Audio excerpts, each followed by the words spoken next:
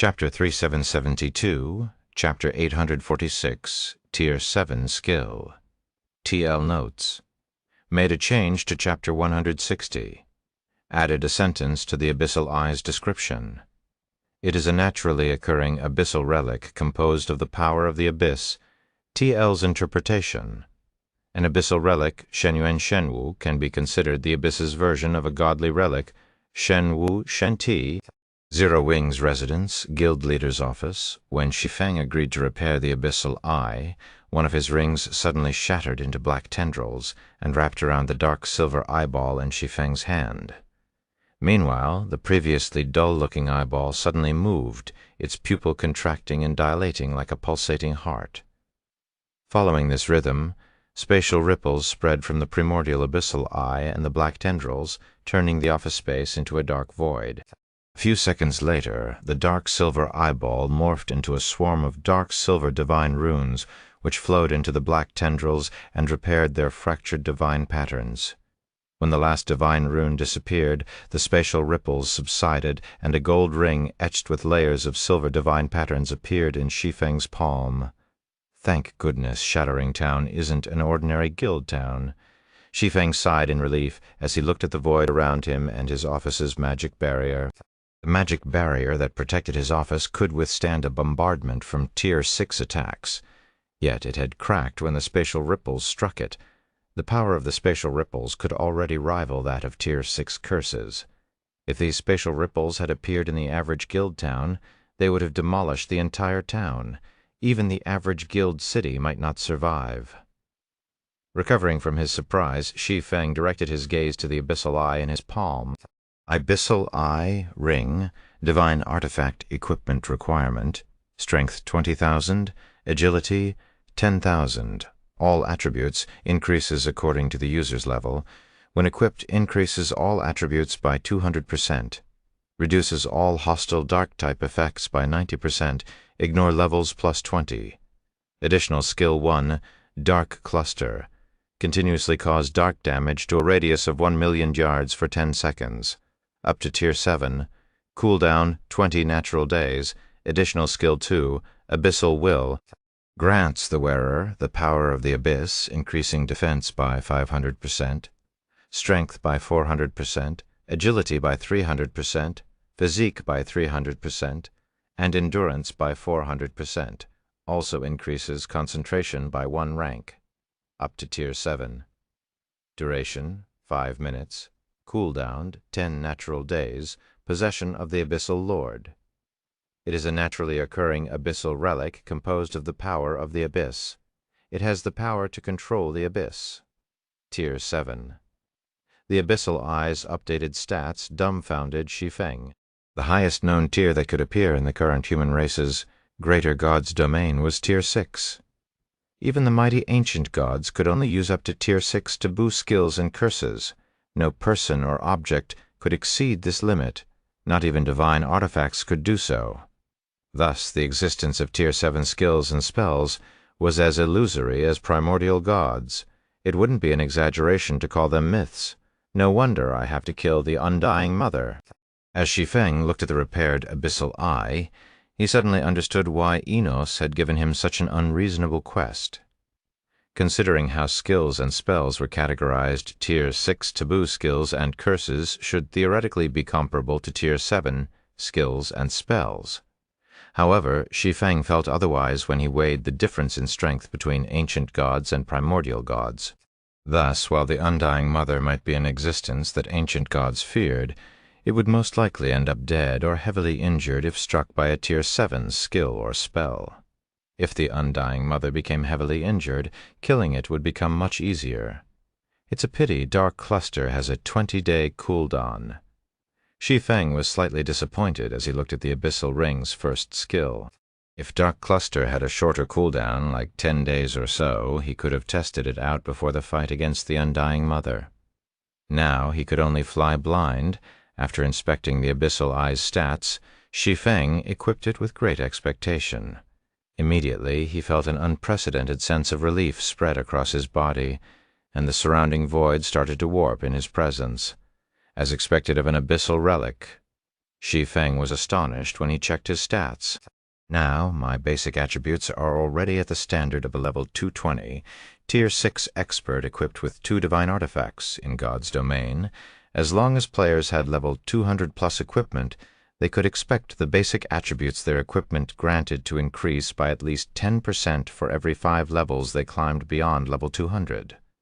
Thus, a massive difference existed between a level 200 player's basic attributes and a level 220 player's basic attributes. Currently, his level just so happened to be at level 200.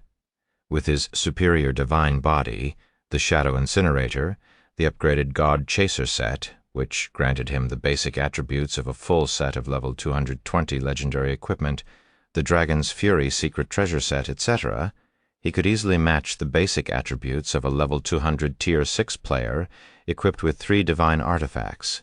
Nevertheless, his basic attributes still weren't up to the level 220 standard. More specifically, he remains slightly inferior to a level 220, Tier 6 player fully equipped with legendary equipment and armed with a divine weapon. However, after he equipped the Abyssal Eye, his basic attributes skyrocketed, pushing him to heights he had never achieved, even in his previous life. Based on his estimates, he should now match level 220, Tier 6 experts equipped with 2 divine artifacts in basic attributes. Shortly after Shi Feng finished redecorating his office, Red Frost arrived. "Guild leader, let's go. If we wait any longer, we might be late for our meeting with Yilong," Red Frost urged when she saw Shi Feng counting 7 luminaries crystals. "Okay." Shi Feng nodded and put away the nearly 200 million units of 7 luminaries crystal he had received from Hidden Soul. Then he activated a world-breaking gate to the Starlight Realm. After crossing the world-breaking gate and entering the Void Sea, Red Frost promptly took out a purple-red scroll made from dragon hide. The dragon skin scroll was like a living Tier 6 dragon. When Red Frost unfurled it, it unleashed a roar that scared most of the Tier 5 and Tier 6 players within 100,000 yards into fleeing. Only a few Tier 6 teams dared to resist the flow, carefully approaching the source of the roar. However, when these Tier 6 teams reached the source, Shi Feng and Red Frost had long since disappeared from the Void Sea. All that remained was a collapsing and shrinking teleportation passage that radiated powerful mana and dragon might. Chapter 3773, Chapter 847, Meeting the Shimmering Sword Again. Chapter 847, Meeting the Shimmering Sword Again. Primordial Dragon Sanctuary, Flame Vein, Holy City, Teleportation Hall. A pillar of light rose from one of the teleportation arrays in the teleportation hall. Then a group of players emerged from the light. Shi Feng and Red Frost walked among the group. What an incredible city! The Tier 6 population here is already comparable to the Eternal Realms. When Shi Feng scanned the interior of the teleportation hall, he found that over 20% of the people in the crowded building were Tier 6 players. He had only ever seen such a high proportion of Tier 6 players in the Eternal Realm, which was a gathering place for the Greater God's Domain's experts. Tier 6 was a massive threshold in the Greater God's Domain that only a small minority of players could reach. For context, the average Elementary God's Domain could give birth to only 100 or so Tier 6 players. Thus, any player who could successfully reach Tier 6 would be considered a front-line combatant and treated as a guest by hegemonic powers. Yet, Flame Vein Holy City's teleportation hall alone currently hosted over 1,000 Tier 6 players. Some of them were even at level 220 or above. This was considered a rare sight, even in the holy cities of other sanctuaries. "Today is just special," Red Frost explained. "Today is when Holy Dragon Spear hosts its Battle of the Chosen Ones, as anyone is welcome to buy a ticket to spectate the competition. Many Tier 6 players have come running here. You'd be lucky to see even 1/3 of the Tier 6 players here during normal times." "I see," Shi Feng immediately came to a realization. Battles between Apex experts, especially experts on the Divine Glory list, were a good learning opportunity for the average Tier 6 player. But as these battles rarely occurred, the average Tier 6 player could only rely on battle videos, which were much less effective for learning. Thus, the Holy Dragon Spear Adventurer team's Battle of the Chosen Ones was a golden opportunity for many Tier 6 players. In a situation where Tier 7 was inaccessible, the significance of combat standards would exceed equipment standards once players reached Tier 6. Meanwhile, the Chosen Ones nurtured by the various pseudo-apex and apex powers were all experts who had learned techniques inaccessible to the average Tier 6 player in the Greater God's domain. If the average Tier 6 player could learn one or even half of a technique from these Chosen Ones, it would elevate their combat standard to the next level. Hence, many Tier 6 players had come running to spectate Holy Dragon Spear's battle of the Chosen Ones. In reality, if not for the teleportation inside the 12 sanctuaries, costing an exorbitant amount of 7 luminaries crystals, Flame Vein Holy City would have already been packed with Tier 6 players. After leaving the teleportation hall, Red Frost led Shi Feng through the city's bustling streets. Because of her familiarity with the city's layout, they quickly arrived in front of a large battle arena in the heart of the Holy City. The battle arena was the size of a town. It had over 30 entrances, and 100 members of Holy Dragon Spear guarded each one. These Holy Dragon Spear members were all 5th floor experts at level 220 or above. They were fully equipped with legendary weapons and equipment, and the party leaders among them were even equipped with 8-piece legendary equipment sets and combat-ranked secret treasures. Executives of hegemonic powers would be embarrassed if they compared equipment standards with these Holy Dragon Spear members. These 100-man teams were comparable to the various Apex Powers' trump card legions. Just one of them could overpower any power operating in the current Eternal Realm. Following Shi Feng and Red Frost's arrival, 2 individuals waiting outside the battle arena's main entrance approached them. The 2 individuals were Zhao Yilong and Twilight Leaf. Compared to their appearances in the real world, Zhao Yilong and Twilight Leaf looked somewhat different in God's domain. Zhao Yilong was already a giant in the real world, his muscular body reaching 3 meters. However, he was even taller in God's domain, coming in at 4 meters. He was also a level 230 high Demidragon, fully equipped with fragmented divine artifact-ranked equipment, and his shield was even a complete divine artifact. As for Twilight Leaf, she was a level 225 Catkin swordsman. She looked much less like a fairy in God's domain, having adopted a wild temperament instead. Although her equipment standard was inferior to that of Zhao Yilong, she still possessed a mix of fragmented divine artifact and legendary ranked equipment. The crystalline sword on her back also radiated the aura of a divine artifact. "What took you 2 so long? I nearly thought you wouldn't show up," Zhao Yilong grumbled as he looked at Shi Feng.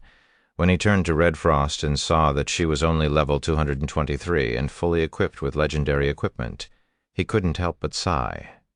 "I already talked to the old commander and the others about your situation. They have agreed that they will support you in capturing a void fortress, so long as you can come in 2nd place in the Battle of the Chosen Ones and last 10 moves against the champion. Otherwise, there will be no further discussion. Just 10 moves against the champion?" Zhao Yilong's words surprised Red Frost. She didn't think the adventurer team's old commander, elders, and grand elders' conditions to help her would be so simple. The Holy Dragon Spear adventurer team nurtured 10 Chosen Ones this generation. The prerequisite for becoming a Chosen One was to reach the 5th floor standard. Thus, although the Chosen Ones weren't equally talented, the difference in combat standards among them was minor. Unless there was a huge disparity in equipment standards, it was unlikely for a match between Holy Dragon Spear's 2 strongest Chosen Ones to conclude under 50 moves. "Do you think it's a low requirement?" Zhao Yilong asked, having seen through Red Frost's thoughts. Then his expression suddenly darkened as he asked, "How many exchanges do you think I can last against the adventurer team's strongest Chosen One?" 20, Red Frost answered in an uncertain tone.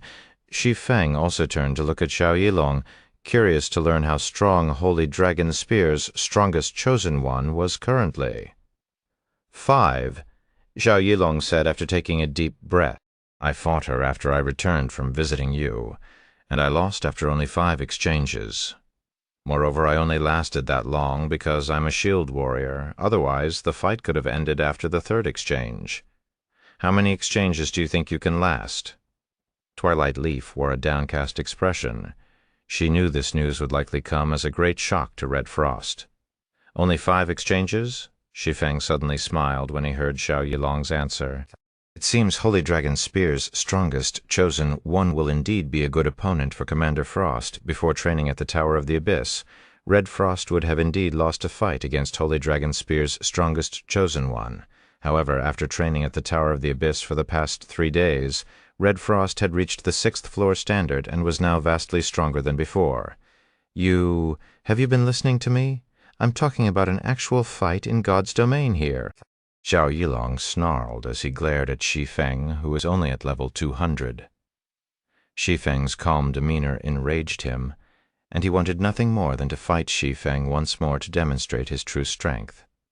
However, before Xiao Yilong could challenge Shi Feng again, their surroundings suddenly grew noisy. When Xiao Yilong and Twilight Leaf turned to check the commotion, a hint of fear suddenly flashed in their eyes. At this time, 2 women could be seen walking toward the battle arena's main entrance. Both were elves. One of them looked younger than 20 and had blonde, curly hair. She was at level 227, carried an emerald staff, and wore a white robe. The other elven woman was a swordsman in her mid-20s. She had long, light blue hair topped with a silver crown, and a rapier hung at her waist. Laura Shi Feng was stunned when he saw the elven swordsman. Chapter 3774, Chapter 848, Holy Dragon Spear's Little Monster. "Did you know that swordsman?" Xiao Yilong and Twilight Leaf couldn't help but turn to Shi Feng in astonishment when they overheard his mutterings. "Of course. She's my friend," Shi Feng said, puzzled by Xiao Yilong and Twilight Leaf's reaction. "Why, do you bear a grudge against her?" "Nothing to that extent," Xiao Yilong said, shaking his head. Then, while watching the 2 eye-catching elves enter the battle arena, he added tentatively, "I just know that her origins are extraordinary and that she is a ruthless person." "Extraordinary origins?" Shi Feng grew even more confused. Shi Feng knew the origins of the woman named Laura Crater very well. After all, he was the one who had brought Laura out of the stratified abyssal realm. However, after the explosion in the World Passage, Shi Feng had never seen Laura again. Although he had scoured the Eternal Realm and tasked fervent Samsara's subordinates with looking into Laura's whereabouts after they garrisoned Gazing Moon City, nothing had turned up. Originally, Shi Feng had already thought of giving up his search. He hadn't expected to encounter Laura in the Primordial Dragon Sanctuary. He also never imagined Laura could have reached level 221 already. Her leveling speed was simply phenomenal. Additionally, her aura was starkly different. She now gave off the feeling of an unsheathed blade. For a moment, Shi Feng had even wondered if he was looking at someone else. That woman joined Holy Dragon Spear under the Great Commander's recommendation, Xiao Yilong said in a hushed tone after checking his surroundings. When she first arrived, she hadn't even reached level 160. Yet the Great Commander granted her the position of Honorary Elder, putting her status just below his in the adventurer team.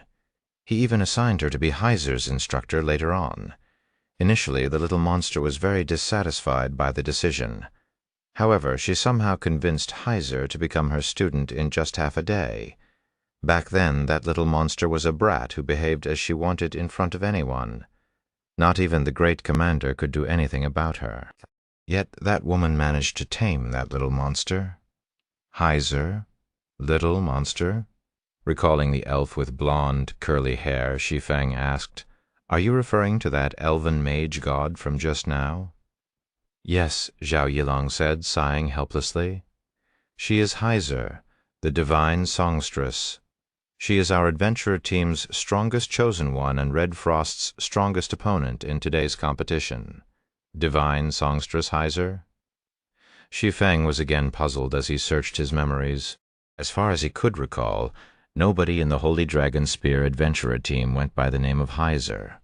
Or more specifically, nobody well known in the adventurer team went by that name.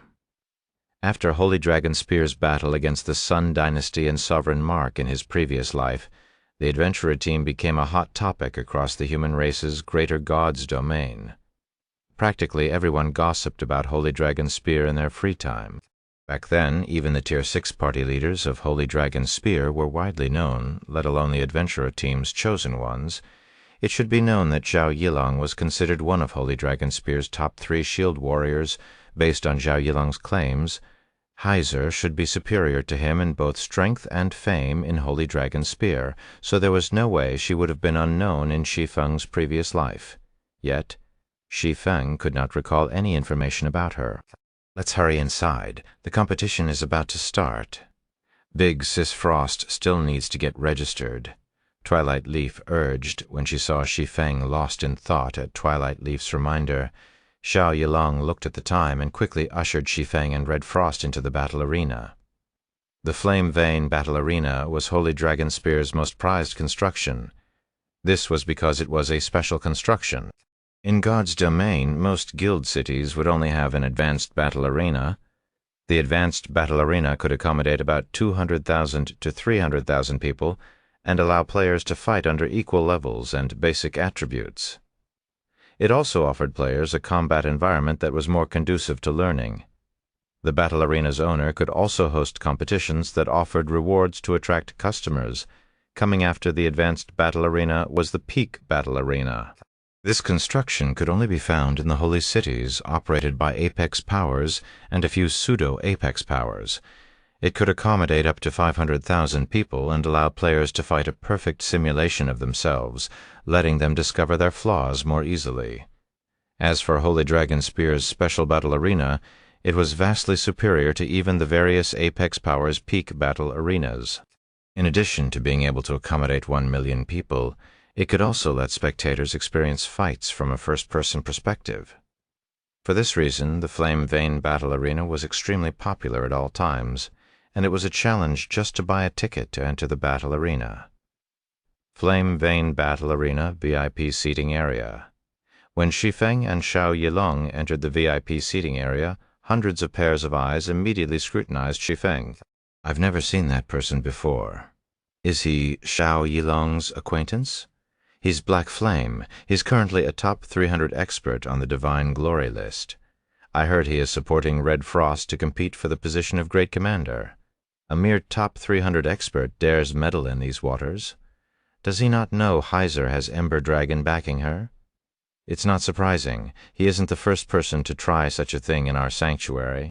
He probably thinks he can establish a foothold in our sanctuary after killing one of the holy race's holy children and entering the Divine Glory list's top 300.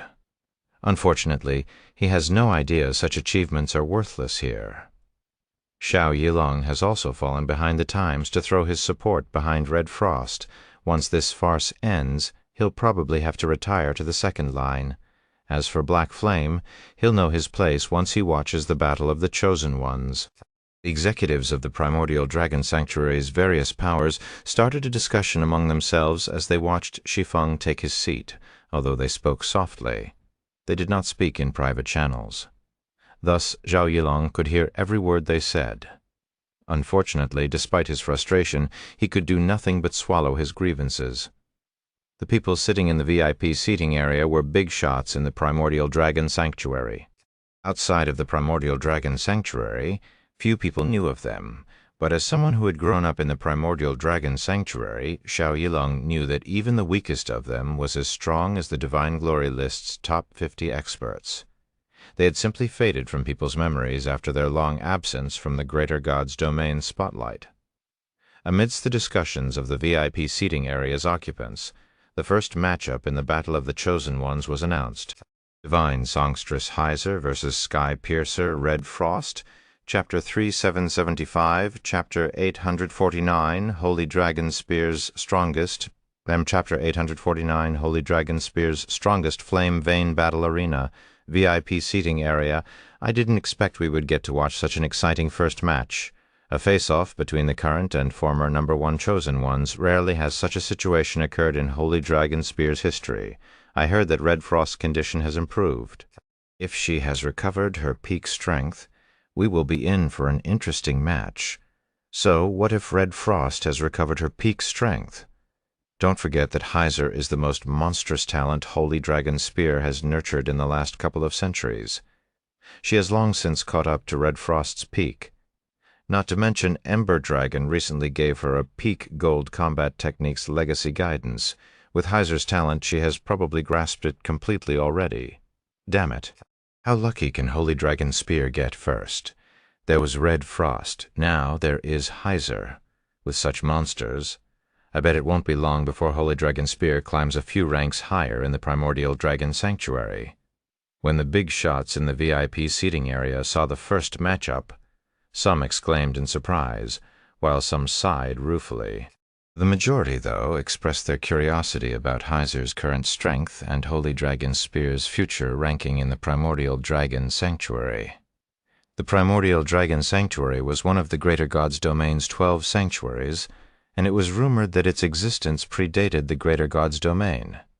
Many ancient families and powers operated in the Primordial Dragon Sanctuary, with those at the pseudo-apex standard numbering as many as 8.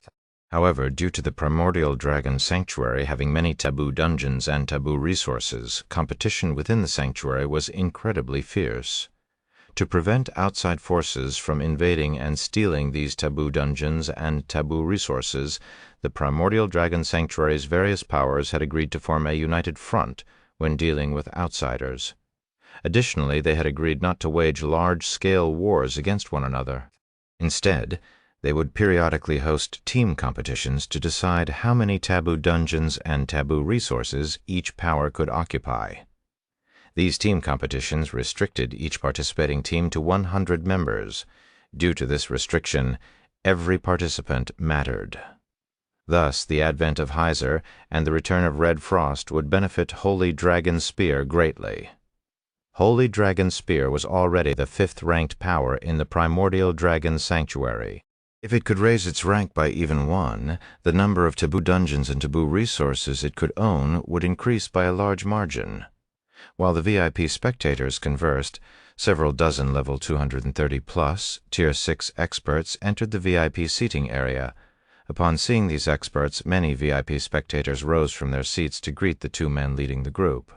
Of the 2 men, one was a middle-aged elf with graying hair, while the other was a young demi-dragon with 2 pitch-black wings sprouting from his back. The middle-aged elf was fully equipped with divine artifacts, and his level reached 239. This was a level that few players could reach in the Greater God's Domain. As for the young demi-dragon, though his level only reached 235, he was also fully equipped with divine artifacts. Additionally, the presence of elemental laws could be vaguely seen in his pale golden eyes. "Great Commander, why are you here?" When Xiao Yilong saw the middle-aged elf, he promptly went to greet the other party with a confused expression. "Has the problem at the passage been dealt with?" The middle-aged elf was South Lake, the Holy Dragon Hunter. He was Holy Dragon Spear's strongest member as well as the adventurer team's great commander. After Holy Dragon Spear discovered the entrance to the Eternal Realm, he promptly left to preside over the situation there to prevent other powers from having any nefarious ideas. The situation at the passage has been stabilized, so when Vice Guild leader Ember expressed interest in our Battle of the Chosen Ones, I dared not ignore his request, South Lake said with a smile. As South Lake spoke, Xiao Yilong glanced at the young demi-dragon beside South Lake, a hint of disgust flashing in his eyes. Ember Dragon. He was the first Vice Guild leader of the Dragon God Palace, one of the 9 great pseudo-apex powers. He was also known as the Uncrowned War God, one of the Divine Glory List's top 10 experts. Most importantly, he was the thief who had stolen Red Frost's fortuitous opportunity and used it to become a powerhouse that few powers in the Greater God's Domain dared to provoke. "You flatter me, Great Commander South Lake. I am but a Vice Guild leader of the Dragon God Palace," Ember Dragon said with a faint smile. He behaved like he did not notice Xiao Yilong's expression of disgust. "I came here hoping the Dragon God Palace could establish a partnership with Holy Dragon Spear. If we work together, I am certain our future achievements in the Eternal Realm can rival the various apex powers." Ember Dragon's words greatly shocked the various powers executives present. As the Primordial Dragon Sanctuary's first-ranked power, the Dragon God Palace possessed incredible strength already. It was also one of the first 10 powers to discover the Eternal Realm's entrance. If Holy Dragon's spear partnered with the Dragon God Palace, they could establish control over the entrance. This, in turn, would allow their strength to skyrocket in the primordial dragon sanctuary. Great Commander, are we really going to partner with the Dragon God Palace? Zhao Yilong was similarly shocked by the news. It should be known that Red Frost wasn't the only one who suffered from Ember Dragon's actions. Holy Dragon's spear as a whole also suffered immensely. After all, the adventurer team had sacrificed many experts while competing for the ruin, with the faction that Red Frost and Zhao Yilong belonged to having sacrificed the most. Yet they had nothing to show for their sacrifices. To make matters worse, Holy Dragon Spear's rank in the primordial dragon sanctuary kept falling afterward, and only recently did it climb to 5th place. Originally, Zhao Yilong thought that things would start to turn around for their faction now that Red Frost had recovered. But if Holy Dragon Spear truly partnered with the Dragon God Palace, neither Red Frost nor their faction would ever be able to see the light of day again. It's not decided yet, which is why I returned. I will use the competition results to discuss this matter with the elders and grand elders. You'll naturally know the outcome after our discussion, Southlake said, looking at Zhao Yilong calmly. All right, enough of this topic. Let's watch the competition. Zhao Yilong dared not object. As he was merely a vice commander in Holy Dragon Spear, he had neither the strength nor authority to question Southlake's decisions. Frost. It's all up to you now. Zhao Yilong prayed as he turned to the ring to look at Red Frost. Southlake already made his intentions clear. He would decide based on the elders and grand elders' decisions. If Red Frost managed to win enough elders and grand elders to her side after the Battle of the Chosen Ones, the partnership with the Dragon God Palace would fall through. However, if Red Frost couldn't win enough support, she would no longer have a place in Holy Dragon Spear. Chapter 3776, Chapter 850, Divine Songstress Riskess, Cease Sky Piercer, Flame Vein Holy City, Flame Vein Battle Arena. As Red Frost and Heiser stepped into the ring, a primeval forest materialized around them, indicating the start of the match. The crowd outside the ring burst into excitement at this sight, and even the spectators in the VIP seating area quickly took their seats. The VIP seating area was on the top floor of the battle arena. When the match began, the entire floor split into 100 private rooms suspended above the ring. Occupants of these rooms could not only overlook the entire arena through the floor-to-ceiling windows, but also watch the battle from a distance of 20 to 30 yards. Dragon God Palace's VIP room. Vice Guild Leader Ember. Is she your former rival? A young man covered in dark gray bandages asked as he looked at Red Frost, who was currently equipped with a suit of white, holy armor and wielded a crimson spear. She doesn't look like anything great. Aren't you making a mountain out of a molehill by coming here in person? If the occupants of the other VIP rooms could hear how the young man spoke to Ember Dragon, they would be frightened. They would also assume his life would be forfeited. Ember Dragon was the first Vice Guild leader of the Dragon God Palace, one of the 9 great pseudo-apex powers. He was also one of the Divine Glory list's top 10 experts. Few people in the Greater God's domain would dare criticize him. Even the Dragon God Palace's guild leader had to behave politely when dealing with Ember Dragon. Yet the young man covered in bandages openly criticized him. However, the bandage-wearing young man's behavior did not arouse any reaction from the dozen or so Dragon God Palace members present. Even Ember Dragon himself did not show the slightest hint of displeasure. Instead, he maintained a calm expression, behaving like this situation was normal. How can she possibly be my rival? After glancing at Red Frost, Ember Dragon said, even if she has fully recovered, I can still defeat her in a few moves under the same basic attributes. I only came here this time to check on Heiser. Is that little girl strong? The bandage-wearing young man asked, feeling a little surprised when he saw Ember Dragon looking at Heiser with a serious expression. Right now, not at all. Under the same basic attributes, I am confident I can kill her in 50 moves, Ember Dragon said, shaking his head. Then, he continued in a serious tone, but her growth rate is incredible. She conceptualized an advanced gold combat technique 2 weeks ago. I estimate she might even reach the half-step mortal god standard in a month and become qualified to join us. A teenage half-step mortal god? The bandage-wearing young man also started to look at Heiser seriously after hearing Ember Dragon's evaluation. Achieving the half-step mortal god standard wasn't a big deal for those in their group. However, it was a big deal to achieve it before 20 years old. If such a talent was properly nurtured, they might just be able to reach the legendary mortal god standard. While Ember Dragon and the bandage-wearing youth conversed, Heiser and Red Frost met in the primeval forest and stood 100 yards apart. "So you are the former number 1 that Leaf told me about," Heiser said, a hint of surprise flashing in her eyes as she scrutinized Red Frost. "I shouldn't expect anything less from a genius the old commander and the others admire. Even though your soul is still weakened, you give me the same feeling as those in the Divine Glory lists top 30. I can't imagine how strong you were at your peak." Heiser's words immediately shocked everyone in the audience. What? Red Frost can rival the Divine Glory list's top 30, even though she's not at her peak? No wonder she used to be labeled the most talented genius Holy Dragon Spear has seen in the past few centuries. Many among the audience looked at Red Frost in surprise and admiration. Although Heiser's assertion sounded far-fetched, nobody doubted her. Divine Songstress Heiser. This name had long spread to all corners of the primordial dragon sanctuary. After all, Heiser was publicly acknowledged as the most talented genius the Holy Dragon Spear adventurer team and the primordial dragon sanctuary had seen in the past few centuries. Thus, nobody had any reason to doubt Heiser's evaluation. "You're not half bad, either," Red Frost said, smiling. "You've already reached the half-step mortal god standard at such a young age. You can definitely be considered one of the best among the younger generation." Red Frost's response immediately stirred up the audience once more. A half-step mortal god? "Impossible. How can Heiser be a half-step mortal god already? A half-step mortal god already? A half-step mortal god? Isn't that the realm few people in the greater god's domain have reached? Heavens! Am I dreaming? Aren't we supposed to be the same age?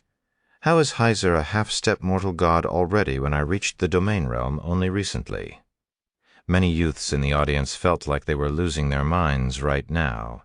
In the greater god's domain, those who could reach the domain realm by 20 would already be considered rare geniuses, while those who could reach the 5th floor standard by 20 would be given the chosen one treatment by apex powers. As for the half-step mortal god standard, it was a realm that many older generation monsters could only dream of achieving. Yet they were now being told that Heiser had reached it already. Besides the general audience, the various executives occupying the VIP rooms also stared at Heiser in disbelief. "She isn't denying it." "A monster. She's a monster. How can anyone become a half-step mortal god before 20? Has Holy Dragon Spear's time to shine finally come?" Let alone the members of the younger generation. Most of the old monsters of the primordial dragon sanctuary's 8 pseudo-apex powers hadn't even reached the half-step mortal god standard yet. After all, even the task of developing gold combat techniques was already incredibly challenging. What more developing advanced gold combat techniques? It's over. It's all over for us, a half-step mortal god. How can she be a half-step mortal god already? Spare-colored Xiao Yilong's face as he looked at Heiser. As a prominent expert in the primordial dragon sanctuary, Xiao Yilong knew how much time and effort was required just to learn a set of advanced gold combat techniques. As for self-developed techniques, he had just barely reached the threshold of developing gold combat techniques. He didn't even dare to think about developing advanced gold combat techniques in his current state. In God's domain, there was a huge gap between players who had learned the advanced gold combat techniques of others and players who had developed their own advanced gold combat techniques. It was especially so after the major system update. Just the difference in stamina and concentration consumption was like night and day. "Didn't you say she only conceptualized an advanced gold combat technique 2 weeks ago?" the bandage-wearing young man asked as he looked at Ember Dragon. "How is she a half-step mortal god already?" There was a huge difference between conceptualizing an advanced gold combat technique and coming up with a finished product. Many talented geniuses would find themselves stuck at this step. Even if a person could ultimately succeed, it would typically take them several months to complete an advanced gold combat technique. If Heiser managed to develop her own advanced gold combat techniques in just 2 weeks, words such as genius and monster would no longer suffice to describe her. Chapter 3777, Chapter 851, Sixth Floor Expert. Chapter 851, Sixth Floor Expert. I don't know, Ember Dragon was similarly surprised by this turn of events.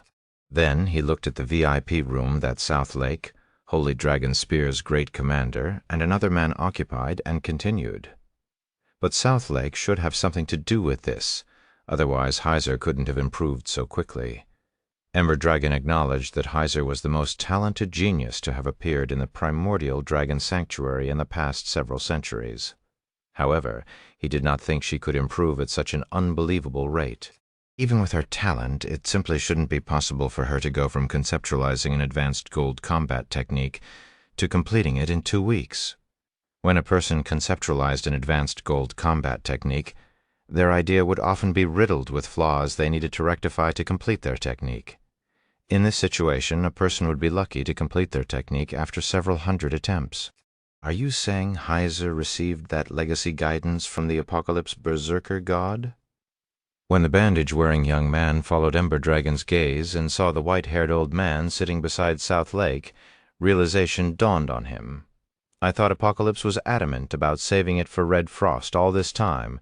I'm surprised he changed his mind so quickly. Now I'm really starting to pity Red Frost. First, she had her opportunity stolen by you in her younger days. Now even the Apocalypse Berserker god has sided with Heiser. With this, she isn't even qualified to fight Heiser, let alone sway the opinions of Holy Dragon Spear's elders and grand elders. She only has herself to blame, Ember Dragon said, sneering as he looked at Red Frost. Had she partnered with me back then, she would have long since become Holy Dragon Spear's great commander. Now all she can do is watch helplessly as the person who has nurtured her since she was young sides with someone else. The Apocalypse Berserker god was formerly one of Holy Dragon Spear's 4 commanders. He rose to prominence many years ago. He was also regarded as one of the 10 great Berserker gods in the Greater God's domain over a century ago, and many considered him to be Holy Dragon Spear's strongest member. He had even obtained a primordial god-ranked legacy guidance during his active days. Presently, although Apocalypse was only an ordinary Grand Elder in Holy Dragon's Spear, it was well known that he still had the primordial god-ranked legacy guidance with him, and many believed he was saving it for Red Frost, the Apocalypse Legion's successor. Nobody ever thought he would give it to Heiser and enable her to reach even greater heights. I originally thought Heiser only had the potential. I hadn't expected her to reach this step so soon, Ember Dragon said, a hint of fanaticism in his eyes. With her talent, I might just be able to recommend her to that side, so long as she joins us. That side, the bandage-wearing young man's eyes lit up in excitement. Indeed, she does have the qualifications. Heiser's talent thoroughly exceeded their expectations. Although she was a genius nurtured by Holy Dragon Spear, she would know to accept their invitation so long as she wasn't a fool, in another VIP room. Unlike everyone else in the arena, South Lake reacted calmly to the revelation of Heiser's combat standard. While the audience was making a commotion, he turned to the indifferent old man beside him, a hint of glee flashing in his eyes. "Do you regret it?" South Lake asked playfully. "Your precious student is in a tough spot now because of you. 2 days ago, she still had a chance to put on a performance, but now she doesn't even have that. There is nothing to regret. She chose this," the old man said as he looked at Red Frost calmly. "Moreover, it is beneficial for the adventurer team to have a half-step mortal god leading it. With this, the other powers will have to think twice when making a move against us in the primordial dragon sanctuary in the future." "That's good to hear." South Lake sighed in relief at the old man's calm response. The current god's domain is no longer as peaceful as before. Without a sufficiently strong expert leading Holy Dragon Spear, the other powers can easily devour us whole. I know that. The old man nodded and glanced at the Dragon God Palace's room. The primordial dragon sanctuary might seem peaceful right now, but following the discovery of the Eternal Realm's entrance, The flames of war had reignited in the greater god's domain. Particularly, the 12 sanctuaries would definitely become the various powers' main targets of contention once more. If Holy Dragon's Spear did not have a sufficiently strong expert to lead it, it wouldn't even be able to defend its current resources and territories, let alone expand. In the ring, what a surprise! You are the second person to see through my true combat standard, Heiser exclaimed in wonder, looking at Red Frost. In that case, I'll stop hiding it. Admit defeat. We might have been able to have a good fight if you were still at your peak and we were at the same level, but in your current state I won't need more than 3 moves to win. In reality, Heiser was speaking humbly when she said she could win in 3 moves. After all, she was currently at level 227, while Red Frost was at level 223. Even without considering the difference in equipment and combat standards, this 4-level gap was enough to tilt the scales heavily in her favor. Little girl, while you might be a half-step mortal god, you still aren't strong enough to make me surrender, Red Frost said before thrusting her spear. Simultaneously, the weapon transformed into a flame dragon hundreds of meters long that flew toward Heiser. Advanced gold fusion technique flame dragon dance with just 1 move. Red Frost turned the primeval forest into a sea of flames. Apart from the extremely violent fire element, all other magic elements ceased to exist. This development made the audience watching the match from a first-person perspective gasp. Law suppression? Is this an advanced gold combat technique? The average 5th-floor expert would be fortunate to even execute an advanced gold combat technique normally. Yet, despite her weakened soul, Red Frost managed to merge her law projection with an advanced gold combat technique perfectly, elevating its power to the standard of peak gold combat techniques. The level of expertise she showed was simply unheard of. I see. When Heiser saw Red Frost's flame dragon dance, she immediately understood that even with a level advantage, she couldn't neutralize Red Frost's attack with just an advanced gold combat technique. Immediately, Heiser raised her emerald staff and created the magic arrays for 3 Tier 6 curses. Then she combined the magic arrays and drained all forms of energy within a radius of several thousand yards, creating an energy vacuum. Immediately afterward, a dragon claw the size of a mountain appeared in the sky and attacked the oncoming flame dragon peak gold combat technique, Triple Samsara. This was Heiser's strongest combat technique. It was also because of this technique that she could develop her own advanced gold combat technique. Boom. The instant the dragon claw and flame dragon collided, cracks appeared on the barrier covering the ring, and the primeval forest on the battlefield was reduced to ashes. The destructive power of the 2 attacks could already rival that of ancient gods of the same level. After the explosion, Heiser and Red Frost both stumbled 3 steps backward. Compared to Red Frost, though, Heiser lost slightly less HP. However, before the audience could marvel at the two, Red Frost swung her spear and thrust it at Heiser again. This time, though, the weapon split into 2 flame dragons instead of 1. Twofold advanced gold fusion technique. Flame dragon dance. Silence enveloped the arena the moment the 2 flame dragons appeared. Even Heiser was momentarily taken aback. A mortal god. Chapter 3778. Chapter 852. Divine War begins. When Heiser saw the 2 flame dragons before her, shock, desire, and doubt overwhelmed her. She even forgot to resist. All she did was mutter a question.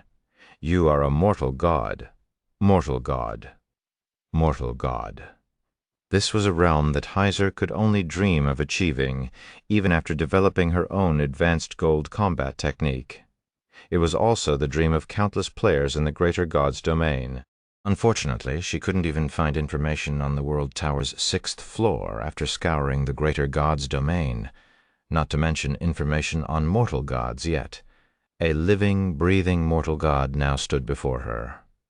After all, apart from a mortal god, she couldn't think of any other kind of expert that could simultaneously execute 2 advanced gold fusion techniques. The difficulty of executing an advanced gold fusion technique was greater than even that of peak gold combat techniques, Even as a half-step mortal god, Heiser found executing a peak gold combat technique difficult.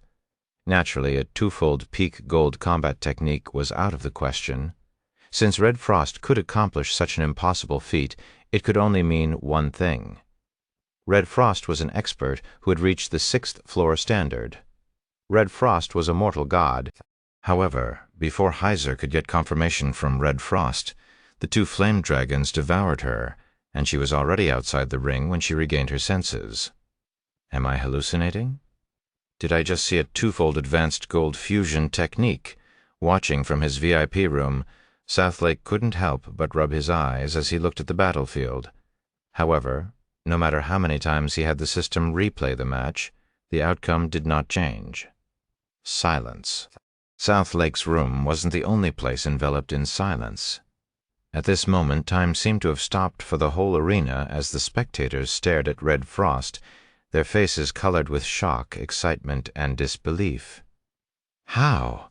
How is this possible? How did she reach the legendary 6th floor standard? Ember Dragon gazed at Red Frost like he was meeting her for the first time, his eyes brimming with desire and disbelief. In the human race's greater god's domain, anyone who is an executive of a pseudo-apex power or above would know that there wasn't actually much of a difference in the combat standards of their strongest members. Not to mention half-step mortal gods, even experts who could develop their own gold combat techniques were as rare as a phoenix's feather among pseudo-apex powers. As for half-step mortal gods who could develop their own advanced gold combat techniques, this was already the limit that apex powers could achieve. For this reason, half-step mortal gods were typically key representatives or individuals with substantial influence in apex powers. They were the true foundation of apex powers.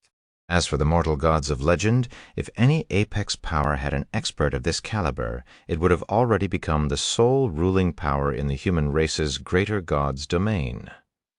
This was because a 6th floor expert's technical knowledge was an irresistible temptation to experts who had reached the limits of the 5th floor standard.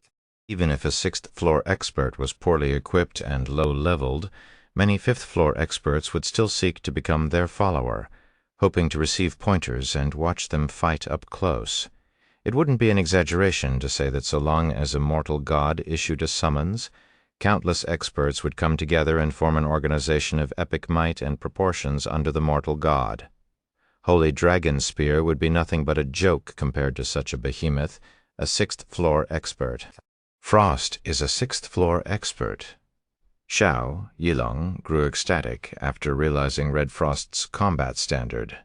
Then he turned to Shi Feng and eagerly asked, "Guild leader Black Flame, is Red Frost a 6th floor expert already?" Although Red Frost's performance made it clear she was a mortal god, Xiao Yilong still couldn't help but turn to Shi Feng for confirmation. He felt that only Shi Feng could give him the real answer. Yes, Commander Frost reached the 6th floor standard not long ago, Shi Feng said, chuckling. Presently, she is the undisputed number 1 in the human race's greater god's domain when it comes to combat standards. Shi Feng could empathize with Xiao Yilong's shock and excitement. He vividly remembered how shocked he was when the first mortal god appeared in the human race's greater god's domain. After all, this was a sign that human players could achieve greater heights. Great. This is great, Xiao Yilong laughed, unable to contain his excitement any longer. With this, the elders, the grand elders, and even the great commander must stand with us. A mortal god.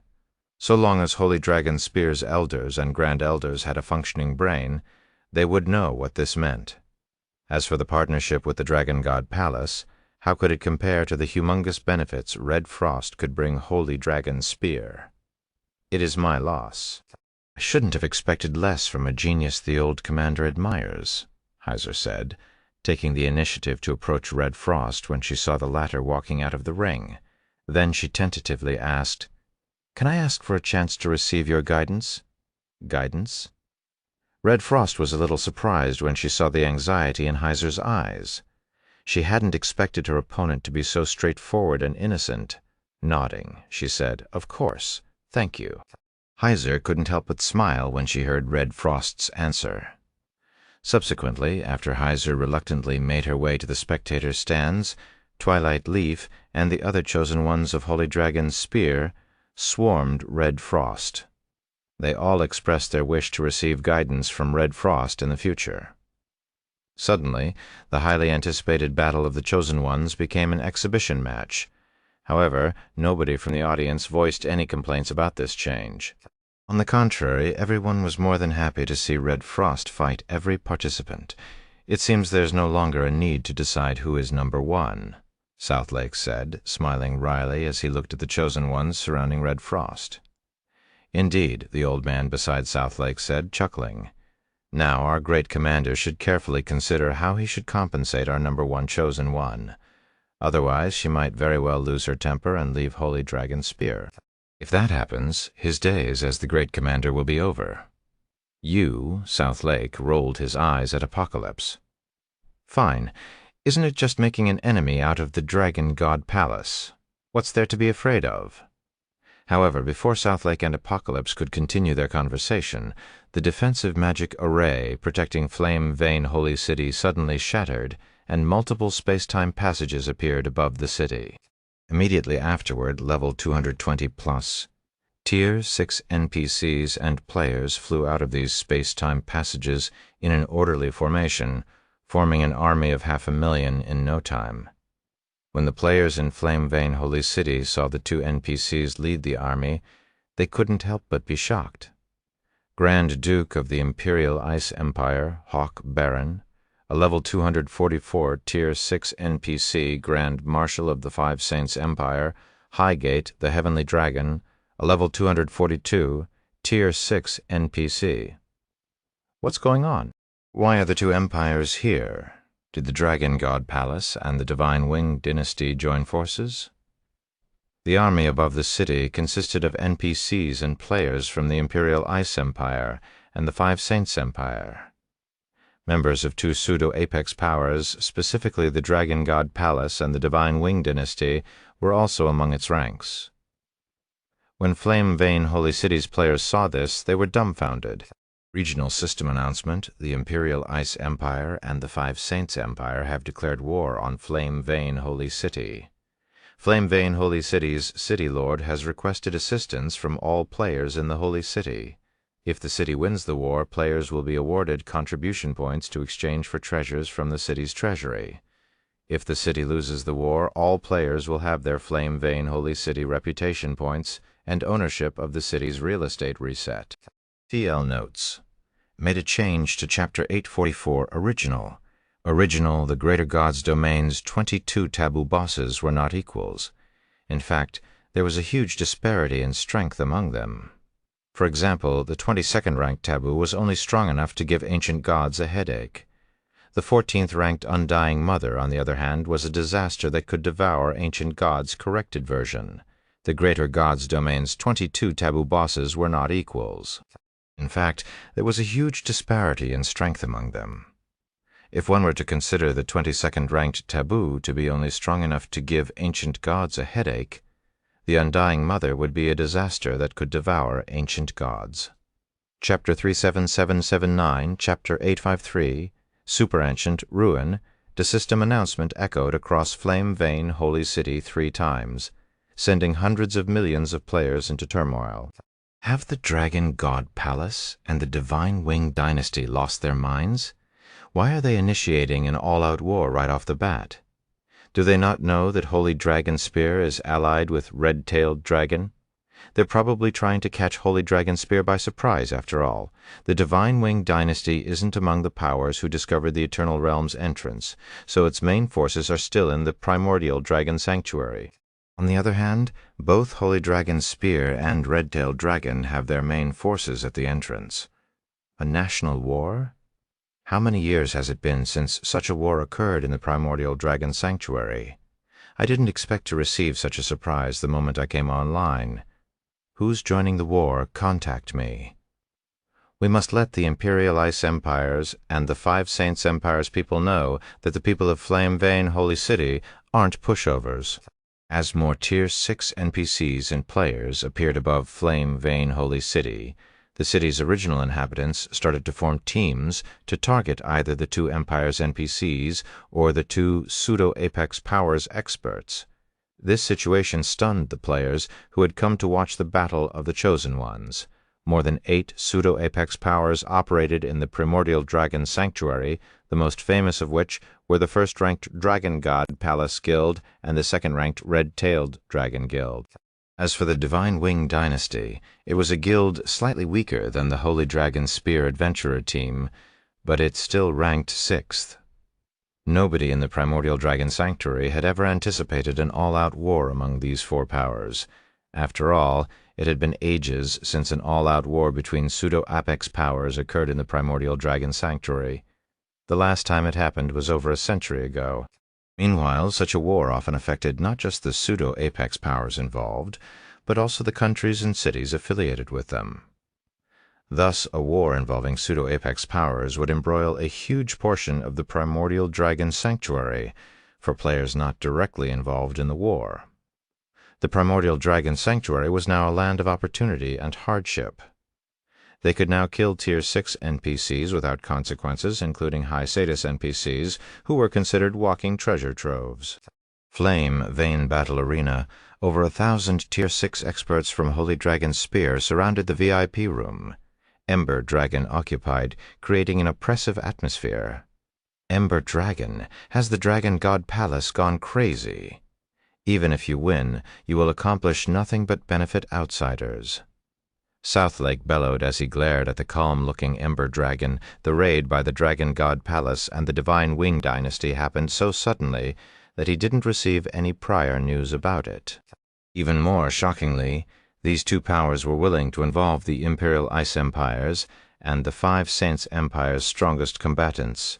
Hawk Baron, Grand Duke of the Imperial Ice Empire, a level 244, Tier 6 NPC, Highgate, the Heavenly Dragon, Grand Marshal of the 5 Saints Empire, a level 242, Tier 6 NPC, the strongest combatants of their empires.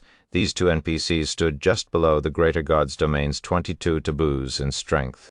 In the Greater God's Domain, few NPCs ever reached level 240 or above. Those who did manage to do so could rival ancient gods of the same level, and defeating them required a full party of equally leveled players, fully equipped with divine artifacts. However, even apex powers considered divine artifacts the highest form of luxury. This made it extremely difficult for pseudo-apex powers to assemble a 6-man party fully equipped with divine artifacts. Not to mention, all 6 players needed to be at level 240 at the very least. Upon reaching level 200, players could only receive EXP from killing monsters of the same level or higher. Additionally, players were limited to receiving EXP from quests ranked epic or above. To make matters worse, the availability of monsters plummeted starting from level 220, while the difficulty of killing them skyrocketed. This caused most players to stagnate in their levels after reaching level 220. "I never truly wanted things to come to this point, Great Commander Southlake," Ember Dragon said, his smile thin. Glancing at Red Frost standing outside the ring, he continued, "But you only have your mortal god to blame for this. We originally intended to partner with Holy Dragon Spear and jointly explore the super-ancient ruins you've been hiding. Now, though, we plan to take the ruins for ourselves. Super-ancient ruins? You know about the hidden site?" Southlake's expression twisted in shock. Although Holy Dragon Spear has done well to keep it under wraps, nothing stays hidden forever, Ember Dragon said, a low chuckle escaping him. Super-ancient ruins, one of the few level 230-plus taboo dungeons in the Greater God's Domain. If Holy Dragon Spear gets to exploit it freely, you will eventually crush every other power in the Primordial Dragon Sanctuary. In that case, we might as well strike first. After saying so, Ember Dragon retrieved a turbid, dark golden dragon eye from his bag and chanted. Immediately, Flame Vein Holy City shuddered as a massive fissure tore it in 2.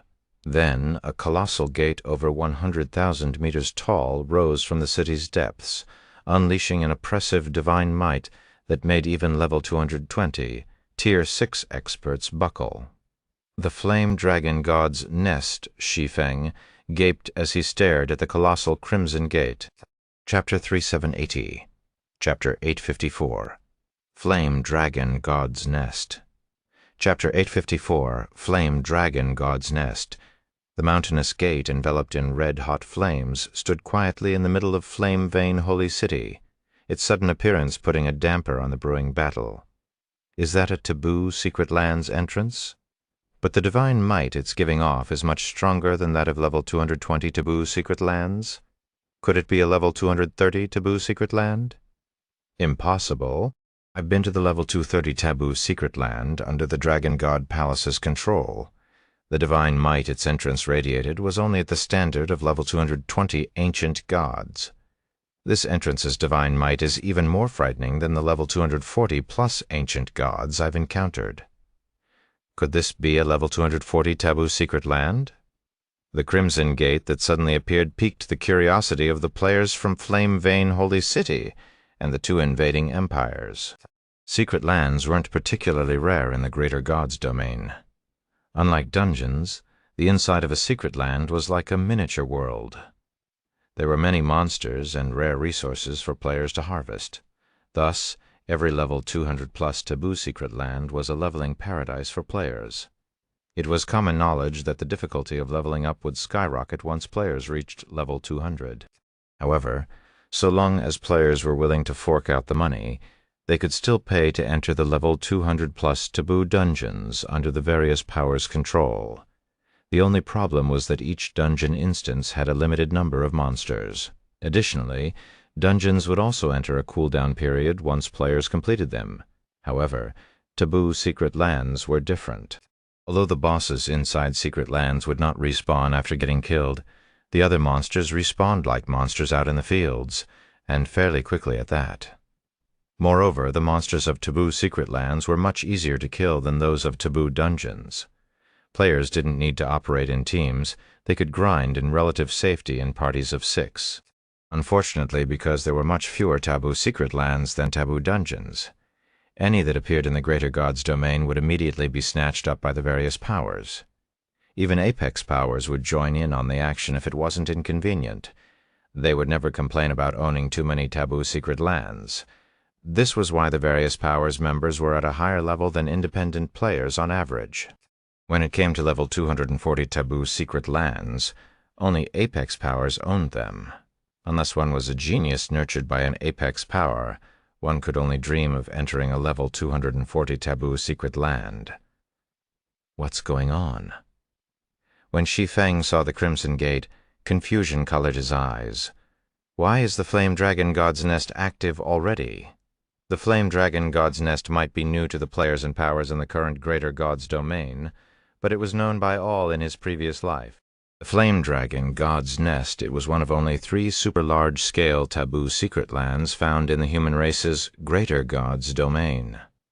It was also one of only 3 level 240-plus taboo secret lands found in the human race's Greater Gods domain. When the Flame Dragon God's Nest initially appeared in his previous life, everyone assumed it was merely a level 240 taboo secret land.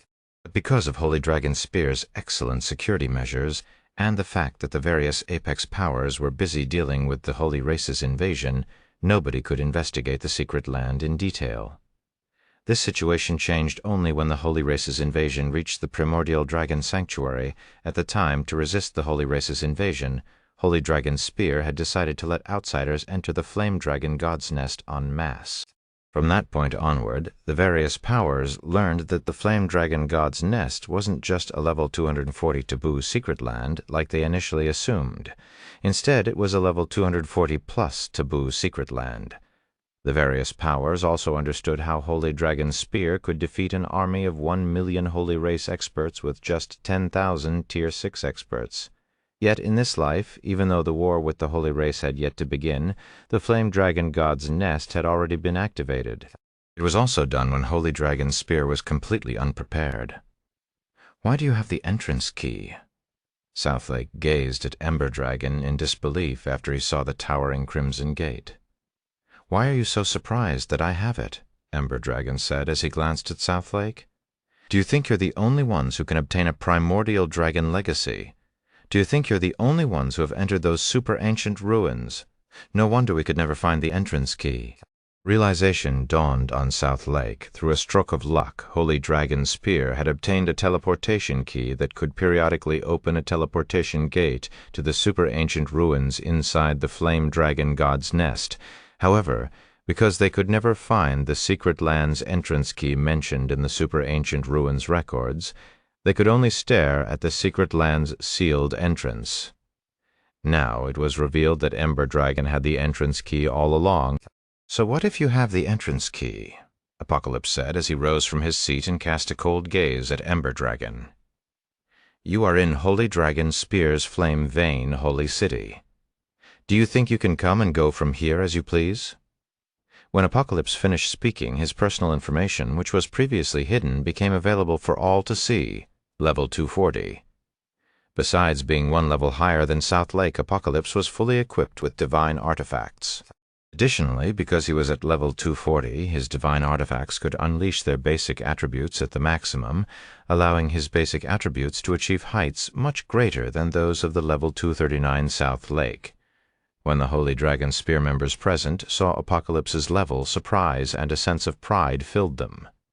Their confidence in dealing with the two empires' forces also grew. Level 240 was a major turning point for players and NPCs. With the help of the Holy City's magic arrays, Apocalypse would have no problem dealing with Hawk Baron or Highgate by himself. Once Flame Vein Holy City's City Lord joined the fight, the Dragon God Palaces and the Divine Wing Dynasty's members would have a very difficult time entering the Holy City. If the two pseudo-apex powers couldn't even enter the Holy City, they shouldn't even think of entering the Flame Dragon God's Nest, much less take control of the secret land. As expected of one of the 10 great Berserker gods from over a century ago, only apex powers and a few pseudo-apex powers can take out someone of your level, Ember Dragon said as he looked at Apocalypse, who exuded an aura much stronger than even that of South Lake, Holy Dragon Spear's great commander.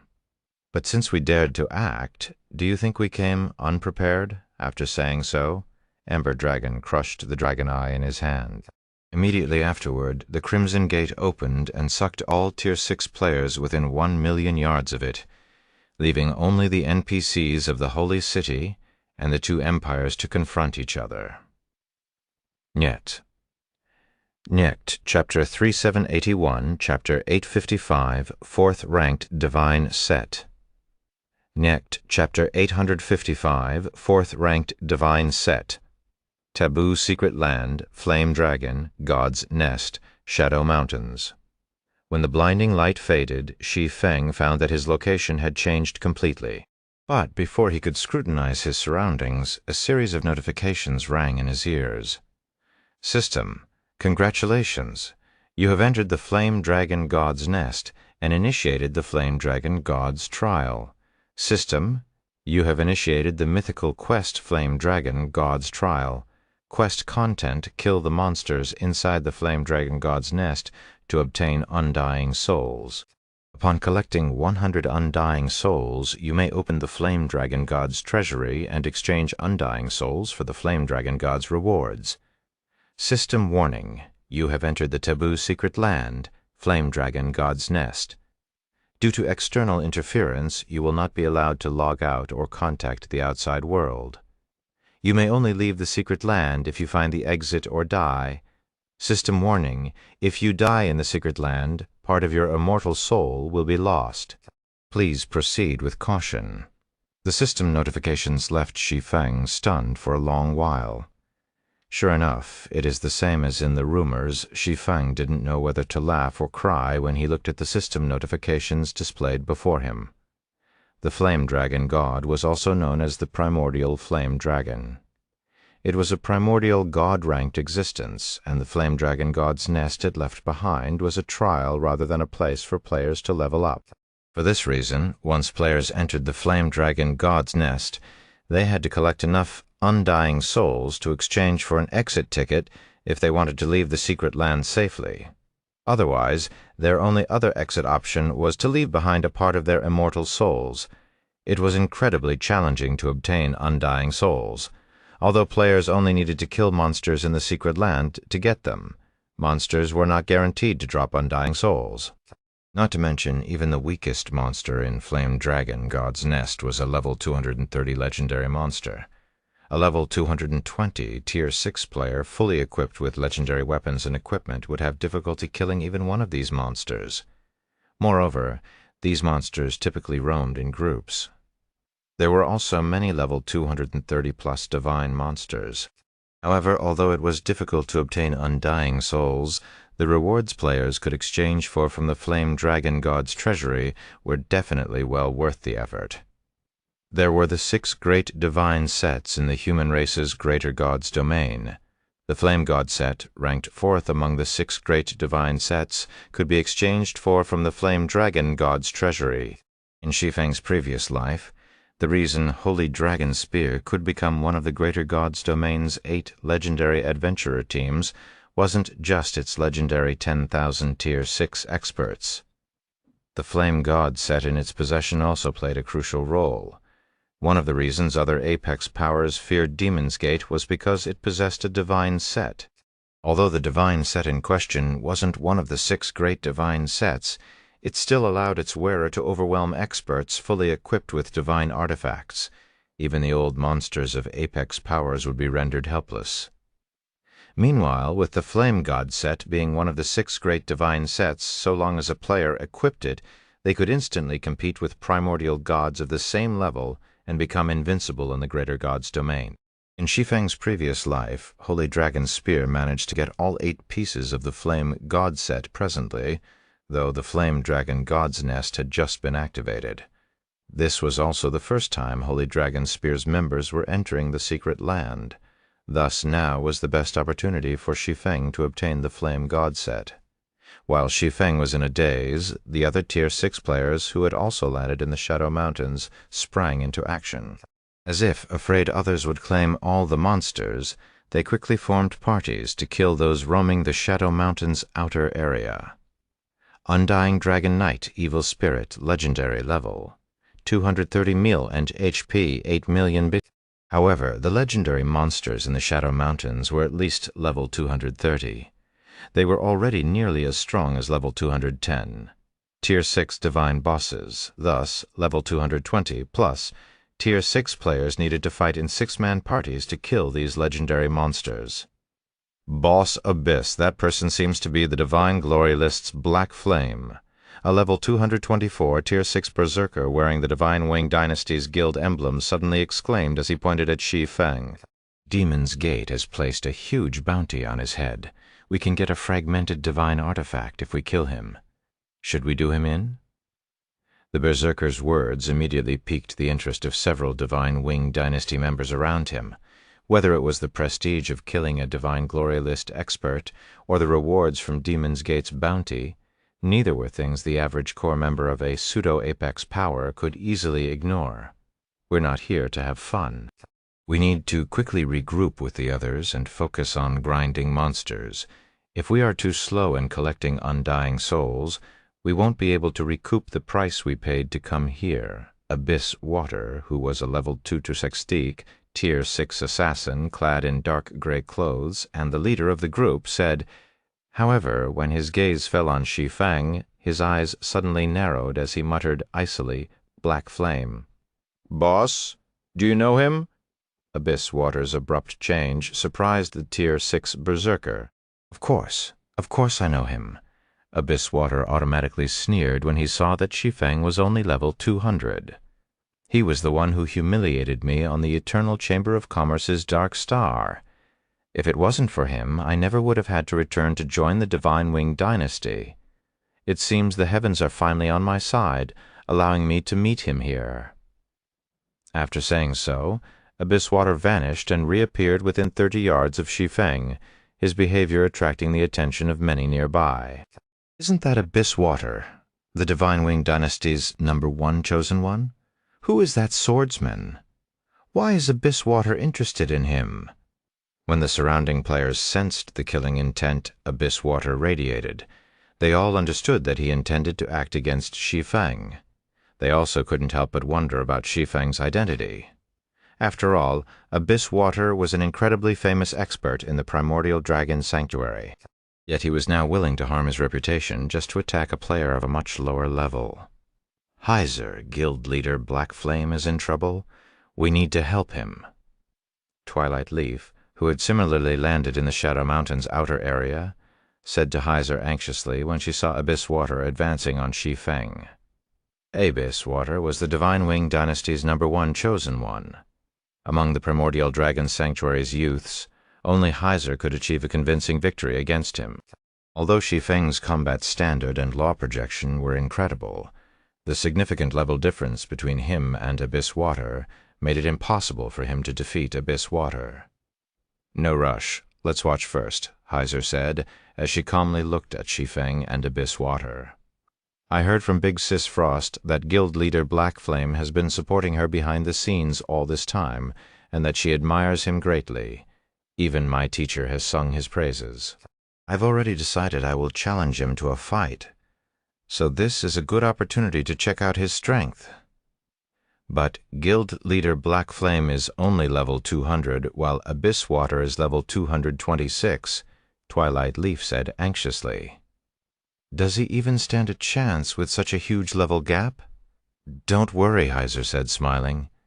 Then she glanced at Abyss Water and continued, "I know Abyss Water's standard. If guild leader Black Flame is as great as I've heard, he should have no problem surviving a couple of moves. I will intervene once he starts to struggle." Hearing this, Twilight Leaf could only agree with Heiser's decision. If she were to fight Abyss Water one-on-one, her chances of victory would be slim. Not to mention, the party that Abyss Water led was composed entirely of the Divine Wing Dynasty's chosen ones. They might not be as strong as her, but they weren't significantly weaker. Chapter 3782, Chapter 856, Fleeting Strike. TL Notes made a change to the name of the Abyssal Eye's second skill in Chapter 856. Abyssal Power, Abyssal Will Flame, Dragon God's Nest, Shadow Mountains Outer Area, Long Time No See. Guild Leader Black Flame, Abyss Water said, smiling at Shi Feng. "The last time we met, you humiliated me in front of the Scarlet Merchant Alliance using your mana and basic attributes advantage. What do you say I return the favor using my level advantage?" "Nobody can ensure fairness in field PvP," Shi Feng said, chuckling. He was honestly quite surprised to meet Abyss Water again. "But are you sure you have the strength to back up those words?"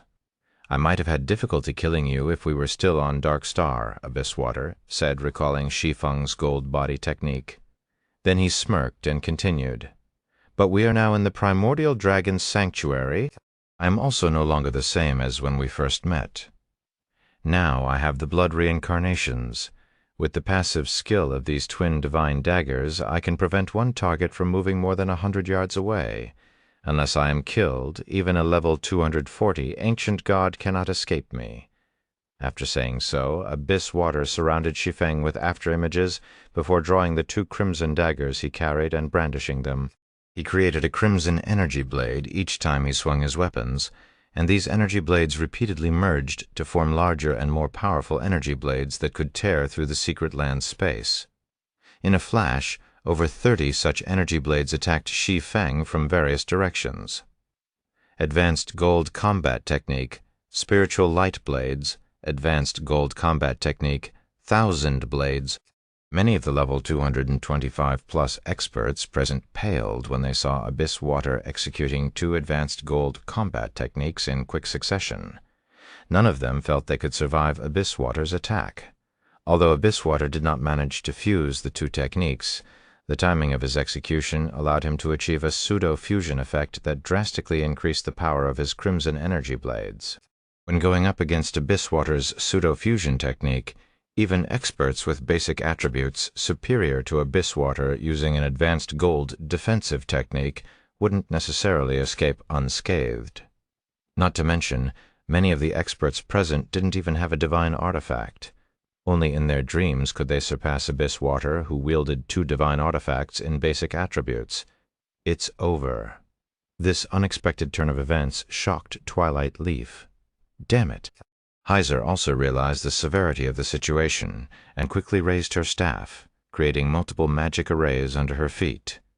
However, before Heiser could intervene, Shi Feng suddenly unsheathed the Shadow Incinerator and used the Abyssal Eye Tier 7 skill, Abyssal Will, immediately. The skill increased Shi Feng's defense by 500%, strength by 400%, agility by 300%, physique by 300%, endurance by 400%, and concentration by 1 rank. The improvements weren't restricted to the Tier 6 limit standard either. Boom. Suddenly, Shi Feng started to radiate an aura of indescribable power that shattered the surrounding space. The crimson energy blades attacking him also looked like they had frozen in place, swords orbit. Subsequently, dazzling stars filled the area, and the crimson energy blades exploded and faded from existence, and all the while, Shi Feng merely stood in place. Silence. Absolute silence. This development stunned everyone, including Heiser. Impossible. Abyss Water was dumbfounded as he looked at the Shadow Incinerator in Shi Feng's hand. Abyss Water could tell that Shi Feng's sword technique was nothing special. Yet, Shi Feng's sword moved at an incredible speed. Logically, not even a level 230 Tier 6 swordsman should be able to achieve such a speed, let alone a level 200 Tier 6 swordsman. Before Abyss Water could regain his wits, Shi Feng suddenly transformed into a streak of light and appeared behind him.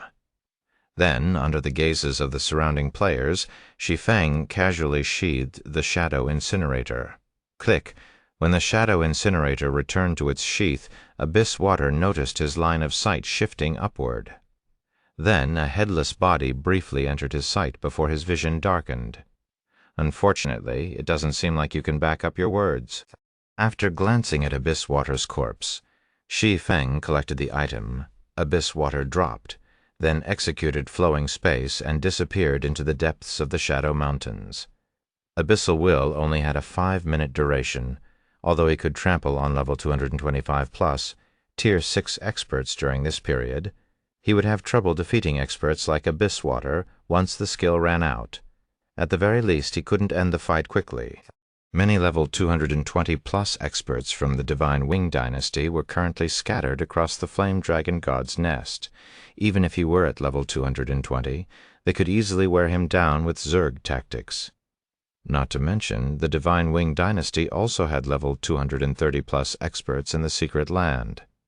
Thus, the wise thing to do here was to leave the Divine Wing dynasty's sphere of activity before Abyssal Will's duration ended. What in heaven? The fight's over. Just like that? Are you kidding me? This must be an act. How can a level 200 swordsman one-shot Abyss Water? The sight of Shi Feng dispatching Abyss Water in a single motion astounded everyone. They couldn't get their heads around it. Abyss Water should have had an overwhelming advantage in basic attributes. Yet the battle concluded with Shi Feng's landslide victory. If they didn't know any better, they would have thought Shi Feng was the level 226 assassin, while Abyss Water was the level 200 swordsman. Leaf, is Guild Leader Black Flame really at level 200 only? Heiser asked, as she looked at Twilight Leaf. She couldn't help but feel that Twilight Leaf knew something she didn't. Unless Shi Feng was fully equipped with divine artifacts, there was no way he could kill Abyss Water as a level 200 Tier 6 swordsman. However, based on her observation, Shi Feng didn't have a single divine artifact on him. This must mean that Shi Feng wasn't actually a level 200 player like she previously thought. Instead, he was likely at level 235 or higher. Otherwise, it didn't make sense that she couldn't keep track of Shi Feng's attack. This, I don't know, Twilight Leaf said hesitantly. She originally wanted to say she was certain that Shi Feng was level 200, but even she couldn't bring herself to believe that a level 200 player could execute such a rapid attack. Even with a Tier 6 Berserk skill, it still shouldn't be possible. You don't know? Heiser grew confused. Didn't you meet him in person before? It was no secret in Holy Dragon's Spear that Xiao Yilong and Twilight Leaf had visited Red Frost in the real world. After all, the adventurer team owned only one interstellar spaceship. Every time the interstellar spaceship was used, it would attract the attention of many in the adventurer team. Borrowing it even required the approval of at least 2 Grand Elders. "I did meet Guild Leader Black Flame," Twilight Leaf said, scratching her cheek awkwardly. "But he hadn't even reached level 200 at the time." Chapter 3783, Chapter 857, New 12 Wings of Heaven. Chapter 857, New 12 Wings of Heaven. He wasn't even at level 200. Heiser was stunned. "What do you mean? Are you saying he really is only level 200 right now?" Had Shi Feng been hiding his level, Heiser would have found the situation more believable. In fact, she would rather believe Shi Feng was at the same level as Great Commander South Lake than accept that he had killed Abysswater as a level 200 player, although it was mind-boggling for someone from the Eternal Realm to be at such a level. It wasn't completely out of the question. After all, Shi Feng's presence in the Primordial Dragon Sanctuary proved he possessed the means to travel freely in and out of the Eternal Realm. He could have simply been leveling outside the Eternal Realm in that case. Many conglomerates and pseudo-apex powers owned level 200-plus secret lands in the Greater God's domain. It wouldn't even be surprising if these powers secretly owned level 230-plus secret lands as well. If these powers mobilized a bunch of experts to help Shi Feng grind, so long as he secured the last hits, he could gain significant EXP. Of course, another possibility was that Shi Feng was already at a very high level and that he had simply kept it hidden. However, this was an unlikely scenario. The Seven Luminaries Alliance shouldn't be underestimated. If Shi Feng had truly been at level 230 or above, he wouldn't have ended up on the Luminous Glory List or the Sacred Glory List. He would have landed straight on the Divine Glory List from the start. Yet Twilight Leaf was now saying that Shi Feng was indeed only level 200. No matter how Heiser wrestled with the idea, she couldn't fathom it. After all, how could a mere level 200, tier 6 player, devoid of any divine artifacts, overwhelm her senses? "I'm certain. Guild Leader Black Flame was only level 190 when he fought Uncle Shao in a simulation battle 3 days ago. Uncle Shao even complained afterward about not being able to fight at full strength," Twilight Leaf stated firmly. "As for whether Guild Leader Black Flame is level 200 now, that I can't say for sure." "Is that so?" Heiser fell into thought for a moment. Then the corners of her mouth raised into a playful smile as she said, "I guess my teacher wasn't joking when she described Guild Leader Black Flame as mysterious. Now I have another expert I can challenge besides Big Sis Frost." Subsequently, Heiser and Twilight Leaf advanced deeper into the Shadow Mountains to regroup with the other members of Holy Dragon's Spear. Meanwhile, a commotion broke out in the Shadow Mountains' outer area as news of the Divine Wing Dynasty's #1 Chosen One getting killed got around. Simultaneously, the legend of a swordsman named Black Flame spread like wildfire. This was the first time in centuries that a level 200 player had managed to kill a pseudo-apex powers level 226 Chosen One in the Primordial Dragon Sanctuary. Moreover, this level 200 player wasn't even among the Divine Glory List's top 30. Instead, he was only ranked 281st. When the Divine Wing Dynasty's executives learned of this matter, they immediately issued a kill order for Black Flame, adamant in recovering their reputation. Flame Dragon God's Nest, Forest of the Dead. This should be a good spot to level up. Shi Feng sighed in relief after checking his map. After running for over 4 hours, he finally crossed the Shadow Mountains and arrived at the Forest of the Dead, a map with higher-level monsters. The lowest-level monsters in the Forest of the Dead were level 235. As every 5 levels was a small turning point for monsters, the Forest of the Dead's lowest-level monsters were much stronger than the Shadow Mountain's lowest-level monsters. A level 235 legendary monster would be as strong as a level 220 divine monster. Not to mention, many level 235-plus divine monsters roamed the Forest of the Dead. If a group of level 235 legendary monsters showed up with a level 235-plus divine monster in the lead, no Tier 6 party under level 230 could survive. Thus, it was unlikely any other teams or parties would venture into the Forest of the Dead right away. They would likely spend a day or two grinding in the Shadow Mountains before considering coming here. This presented Shi Feng with a golden opportunity to grind here undisturbed. Immediately, Shi Feng retrieved the Feather of Oath and the three-world sources from his bag. Then he had the Feather of Oath absorb the three-world sources. My success rides on you now. Shi Feng's heart clenched with anxiety as he watched the Feather of Oath absorb the world sources. Shi Feng never got around to repairing the Feather of Oath since he had to start his journey to the primordial dragon sanctuary shortly after obtaining the world sources from Enos. Now that he was stuck in the flame dragon god's nest, unless he could find a party or a team willing to accept a level 200 player, the Feather of Oath was his only hope for getting out of the secret land alive. So long as he could summon level 220, Tier 6 war goddesses, a party of 6 war goddesses should help him get through the flame dragon god's nest, otherwise he would have to lose a portion of his immortal soul to leave. After absorbing the 3 world sources, the Feather of Oath released a colorful radiance. Countless divine runes filled the area 100 yards around the Feather of Oath. At a glance, it looked like a primordial being was about to manifest, and many nearby monsters fled in fear. A minute later, the divine runes merged with the Feather of Oath, leaving it with its original appearance. But upon closer inspection, several golden streaks could be seen adorning it, as expected of one of the goddess's most prized possessions. Even though it is only partially repaired, it already has such a powerful divine might, and feels nearly as strong as a divine artifact. Shi Feng was amazed by the divine might emanating from the white feather in his hand. He promptly inspected the Feather of Oath's stats. Feather of Oath, divine artifact, an item worn by the goddess of space. It is a treasure created using the souls of 12 heroes from before the Great Destruction. However, the Feather of Oath suffered serious damage during a fight against 3 holy ancestors, and repairing it will require 6 world sources. Current number of world sources absorbed. 3. Additional skill 1 Dwar Goddess Summoning. For every 100,000 units of 7 luminaries crystal expended, summon 1 war goddess of the same tier, up to tier 6, and equipment up to the divine artifact rank, but no more than 20 levels higher. Every war goddess summoned will last 6 hours. Up to 9 war goddesses can be summoned at the same time. No incantations required, no cooldown. Additional skill 2 Heroic Pledge.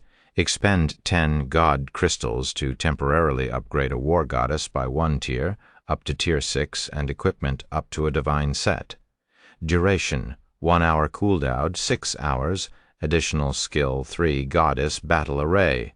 Expend 3 God crystals to allow the war goddesses to form a small advanced gold battle array. At least 6 war goddesses are required. Duration 10 minutes. Cooldown 3 hours. Chapter 3784, Chapter 858, Dark Primordial Tribe. Amazing, Shi Feng dared not believe his eyes when he saw the Feather of Oath's updated stats. After sensing the divine might the Feather of Oath emanated, he initially thought it would only be as powerful as the average divine artifact. However, the Feather of Oath's improvements far exceeded his expectations. In its current state, Shi Feng felt that the Feather of Oath could rival the Abyssal Eye. It should be known that the Abyssal Eye's abilities could only achieve the Tier 7 standard because it was fully repaired. In comparison, the Feather of Oath remained partially damaged, yet it already had the potential to breach the Tier 7 standard. Additionally, the war goddesses he summoned could now come equipped with divine artifacts instead of only fragmented divine artifacts. They could also exceed him by up to 20 levels. The war goddess summoning skill alone trumped many divine artifacts. War goddesses already possessed stunningly high basic attributes, even without divine artifacts. Shi Feng dared not imagine how powerful they would become if they were fully equipped with divine artifacts. Although divine artifacts and fragmented divine artifacts were only separated by 1 rank, they were worlds apart in performance. It was like the difference between ancient gods and ordinary gods. Moreover, he could summon up to 9 war goddesses with the improved war goddess summoning, who among the same level could contend with him if he were to summon 9 ancient gods to fight for him. Not to mention, there was still the Feather of Oath's 2nd and 3rd skills, which were even more extraordinary. Although it cost a hefty sum of God crystals to activate these 2 skills, their effects were well worth the cost. If he could equip a war goddess with a divine set, said war goddess would become invincible among opponents of the same level.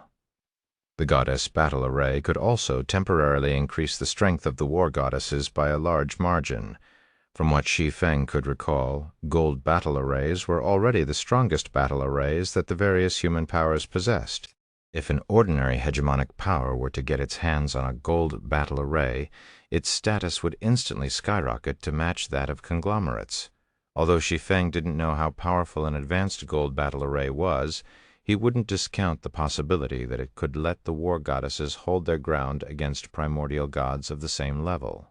While Shi Feng was marveling at the Feather of Oath's astonishing skills, the commotion caused by the Feather of Oath attracted a Tier 6 divine monster. Dead Thousand-Eyed Demonic Hand, Dark Primordial Tribe, Divine Level 236, HP 100 million, the Dark Primordial Tribe.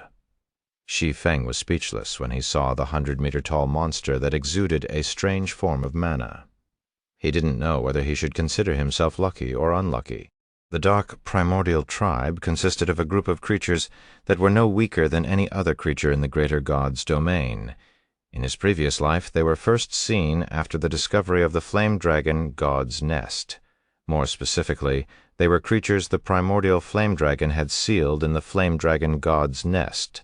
The Dark Primordial Tribe originally inhabited the depths of the Void Sea.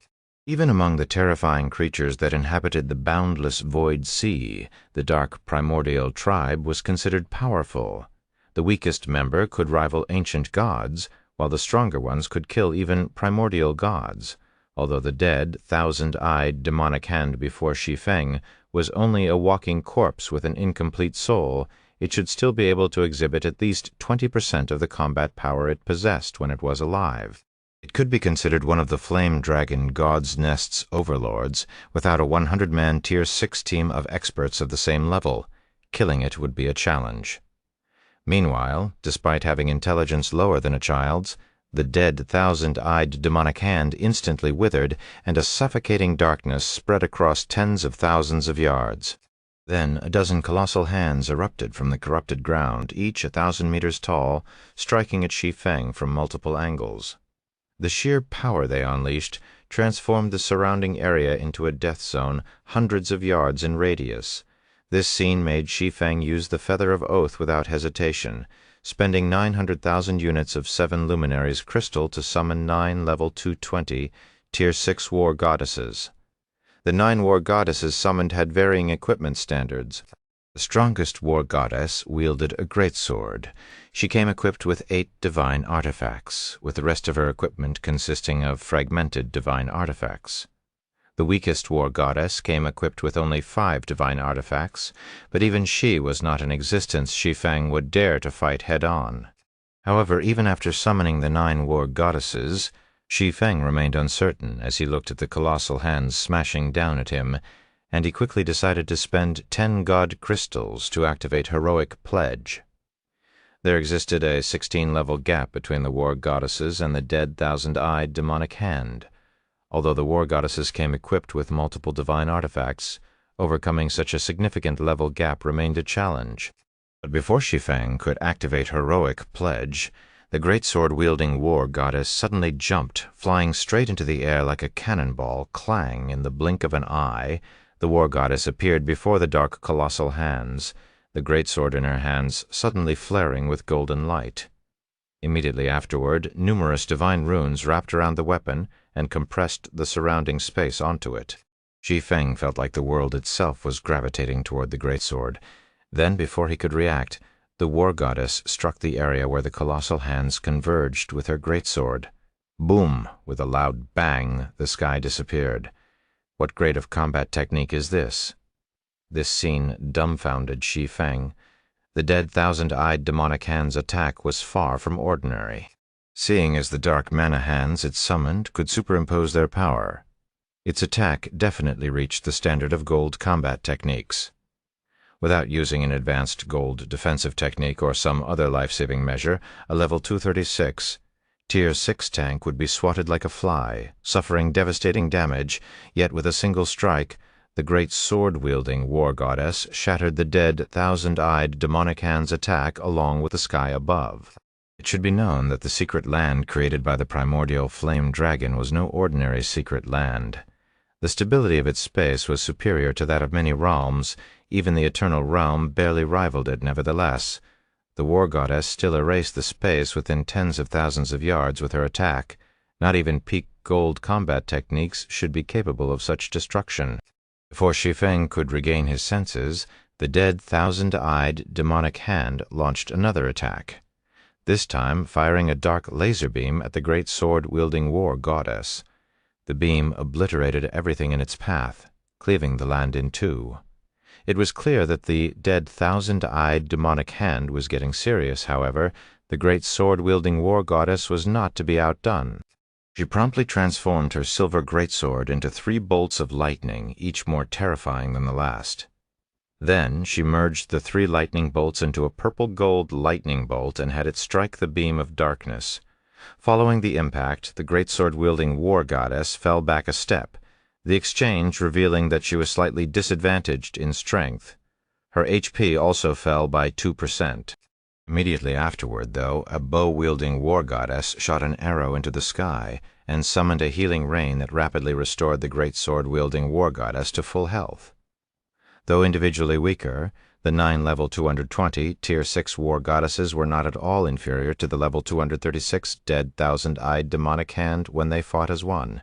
It was clear they could fight the monster head-on. Chapter 3785, Chapter 859, Soloing a Divine Boss. Chapter 859, Soloing a Divine Boss. Great, there's a chance. Shi Feng's eyes lit up when he saw that the great sword-wielding war goddess was only slightly disadvantaged in strength. Normally, soloing a Tier 6 boss with 100 quadrillion HP should be impossible for a player. After all, such a monster could recover 2% of its HP every 5 seconds. It was nigh impossible for a player to overcome this barrier by themselves. However, the dead thousand-eyed demonic hand was a little different. As a monster that had died long ago, it didn't possess battle recovery like normal monsters. So long as one could survive its attacks, one could grind it to death. Thinking up to this point, Shi Feng took out 10 Eternal God crystals and activated the feather of Oath's second skill, Heroic Pledge. Immediately, a war goddess wielding a square shield and a spear had her equipment transformed into a divine set. The intensity of her aura surged, and she became much stronger than even the great sword-wielding war goddess who was equipped with 8 divine artifacts. The change in the shield-wielding war goddess's aura caught the attention of the dead thousand-eyed demonic hand almost instinctively. The magic eyes that covered its body shone with dark light, and hundreds of great swords exuding strange mana filled the area within 1,000 yards, occulting the sky. Is this the power of the dark primordial tribe? Shi Feng was momentarily stunned as he looked at the 1,000 greatswords floating silently in the sky. At first glance, the floating greatswords seemed to be weapons. However, on closer inspection, Shi Feng realized that they were actually puppets. Moreover, each of these puppets was a level 236 divine monster. In other words, besides the dead thousand-eyed demonic hand, he now had to face 1,000 level 236 divine monsters as well. 1,000 divine monsters. Even a 1,000-man Tier 6 legion would have difficulty fighting such an array of monsters. Die, die, all of you die. Although the dead thousand-eyed demonic hand did not possess a mouth, the mental fluctuations it gave off conveyed its thoughts directly into Shi Feng's mind, and they radiated hostility toward the living. As the dead thousand-eyed demonic hand conveyed its thoughts, the dark greatswords in the sky aimed their tips at Shi Feng. Evidently, the dead thousand-eyed demonic hand knew its true opponent in this battle. "Use your goddess's howl," Shi Feng instinctively shouted at the shield-wielding war goddess when he saw the dark greatswords targeting him. Goddess's howl. This was a Tier 6 AoE taunt taboo skill that the shield-wielding war goddess had learned. Although the taboo skill had a 5-minute cooldown, it would compel all enemies within 1,000 yards to attack the user once activated. Should taunted targets try to resist this compulsion and attack someone else, they would receive significant amounts of continuous damage. In contrast, the user would receive a buff to their basic attributes over time, starting at 100% and capping out at 300%. Responding to Shi Feng's command, the shield-wielding war goddess stomped on the ground and let out a low shout, stirring up a storm that swept across 1,000 yards. Additionally, over 1,000 golden chains emerged from the golden magic array under her feet and established a link with the dead thousand-eyed demonic hand and the dark greatswords to force them to target her. When the dead thousand-eyed demonic hand and the dark greatswords turned their focus to the shield-wielding war goddess, she did not panic. Instead, with a swing of her spear, she called down countless lightning bolts from the sky to strike them. Subsequently, damage values in the hundreds of billions appeared above the dead thousand-eyed demonic hand one after another. Almost instantly, it lost over 100 trillion HP, and its HP bar fell 0.1%. Their HPs are shared? Shi Feng grew ecstatic when he saw how much HP the dead thousand-eyed demonic hand lost originally. He was quite troubled by the dead thousand-eyed demonic hand's HP of 100 quadrillion. He had no idea how long it would take him to kill such a tough monster.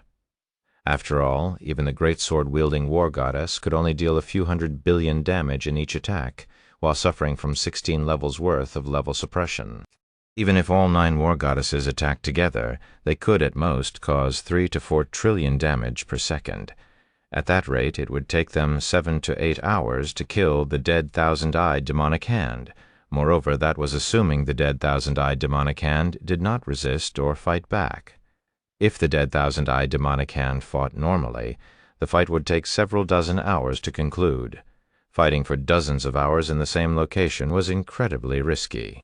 Although he was currently in the Forest of the Dead, there was a chance some teams would enter the map and notice the commotion he was causing. At that time, all his effort would be for naught.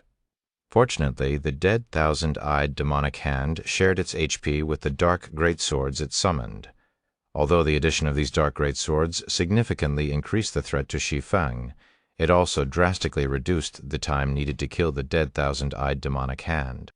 Meanwhile, the dead thousand-eyed demonic hand, furious at the shield-wielding war goddess's actions, had the dark greatswords attack her in a frenzied manner, the sight giving Shi Feng goosebumps. After all, this was equivalent to an attack conducted by 1,000 level 236 divine monsters. However, the shield-wielding war goddess remained unfazed and raised her shield defensively.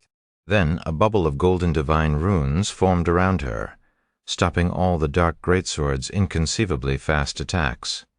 When the dark greatswords concluded their first round of attacks, Shi Feng saw that the shield-wielding war goddess hadn't lost even 10% of her HP.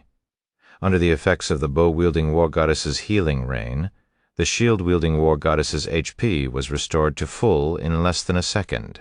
In the meantime, the 8 other war goddesses used their offensive AoE skills one after another, each move plundering over 10 trillion HP from the dead thousand-eyed demonic hand.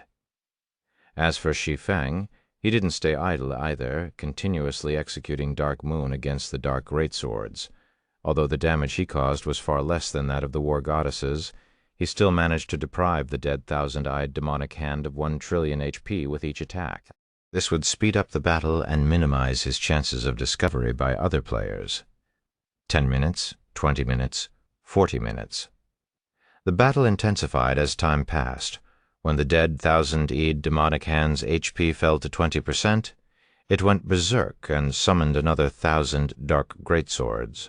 With their numbers doubled, the dark greatswords reduced the shield-wielding war goddess's HP by more than 50% in just one round of attacks.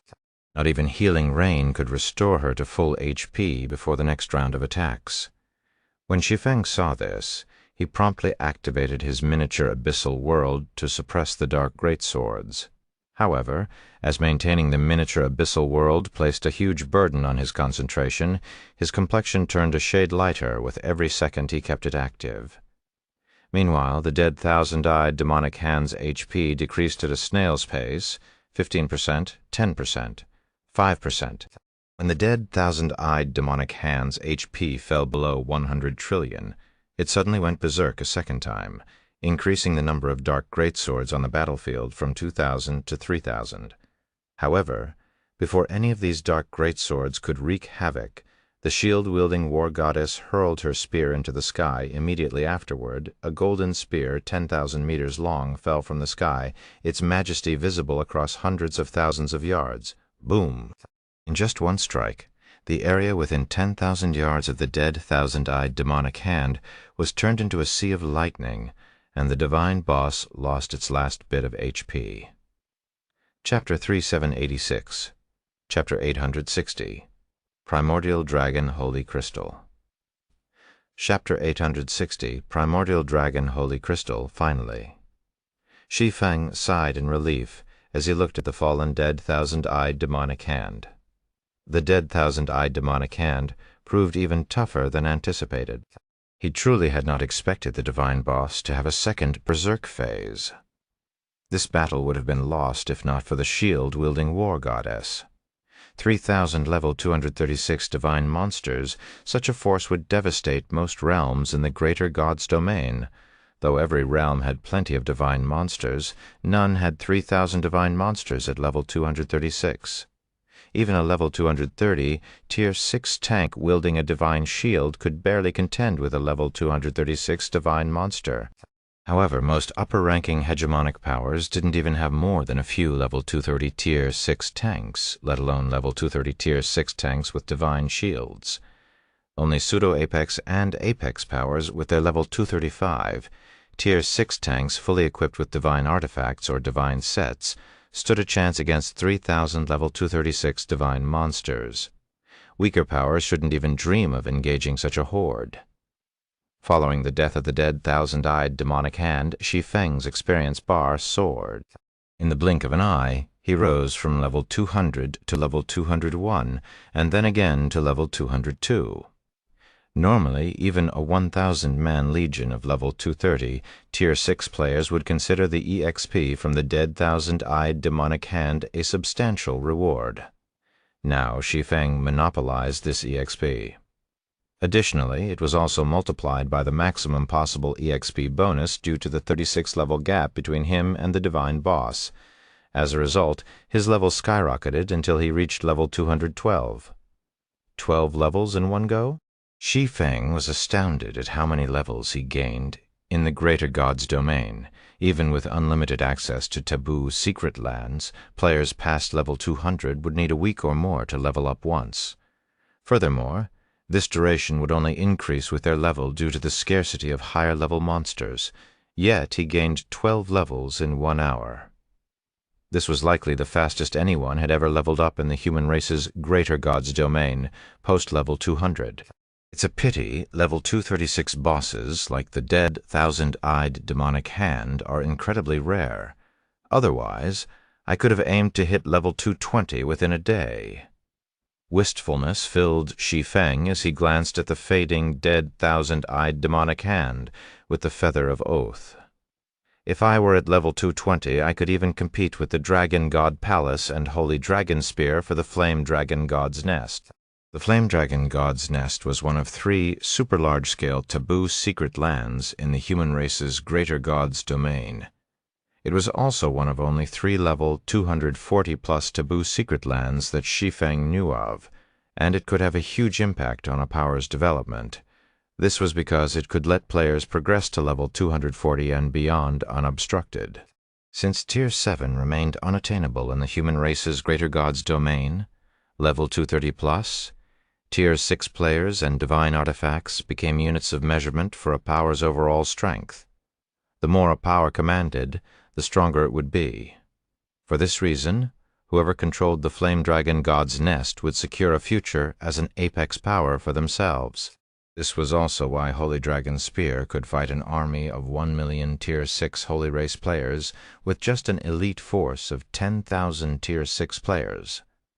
When Holy Dragon Spear showed up on the battlefield with 100 level 240-plus Tier 6 experts and 10,000 Tier 6 experts close to level 240, it had shocked the various human powers. At the time, even apex powers in the human territories boasted only a few thousand level 235-plus Tier 6 experts after years of accumulation, while conglomerates and upper-ranking hegemonic powers would be fortunate to have 100. After all, although the monsters in secret lands respawned quickly, it didn't happen instantly. Thus, the EXP secret lands could yield was finite, and powers could not afford to grant all their members unrestricted access. However, a super-large-scale secret land could accommodate many more players than large-scale and ordinary secret lands. This was why Holy Dragon's Spear could produce so many level 235+ Tier 6 experts in a short time. They could have even competed against the various Apex Powers experts if not for their inferior equipment standards. While Zero Wing was a formidable power in the Eternal Realm, it lagged far behind the various powers operating outside the Eternal Realm when it came to levels, weapons, and equipment. If Zero Wing could gain control of the Flame Dragon God's Nest, it would undoubtedly make up for the Guild's deficiencies. The problem was that the Dragon God Palaces and Holy Dragon Spear's frontline experts were already inside the Flame Dragon God's Nest. Without sufficient strength, Zero Wing had no hope of challenging these two pseudo-apex powers for the secret land's ownership. Thus, Shi Feng could only keep his thoughts to himself. He was already lucky to gain entry into the Flame Dragon God's Nest. It was simply unrealistic to try to snatch it from the jaws of two pseudo-apex powers. After all, each of these pseudo-apex powers had at least a 100-man team of level 235+ Tier 6 experts inside the secret land. They also had all sorts of divine artifacts to fall back on. Even with the Feather of Oath, he stood no chance. Subsequently, Shi Feng turned his gaze to the items the dead thousand-eyed demonic hand dropped. The dead thousand-eyed demonic hand dropped very few items for a divine boss. Besides 144 undying souls, it dropped only 2 other items. Be that as it may, the 2 other items dropped were extraordinary. Shi Feng would even go as far as to describe them as terrifying. Dark divine silver, godly relic, an ultra-rare metal born through the condensation of the void sea's darkness. The dark divine silver can be used to forcibly upgrade a fragmented divine artifact into an exclusive divine artifact. The resulting divine artifact can only be used by the bound user and cannot be used by others. Primordial Dragon Holy Crystal, Divine Artifact, a soul crystal formed by the thousand-eyed demonic hand after devouring a part of the primordial flame dragon's soul. The primordial dragon holy crystal can be absorbed by dragon-type creatures for 1 bloodline transformation opportunity. How powerful was this thousand-eyed demonic hand when it was still alive? When Shi Feng finished reading the descriptions of the 2 items, he suspected that the thousand-eyed demonic hand was much more fearsome when it was still alive than he had first thought. Although Shi Feng found it unbelievable that the thousand-eyed demonic hand could come back to life in the Flame Dragon God's Nest, he initially hadn't thought it had reached the standard of primordial gods. However, the primordial dragon holy crystal's description forced him to rethink his assessment. After all, if the thousand-eyed demonic hand's strength did not reach the primordial god standard, it could never have devoured a portion of the primordial flame dragon's soul. The dark divine silver is useless to me, but I can give it to Snow to upgrade her Chaos Wind Blade, Shi Feng muttered as he put away the dark divine silver before reaching for the primordial dragon holy crystal.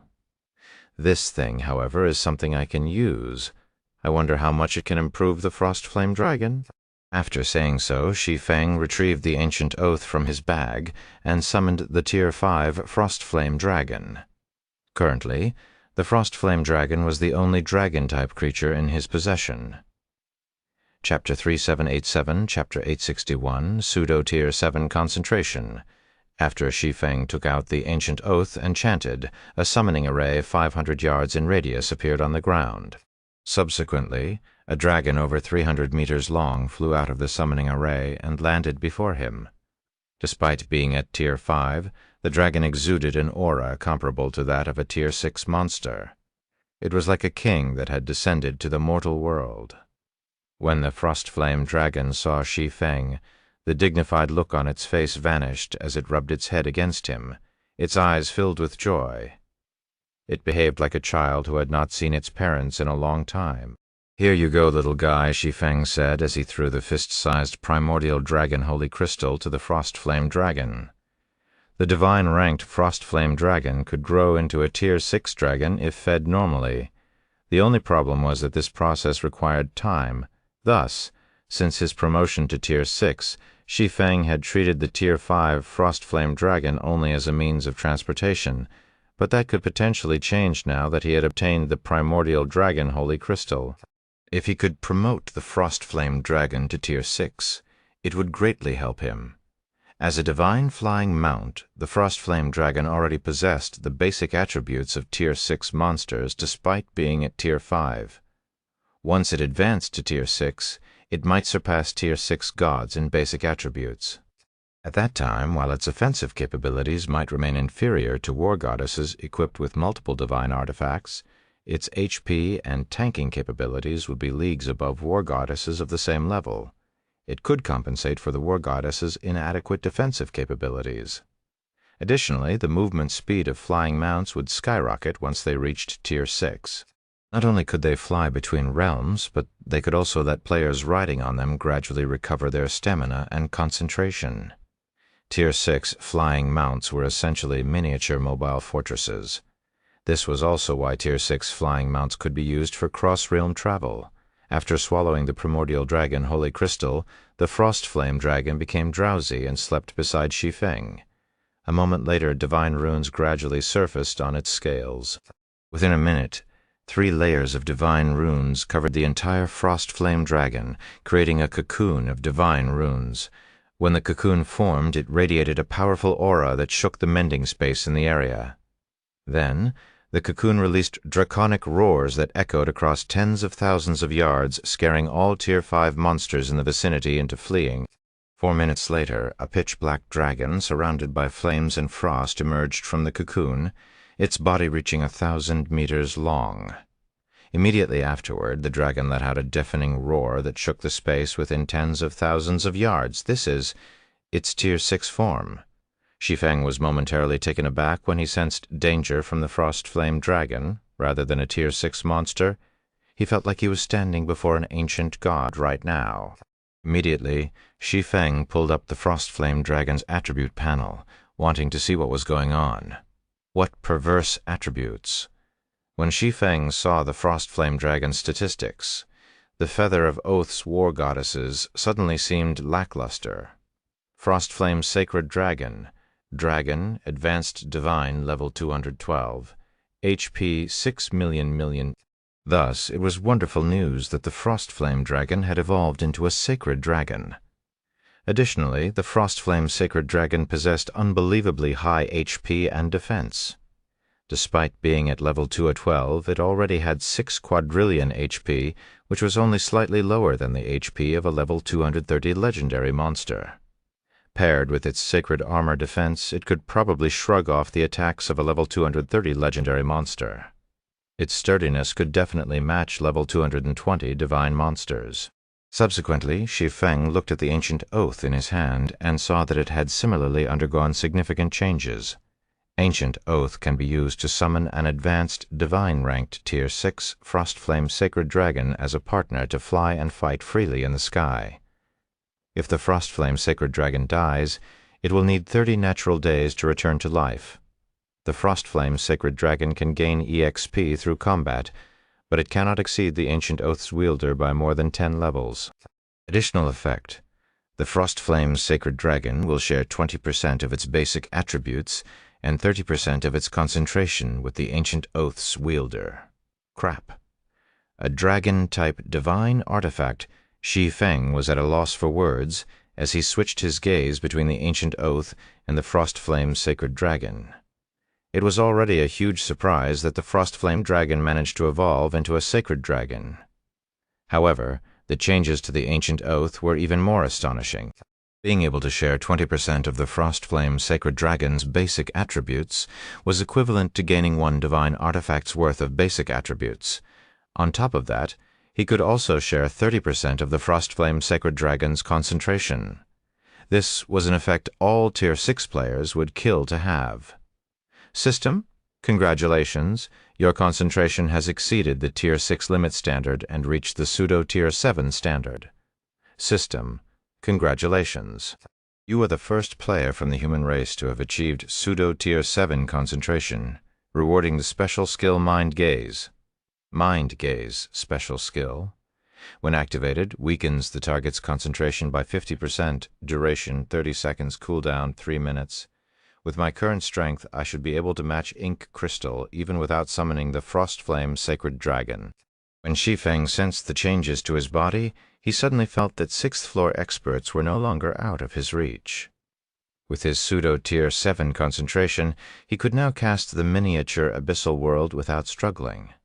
He should also be able to execute gold combat techniques while maintaining the miniature abyssal world. If he paired gold combat techniques with the miniature abyssal world, he should have no trouble fighting 6th floor experts at the same level and basic attributes. Not to mention, he also had the basic attribute bonus from the Frost Flame's Sacred Dragon.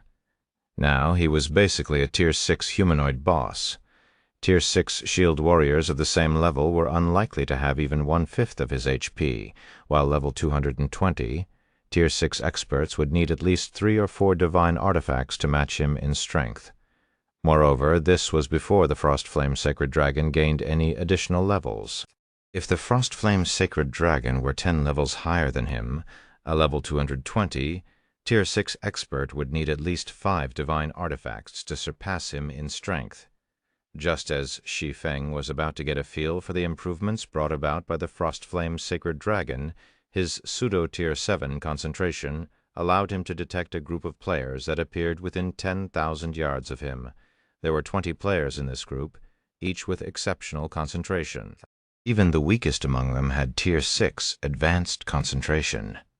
3 Tier 6 limit concentration, and 9 Tier 6 peak concentration. Is this one of the top teams of the 3 powers? Shi Feng was a little surprised when he noticed the concentration standards of the approaching 20-man team. It was incredibly challenging for players in the human race's greater god's domain to achieve Tier 6 peak concentration. Generally, only those with extraordinary talent or special encounters could achieve it.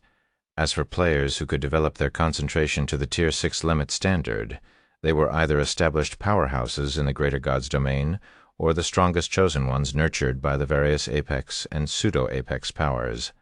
This was because players had no standardized methods to develop their concentration to the Tier 6 limit standard. It wasn't something that could be achieved by killing monsters or doing quests. Thus, there shouldn't be more than a few powers that could take out 3 players with Tier 6 limit concentration and 9 with Tier 6 peak concentration. Before Shi Feng could recover from his surprise, the 20-man team emerged from a spatial passage that suddenly formed before him. The members of this team were all above level 230. The highest level player among them was even at level 239, a level only a small number of players had achieved in the human race's greater god's domain. Chapter 3788, Chapter 862, 281st on the Divine Glory List. Flame Dragon God's Nest, Forest of the Dead. When the 20 young men and women emerged from the spatial passage, they carefully observed their surroundings while scrutinizing Shi Feng, who stood beside the dead, thousand-eyed demonic hand's corpse. Meanwhile, Shi Feng also studied them with interest. "Greetings, friend. I am Jun Tian Kuo, and these are my friends," a young man carrying a draconic shield said, breaking the silence. "We were nearby and noticed the commotion here. We thought a team dungeon had appeared, so we hurried here to check. I hope you don't misunderstand Jun Tian Kuo." Shi Feng couldn't help but scrutinize the young shield warrior when he heard the other party's name, curiosity filling his heart. Even so, he maintained a calm expression as he said, "Greetings. I am Black Flame, as you can see. There are no team dungeons here." Shi Feng had heard the name Jun Tian Kuo in his previous life. It was the name of someone who would eventually become one of the human race's 10 great tanks. Jun Tian Kuo started his journey in God's domain as an independent player operating in the 12 sanctuaries. In the real world, he was a combat fanatic, known for seeking out extreme challenges with like-minded individuals. He had even fought wild beasts that roamed the wilderness of the greater world's interstellar continents. Although Jun Tian Kuo operated as an independent player in God's domain, he was backed by a rather powerful family in the greater world. His family operated a corporation specializing in intercontinental shipping.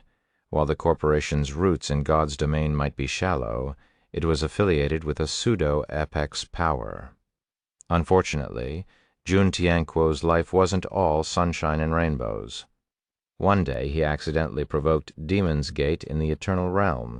Though he already ranked as one of the Greater God's domain's 10 great shield warriors at the time, he was nothing in front of Demon's Gate.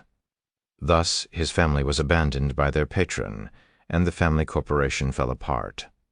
Later on, Jun Tianquo went to the Eternal Continent's royal capital to establish Dragoncry, a guild that had over 500 level 235-plus Tier 6 players and could compete with conglomerates and upper-ranking hegemonic powers at its peak. Jun Tianquo himself also became one of the human race's 10 great tanks. However, before he could make a true comeback, Demon's Gate sent 4 of its 9 great experts after him.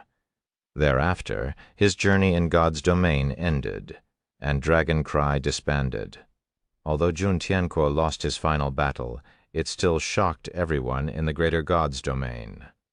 After all, Demon's Gate's 9 great experts were all level 240-plus experts fully equipped with divine artifacts. Yet Demon's Gate deemed it necessary to send 4 of them after him. 2 of them were even 6th-floor experts. Additionally, the battle revealed that Jun Tianquo had reached the 6th-floor standard. Had 2 or 3 more players of similar caliber fought alongside him, he would have survived the encounter with Demon's Gate's experts, and Dragoncry would have become a pseudo-apex power. Unfortunately, Dragoncry's foundations were too shallow, and Jun Tianquo was the only person in the entire guild who could trade blows with Demon's Gate's 9 great experts. Presently, though Jun Tianquo had yet to become enemies with Demon's Gate, his level was already extraordinary. He even had 2 divine artifacts equipped, with the rest of his equipment comprising fragmented divine artifacts. He was much stronger than Shi Feng had ever been in his previous life.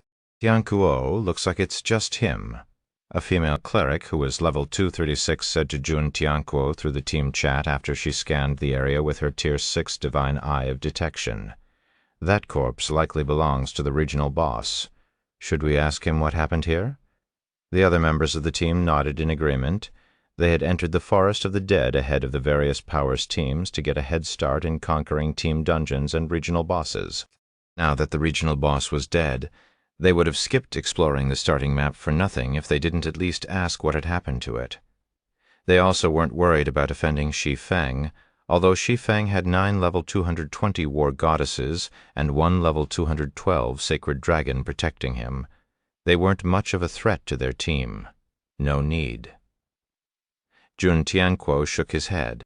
Then he looked at Shi Feng and said, "Brother Black Flame, since nothing else is happening here, we'll be moving on. If fate allows it, I will treat you to a drink at the Flame Vein Bar." After saying so, Jun Tianquo sent Shi Feng a friend request and prepared to leave with his team. "I'll hold you to it," Shi Feng said after accepting the friend request. "If you get into trouble in the Eternal Realm, you can find me in Shadowring Town." Shi Feng had a good feeling about Jun Tianquo. He felt that Jun Tianquo was an expert worth befriending. After all, besides being big enough of a threat to warrant Demon's Gate to send 4 of its 9 great experts after him, Jun Tianquo also reached the 6th-floor expert through his own efforts. On top of that, Jun Tianquo was a shield warrior. Tanks of his caliber were crucial when raiding taboo team dungeons and taboo bosses. After saying so, Shi Feng recalled the war goddesses and the frost flame sacred dragon, and chose to teleport to the flame dragon god's treasury. As soon as he did so, he transformed into a streak of light and disappeared into the secret land's core area. Since players had started to appear in the Forest of the Dead, the map was no longer suitable for him to grind in. Thus, he could only head to the less populated Flame Dragon God's treasury to search for better opportunities. Back at the Forest of the Dead, Jun Tianquo and his teammates silently looked at each other for a moment after Shi Feng's departure.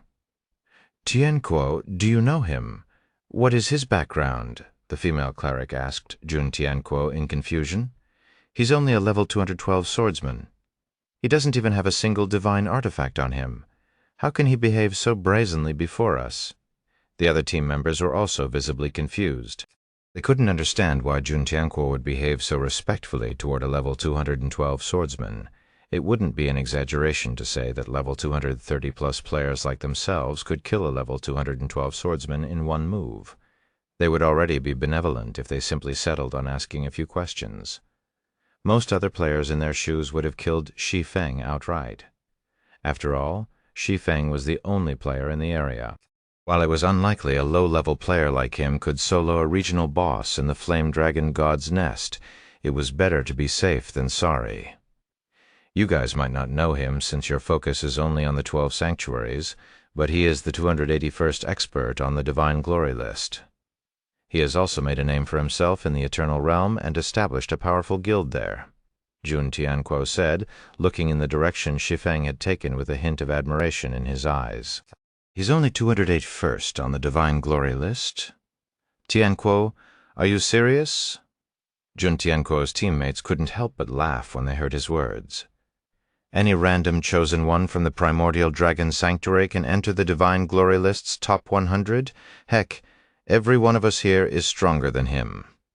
Facing his teammates' laughter, Jun Tianquo did not feel embarrassed. Instead, he turned to the dead thousand-eyed demonic hand and said, "Then, what if I tell you that he one-shotted the Divine Wing Dynasty's Abyss Water not long ago? Also, he was the only one in this area when we arrived. Besides him, who else could have killed this level 236 regional boss?" Chapter 3789, Chapter 863, Flame Dragon God's Treasury. Jun Tianquo's teammates fell silent momentarily when they heard his words. "Tianquo, are you saying that he killed this boss alone?" Looking at the dead thousand-eyed demonic hand, the female cleric blurted out, "But how is that possible? He's only level 212. He might have war goddesses fighting for him, but they're only level 220. Even if the boss stood still and did nothing, they wouldn't be able to kill it. Not to mention, we rushed over as soon as we heard the commotion. Without at least a team of several hundred, there's no way this boss can be killed so quickly." One of the main headaches the various powers' frontline teams faced when raiding regional bosses stemmed from their immense HP and rapid battle recovery.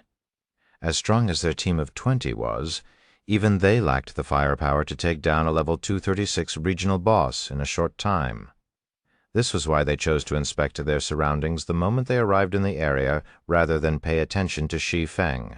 After all, they simply couldn't fathom the possibility of a level 212 player soloing a level 236 boss in only an hour or so.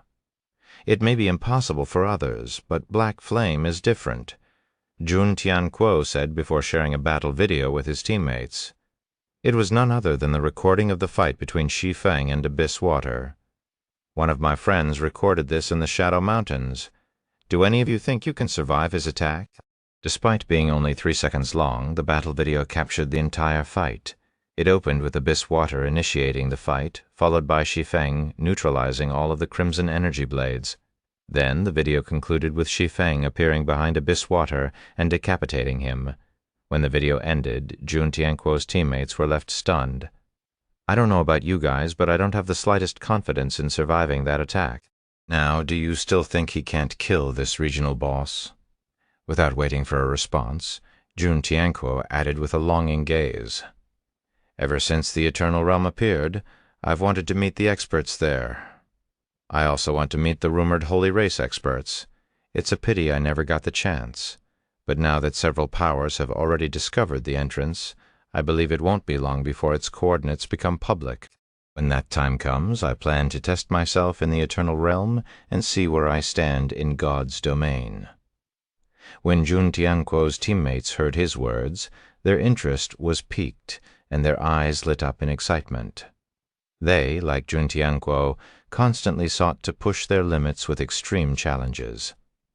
Previously, they thought the 12 sanctuaries were the center of the greater God's domain. They thought that so long as they could reach the 12 sanctuaries' apex, it would be the same as reaching the greater God's domain apex. Thus, they never saw the need to leave the 12 sanctuaries. But now they realized they had been terribly mistaken. If even the 281st ranked expert on the Divine Glory list was such a terrifying existence, how strong were the top 100 experts. Of course, they knew the Divine Glory List's rankings weren't necessarily reliable.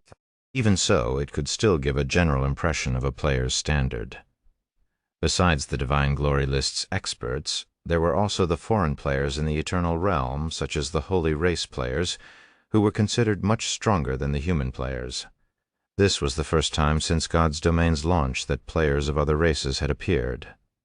Suddenly, the doors to a whole new world had opened to them. Meanwhile, after a 10-minute teleportation, Shi Feng arrived before an ancient temple surrounded by mountains. The temple spanned an area greater than a large city, and countless divine patterns covered the surrounding mountains to form a barrier that enveloped the entire temple.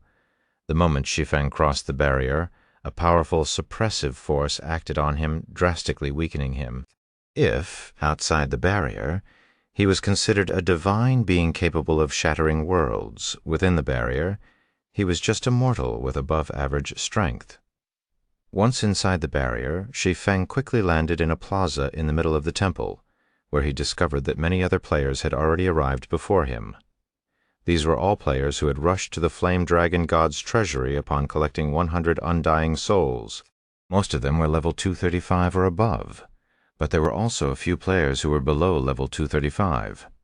So many people have arrived already. When Shi Feng scanned the plaza, he spotted over 100 figures, far more than he had anticipated. As the Flame Dragon God's Nest was a secret land, players would need to obtain its access key if they wanted to control it. Although the access key would not let players prohibit others from entering the secret land, it could be used to control the size of the entrance and move the entrance's location up to 10,000 yards from its original location. For example, if the Flame Dragon God's Nest's controlling power shrunk the entrance to accommodate only 2 or 3 players and moved it to a location fortified with magic arrays, it would become very difficult for other players and powers to enter the secret land. They would have to obtain permission from the controlling power beforehand. Additionally, the access key could grant key imprints to other players, allowing these players to leave the secret land whenever they wanted in the Flame Dragon God's Nest.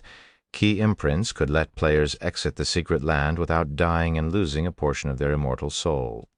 For these reasons, if a power wanted adequate control over the Flame Dragon God's Nest, it must have the secret land's access key, which could only be exchanged for in the Flame Dragon God's treasury.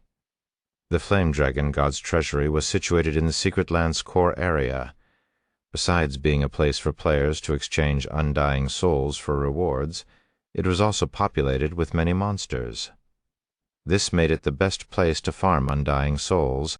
Thus, anyone seeking the secret land's access key would come to the treasury as soon as possible.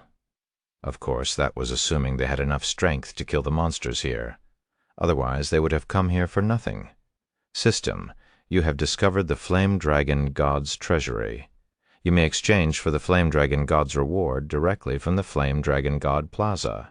So that's why they're all standing here. Originally, Shi Feng thought the players in the plaza were waiting for their companions to arrive. But now he realized that they were instead browsing the items available for exchange in the Flame Dragon God's treasury. Out of curiosity, Shi Feng also started to browse the treasury's exchange list. Many rumors surrounded the Flame Dragon God's treasury in his previous life. One of the rumors was that the treasury contained clues to how to go beyond Tier 6. However, because the Holy Dragon Spear had occupied the Flame Dragon God's Nest early, by the time Secret Land was open to the public, almost all of the items in the treasury had already been exchanged. Furthermore, nobody from Holy Dragon Spear had managed to go beyond Tier 6. So everyone merely used it as a conversation topic during their free time, and nobody actually believed it.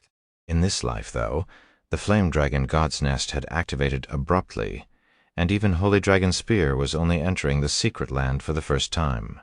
So this was a good opportunity to see what the Flame Dragon God's treasury had to offer. However, shortly after calling up the exchange list and seeing what it offered, Shi Feng couldn't help but rub his eyes in doubt. World's Scar. Shi Feng was shocked when he saw the 5th item on the exchange list. World's Scar. It was publicly acknowledged as one of the Greater God's Domain's 10 great divine swords. It was also the Primordial Dragon Sanctuary's #1 godly relic. In his previous life, it was used by one of the Eternal Realm's three absolutes, Oribeth. Chapter 379D, Chapter 864, Empress's Relic. Chapter 864, Empress's Relic. No wonder Oribeth had such a good relationship with Holy Dragon Spear. When Shi Feng saw the world's scar on the exchange list, he suddenly realized why Oribeth had steadfastly supported the Holy Dragon Spear adventurer team in his previous life. Even when Holy Dragon Spear was besieged by 3 of the Holy Race's royal powers, she had not hesitated to help the adventurer team and sustain heavy damage to her soul. Shi Feng had to admit that Holy Dragon Spear was incredibly skilled at making investments. It took a lot of courage and foresight to give Oribeth the world's scar before she rose to prominence. Any other power would never have given her such a priceless treasure if they didn't know her true potential. Fortunately, Holy Dragon Spear's bet had paid off in spades, as Oribeth eventually became one of the 3 absolutes of the Eternal Realm. She was also someone who would always reciprocate kindness. Given the significance of a good sword to a swordsman, it was only natural that she would go above and beyond to help the adventurer team. Of course, there was a bigger reason.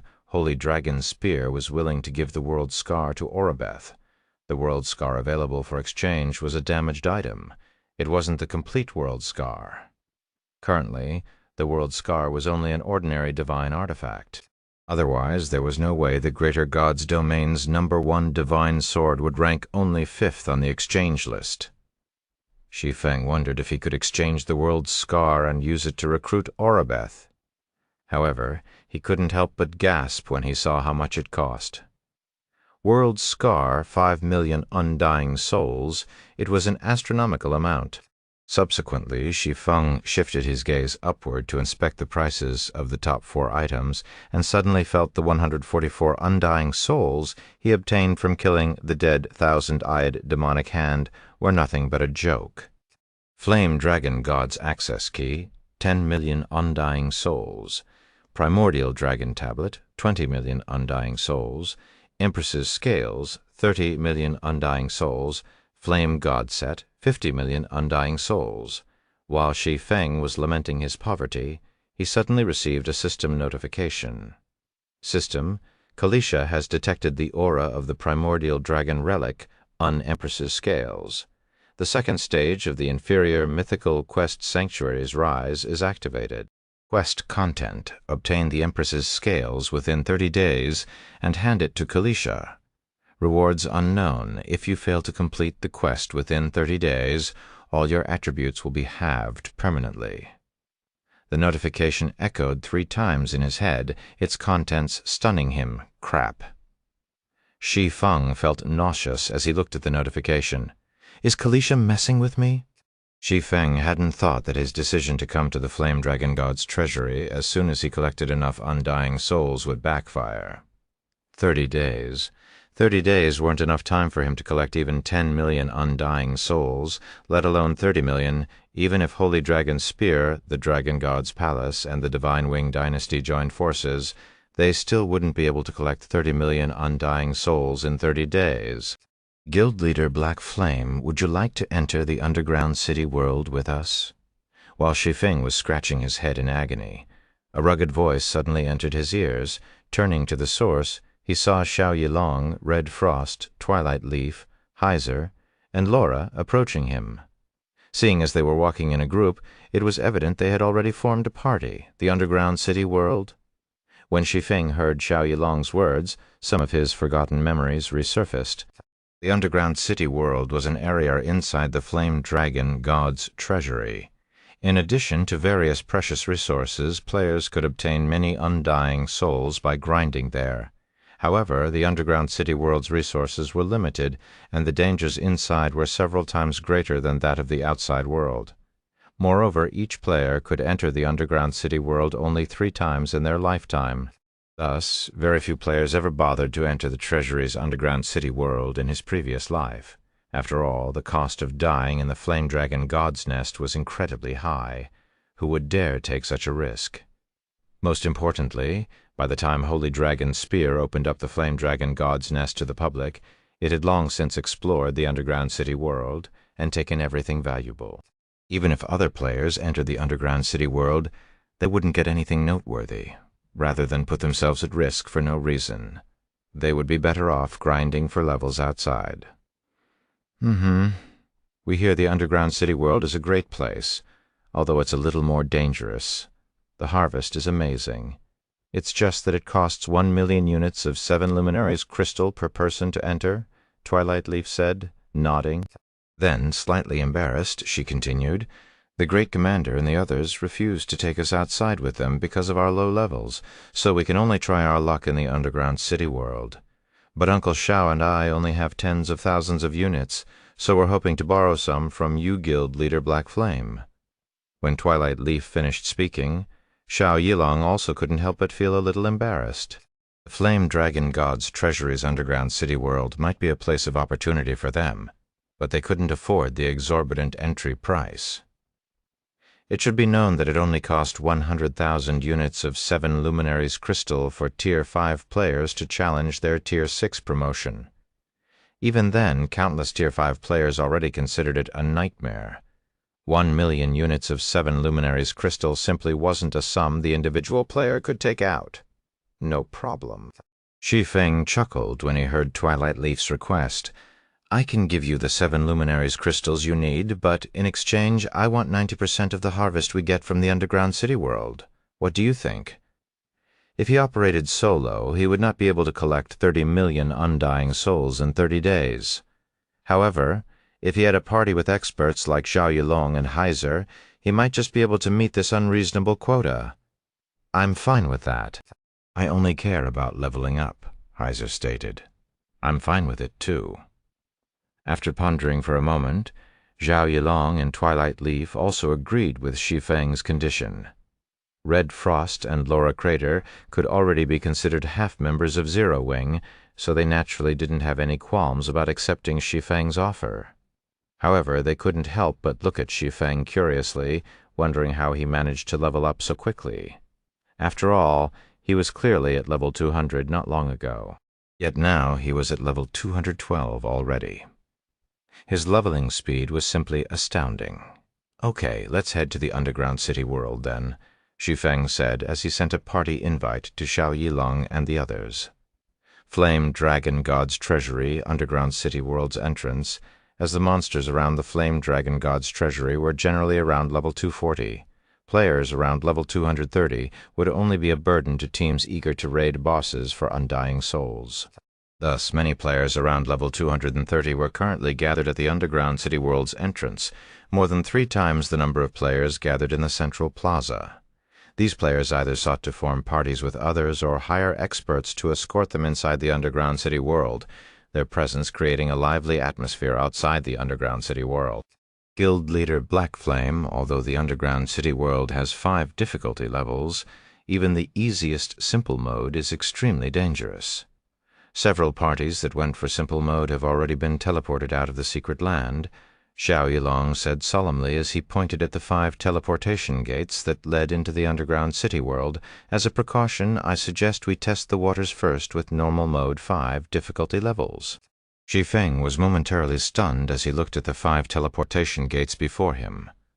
From what he could remember, the Flame Dragon God's Treasury's underground city world should only have 3 difficulty levels, simple, normal, and hard, yet there were now nightmare. No, and Asura above them. While Shi Feng was in a daze, a system notification suddenly rang in his ears. System, you have received Dragon Princess Kalisha's blessing. You may activate the underground city world's God mode difficulty. Do you wish to enter the God mode underground city world? TL notes. Molt primordial dragon relic Gulon Shenwu.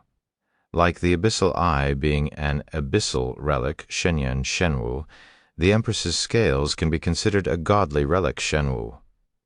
I'm not sure why the author decided to specify them in such a way, but that's how it is. 2. Nightmare, Upmon. For those wondering, the rank mode after hard should have been Hell, DU, but the author decided on Nightmare for some reason. Chapter 3791, Chapter 865, Remnants of a Primordial World. Chapter 865, Remnants of a Primordial World. In a valley shrouded in white fog, a 20-man team fought a level 235, Tier 6 Shadow Ape, Shadow Creature Divine, level 235, HP 30 million max. Yet it could do nothing to the level 235 Demidragon Guardian Knight before it. The Demidragon Guardian Knight in question wielded a crimson warhammer in one hand and a dragon-scale shield in the other. Although the Shadow Ape bombarded him with a flurry of punches using its 6 arms, he easily blocked the attacks with his shield. He would also use the force of the Shadow Ape's punches to propel him toward its ankles and attack with his warhammer from time to time, causing it to stagger and lose over 100 billion HP. The Guardian Knight's teammates were equally excellent. They were all at level 233 or above, and each of their skills dealt over 100 billion damage to the Shadow Ape, while their normal attacks caused 30 to 40 billion damage. Everyone keep it up. Also be careful of the Shadow Ape going berserk. It doesn't have much HP left. Whirlwind Bulwark, the Demidragon Guardian Knight, commanded while tanking the Shadow Ape's attacks. Relax, Commander. It's not our first time killing this Shadow Ape, a level 234 cleric said jokingly as she healed Whirlwind Bulwark. Even if it goes berserk, we can still dodge its attacks with our eyes closed. Everyone else nodded in agreement, their expressions looking relaxed. Subsequently, when the Shadow Ape's HP fell to 30%, its skin turned crimson, its size doubled, and its attack speed increased significantly. Shadow spears also started to rain from the sky, covering a 1,000-yard radius around the Shadow Ape. Seeing this, Whirlwind Bulwark let out a low shout as he activated the Tier 6 skill Guardian Angel. Immediately, numerous translucent holy barriers formed above him and his team, shielding them from the falling shadow spears. Even though the shadow spears the Shadow Ape summoned had greatly increased in number and speed after it went berserk, they still couldn't break through the holy barriers. At most, they caused Whirlwind Bulwark to lose some HP as they bombarded his holy barriers. However, this damage was quickly neutralized when the team's cleric cast her Tier 6 spell Aurora Healing, which healed Whirlwind Bulwark and everyone else on the team for 5% of their HP every second. As such, the Shadow Ape going berserk changed nothing. Its HP still fell rapidly over time, 30%, 20%, 15%. When the Shadow Ape's HP fell below 1%, an icy longsword suddenly appeared from a distance and plunged into its body like a meteorite, instantly devouring the rest of its HP. Then, the Shadow Ape fell, and items appeared all over its corpse. This turn of events surprised Whirlwind Bulwark and his team, and they immediately turned to where the icy longsword came from. A 100-man team had emerged from the mist, taking them unawares. The elegant female mage god walking in the lead was holding up a Tier 6 curse scroll. "What is the meaning of this, Fira?" Whirlwind Bulwark demanded, looking livid. "Kill-stealing, naturally. Isn't it obvious enough?" Fira, the female mage god, said with a faint smile. "Also, have you forgotten my guild leader's warning? While you might have his admiration, that doesn't excuse you from paying your protection fees." "We've already said Palehorn won't be getting involved in your war with the Holy Knights also. We've already paid the White Dragon Nation's protection fees for this month. It's only been a few days since then, yet you want us to pay you again? Don't you think you're being excessive?" Star Butterfly, the female cleric behind Whirlwind Bulwark, protested angrily in response to Fira's words. "Excessive," Fira scoffed. "I don't think so. On the contrary, I think you should be honored.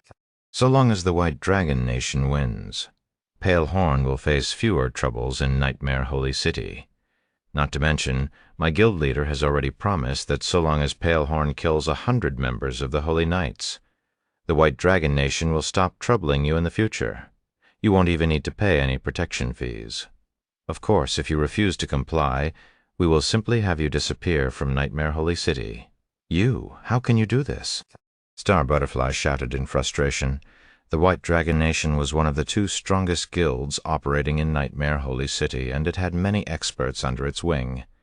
If it decided to target the Palehorn Adventurer team, the outcome was obvious. "Bulwark, this is your last chance, so think carefully. Otherwise, I can't guarantee what will happen to you all today, Fira said, smiling. Meanwhile, Star Butterfly and the other members of Palehorn turned gloomy when they heard this. Leaving Nightmare Holy City was out of the question. After all, it was one of the few safe havens for human players. However, although they considered themselves strong, the White Dragon Nation's experts far outnumbered them. If the White Dragon Nation kept harassing them out in the fields, it would only be a matter of time before they got worn out and killed. "Aren't you afraid that I will join the Holy Knights?" Whirlwind Bulwark asked coldly. One of the two strongest guilds operating in Nightmare Holy City was the White Dragon Nation. The other was the Holy Knights. It was also because these two guilds were fighting for control over Nightmare Holy City that the situation in the city had become the way it was. "You can do that, but it'll depend on whether you can walk out of here alive," Fira said as she raised her hand. Immediately, a crimson scroll inscribed with divine runes appeared in her hand, emanating an oppressive aura that made everyone present shudder. Meanwhile, more White Dragon Nation members suddenly appeared in the surroundings, their numbers exceeding 200. These players had previously been hidden under the effects of a group invisibility scroll, and they now surrounded Whirlwind Bulwark's team. However, rather than these players, Whirlwind Bulwark was more concerned about the scroll in Fira's hand. "How generous of the White Dragon Nation to take out a divine soul curse for us," Whirlwind Bulwark said as he eyed the crimson scroll solemnly. The divine soul curse was a special type of magic scroll. Although it lacked any offensive capabilities, it could forcibly bind with the souls of targeted players. Should the bound players get injured or die, they would permanently lose a portion of their souls. Normally, the divine soul curse would only be used against VIPs of hostile powers or an army of tens of thousands.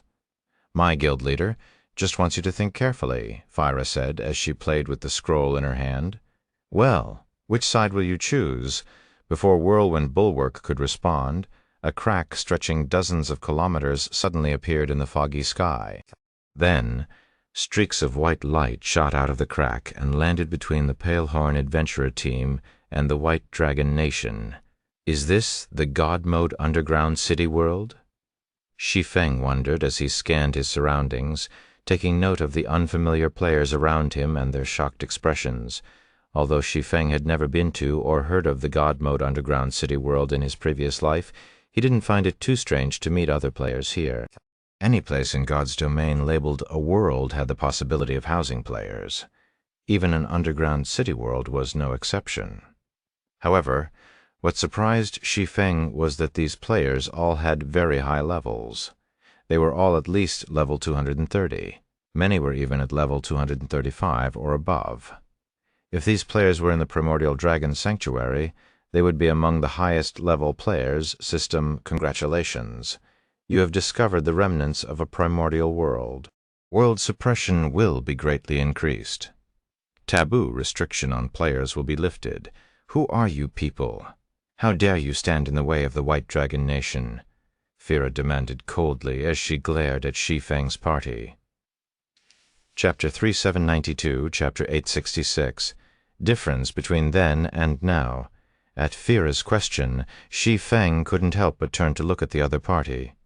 Being at level 237, Fira was a very high-level elementalist, yet despite her impressive level, she was only equipped with fragmented legendary equipment. Her equipment standard could only be considered terrible compared to the Greater Gods Domain's players. The other players were even worse, with some being equipped with epic equipment. If they were in the Greater Gods Domain, it would be unbelievable for players of such high levels to be so poorly equipped. Under normal circumstances, any player capable of reaching level 230 and above in the Greater Gods Domain would have at least several pieces of legendary equipment. Could it be that materials needed to repair legendary equipment don't drop here? Shi Feng speculated. There were countless worlds in God's domain, each with its own circumstances and development directions. Some worlds made it easier for players to level up. Some worlds made it easier to procure high-quality weapons and equipment, and so on. Evidently, the primordial world they were currently in made it much easier for players to level up. But in exchange, the difficulty of obtaining high-quality equipment here was much greater than in the Greater Gods Domain. none of the 200-plus players here were equipped with legendary weapons or equipment. After taking another look at his surroundings, Shi Feng quickly understood the situation. After all, PvP and kill-stealing were common in the Greater Gods domain. Of course, it was still rare for so many players to get involved because of a level 235 divine monster. However, Shi Feng was more interested in the Shadow Ape's loot than the standoff before him. The Shadow Ape dropped 15 items, none of which were weapons or equipment.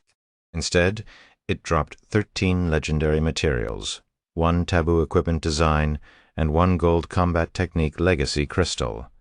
If such loot were to drop from a level 235 divine monster in the Greater Gods domain, it would shock the various powers. Although many monsters in the Greater Gods domain could drop legendary materials, the taboo equipment design and the gold combat technique legacy crystal were not items that any random divine monster could drop. It was especially so for the taboo equipment design. Normally, taboo equipment designs had a very low probability of dropping in taboo dungeons. The drop rate was so terrible that players wouldn't necessarily get one even after clearing hundreds of taboo dungeons. More often than not, they would only get some level 200-plus taboo equipment. Because of the rarity of taboo equipment designs, any that appeared on the market could typically go for as much as a divine artifact. After all, if players relied only on raiding taboo dungeons to obtain taboo weapons and equipment, it would take ages to fully equip an entire team. In comparison, if players had taboo weapon designs and taboo equipment designs, they could easily equip an entire guild with taboo weapons and taboo equipment, so long as they had enough materials. Hey, did you not hear what I said? Fira's gaze grew cold as she looked at Shi Feng. Initially, Fira was somewhat apprehensive of Shi Feng and his party. After all, their entrance was incredibly abrupt and unusual. Thus, she declared her origins to provoke a reaction from them. As one of Nightmare Holy City's top 2 guilds, the White Dragon Nation was known by all in the Holy City. The Holy Knights was the only power that could oppose it. However, she had not expected Shi Feng to behave so indifferently after hearing the White Dragon Nation's name. He didn't even bother to pay her, a vice-guild leader of the White Dragon Nation, any heed. This was the first time it had ever happened to her since she started playing God's Domain. Not even the guild leader of the Holy Knights dared to treat her like that. Have these people been scared silly? How dare they ignore the vice-guild leader? These people are dead. They'll probably be erased from God's Domain now that they've angered the vice-guild leader. The White Dragon Nation's members looked at Shi Feng and his party with sympathy and amusement in their eyes. Fira was not known for having a good temper. The last time an adventurer team failed to comply with her warning to leave the White Dragon Nation's leveling spot within a given time, she ordered their annihilation without hesitation, even though the adventurer team was only a few seconds from leaving the area. Now that Shi Feng and his party had dared to ignore Fira, it wasn't hard to imagine what awaited them. Friend, you'd best respond to Fira and leave here quickly. She's a vice-guild leader of the White Dragon Nation, one of Nightmare Holy City's top 2 guilds. Besides the Holy Knights members, she only needs a few words to decide the fate of anyone in the city. Whirlwind Bulwark suddenly said to Shi Feng on a private channel. Nightmare Holy City, vice-guild leader of one of the city's top 2 guilds. Shi Feng grew even more surprised as he looked at Fira. According to Whirlwind Bulwark's introduction, the White Dragon Nation should be a powerful guild. After all, any guild capable of ranking at the top in a holy city should be a first-tier guild in God's Domain. Yet despite being a vice-guild leader in such a guild, Fira's equipment standard was so terrible, even in the Starlight Realm, the executives of ordinary hegemonic powers would be fully equipped with legendary equipment at the very least. Yet Fira, a vice-guild leader of one of Nightmare Holy City's top 2 guilds, didn't have any legendary equipment on her. Shi Feng couldn't even begin to imagine how far behind this remnant of a primordial world was in terms of equipment standards. Finally getting scared. Unfortunately for you, it's too late for regrets. When Fira saw Shi Feng's surprise, she sneered and said, "Die with Whirlwind Bulwark's team." After saying so, Fira activated the divine soul curse she held. Immediately, a magic array composed of divine runes appeared above Shi Feng, Whirlwind Bulwark, and the others. Subsequently, Shi Feng and the others felt a nefarious presence enveloping their souls, a divine soul curse. Shi Feng was shocked when he saw that he had received a cursed soul status. The divine soul curse was a near-extinct divine rune scroll in the greater god's domain. It was one of the best tools for eliminating enemies. Not only did it come with no side effects, but it was also an AoE skill that could not be dodged or resisted. Should players be killed within 24 hours, they would die a true death. Even if players only sustained heavy injuries, their souls would be permanently weakened. Many people hated the divine soul curse because of its potent effects, which resulted in its persecution and near extinction. In the current greater god's domain, each divine soul curse was valued as much as a divine artifact, and only the various apex powers owned them. However, they would never use this special scroll unless they were going up against their mortal enemies. "I'm sorry, friends. I hadn't expected to get you involved in our conflict. I will distract them as much as possible, so try to escape with my team," Whirlwind Bulwark hurriedly said to Shi Feng's party. As a guardian knight, Whirlwind Bulwark was only good at defense. Without special tools, he had no chance of escaping. The only thing he could do in this situation was help others escape. "Don't joke around, Commander." "Commander? If we're going to die, we will die together. At worst, we'll leave God's domain and become private instructors. I refuse to believe we'll starve to death." When Palehorn's members saw Whirlwind Bulwark getting ready to take a stand, they couldn't help but disapprove of his actions. They knew how strong Whirlwind Bulwark was. If he focused on escaping, he still had a chance of escaping the White Dragon Nation's encirclement. Yet he had chosen to abandon this chance to create an opportunity for them to escape. "Escape?"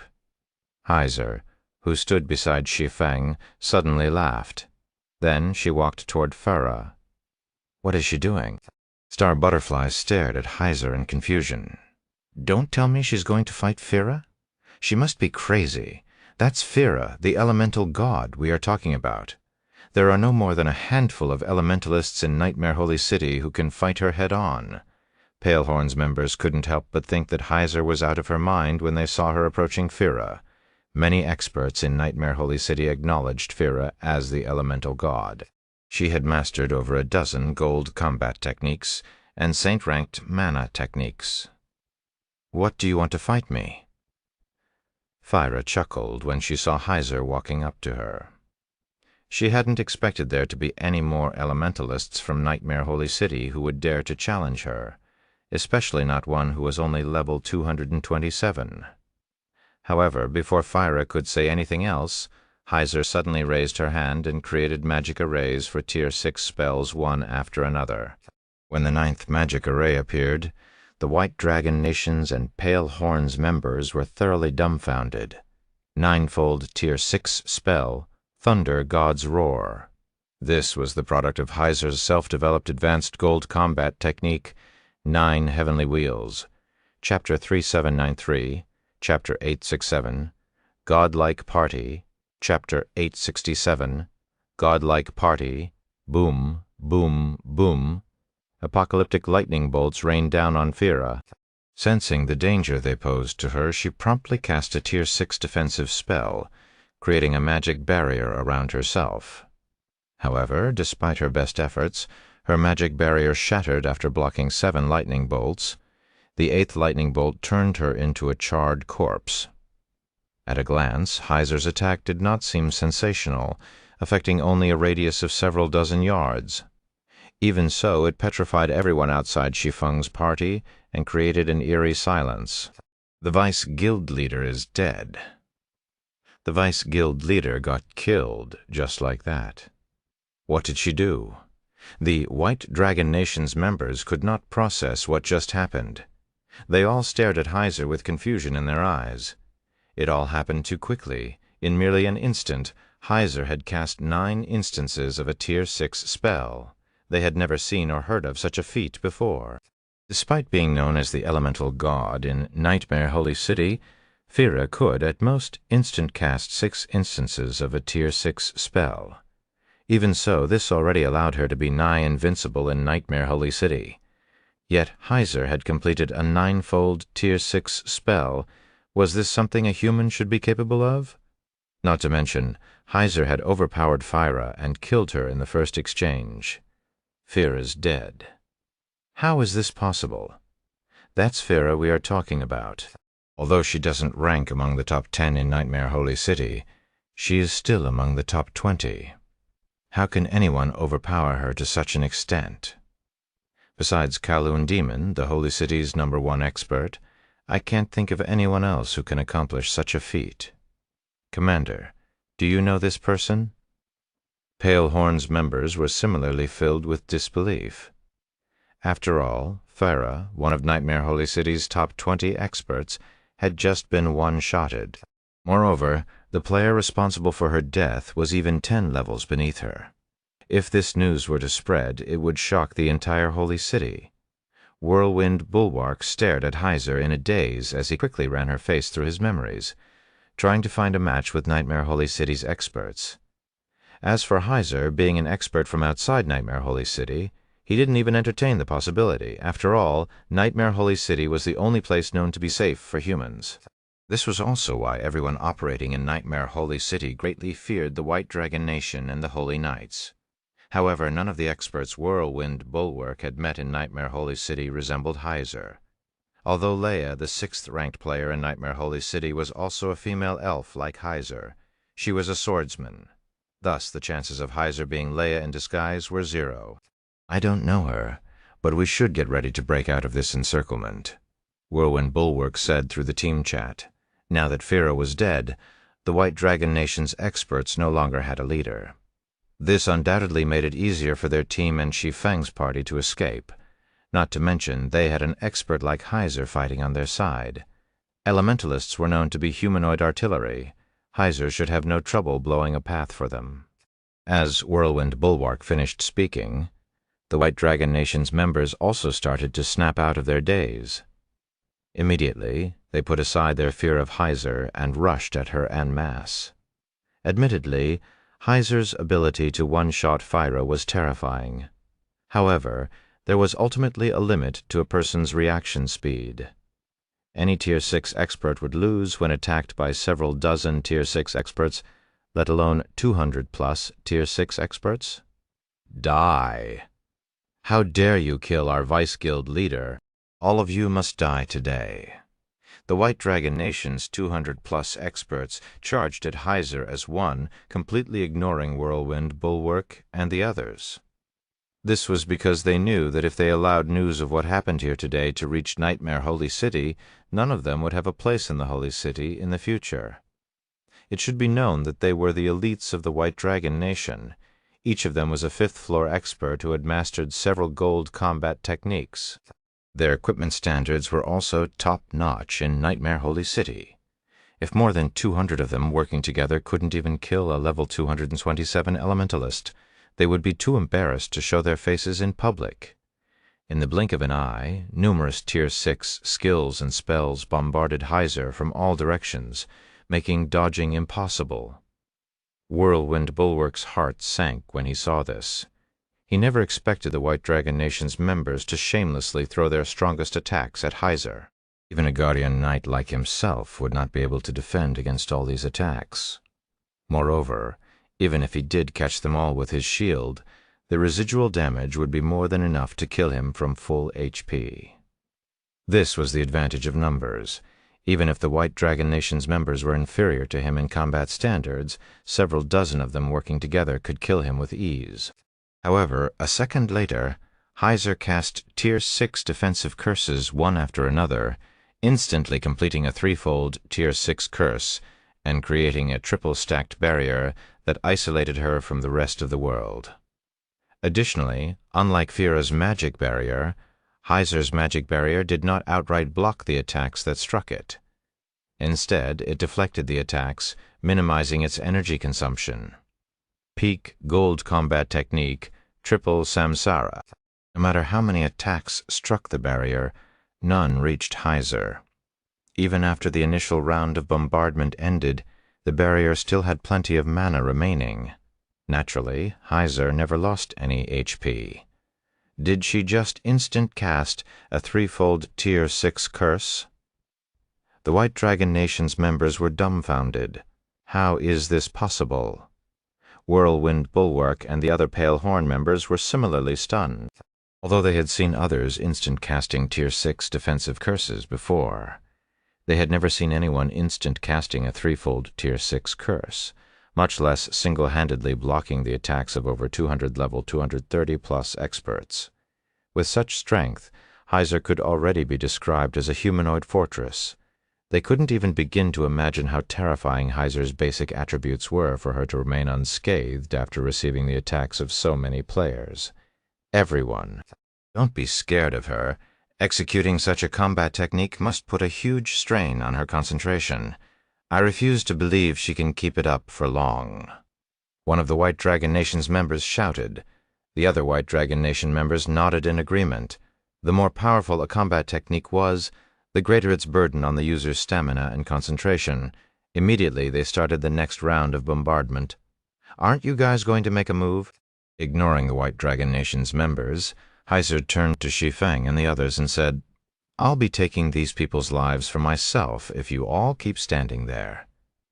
When the White Dragon Nation's members started another round of attacks, Whirlwind Bulwark and his team originally wanted to assist Heiser. However, her words gave them pause. It sounded like she was confident she could eradicate the White Dragon Nation's 200-plus experts by herself. Although it sounded like a joke when Whirlwind Bulwark and his team saw the calm expressions of Shi Feng and his party, they couldn't help but wonder if it really was a joke. Since you're offering, I'll use them for practice then, Red Frost said, itching to take action after hearing Heiser's invitation. The moment they arrived in this remnant of a primordial world, they experienced a world suppression of unprecedented strength. Hence, it was necessary to let their bodies adapt to this new level of suppression. They had refrained from making a move thus far only because they wanted to see how strong exactly the White Dragon Nation's level 230-plus experts were. Otherwise, they would have taken action the moment Heiser killed Fira. After Red Frost finished speaking, she vanished and reappeared in the middle of the White Dragon Nation's members, her divine spear jutting out of a level 233 shield warrior's back.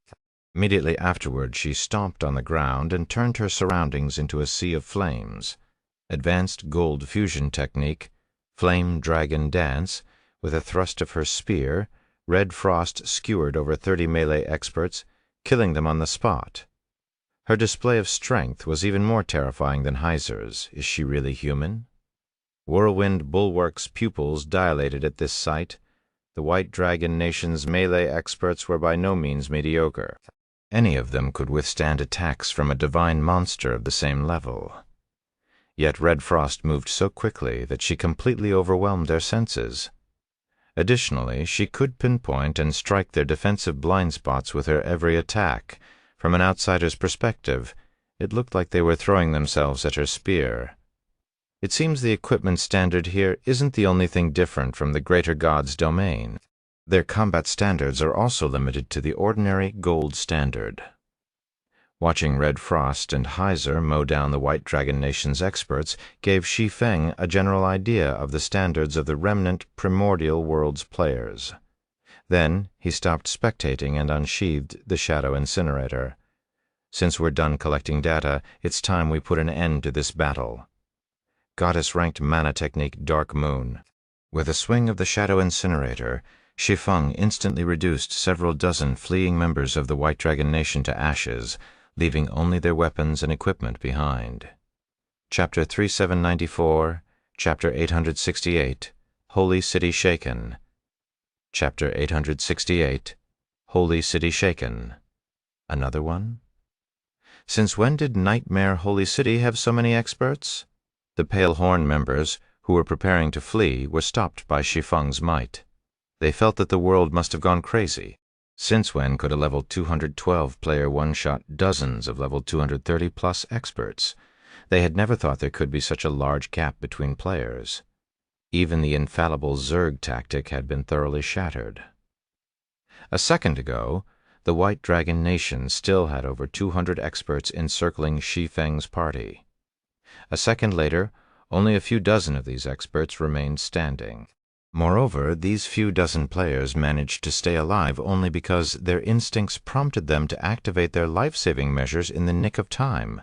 Otherwise, they would have been charred or reduced to ashes like their allies. "Mem-monsters! Run! These people are monsters!" It was unknown which White Dragon Nation member called for retreat, but when the other White Dragon Nation members heard it, they turned around and fled without hesitation. They also didn't forget to escape in different directions, knowing that if they tried to escape as one, nobody would make it out alive. However, Shi Feng did not bother to chase the fleeing White Dragon Nation members. Instead, he sheathed the Shadow Incinerator and activated the miniature abyssal world. Suddenly, everyone within 1,000 yards of Shi Feng felt the world around them darken. The fleeing White Dragon Nation members in particular felt like they were caught in a quagmire. No matter how they struggled, they could only move sluggishly, and their HP kept decreasing. 1 second, 2 seconds, 3 seconds. In just a few seconds, the surviving White Dragon Nation members silently collapsed like puppets that had their strings cut, becoming deader than dead. Isn't he a swordsman? When Whirlwind Bulwark saw Shi Feng eliminate the remaining White Dragon Nation members without lifting a finger, he couldn't help but doubt his understanding of God's domain. Setting aside the huge level gap, it should be known that the White Dragon Nation member closest to Shi Feng was over 200 yards away, while the farthest was over 600 yards away. They even escaped in different directions. Yet Shi Feng killed them nonetheless. With such capabilities, how was anyone supposed to escape Shi Feng? Even Zerg tactics would lose their purpose before him. Meanwhile, the other Palehorn members looked at Shi Feng in awe and fear. Although they had met many experts in the past, none were as terrifying as Shi Feng. Moreover, he had other experts who were equally terrifying. Initially, they didn't think much of Shi Feng's party. After all, the party's highest level member was only level 230. This starkly contrasted with their team, which consisted of only level 230-plus players. Whirlwind Bulwark, their commander, was even level 235.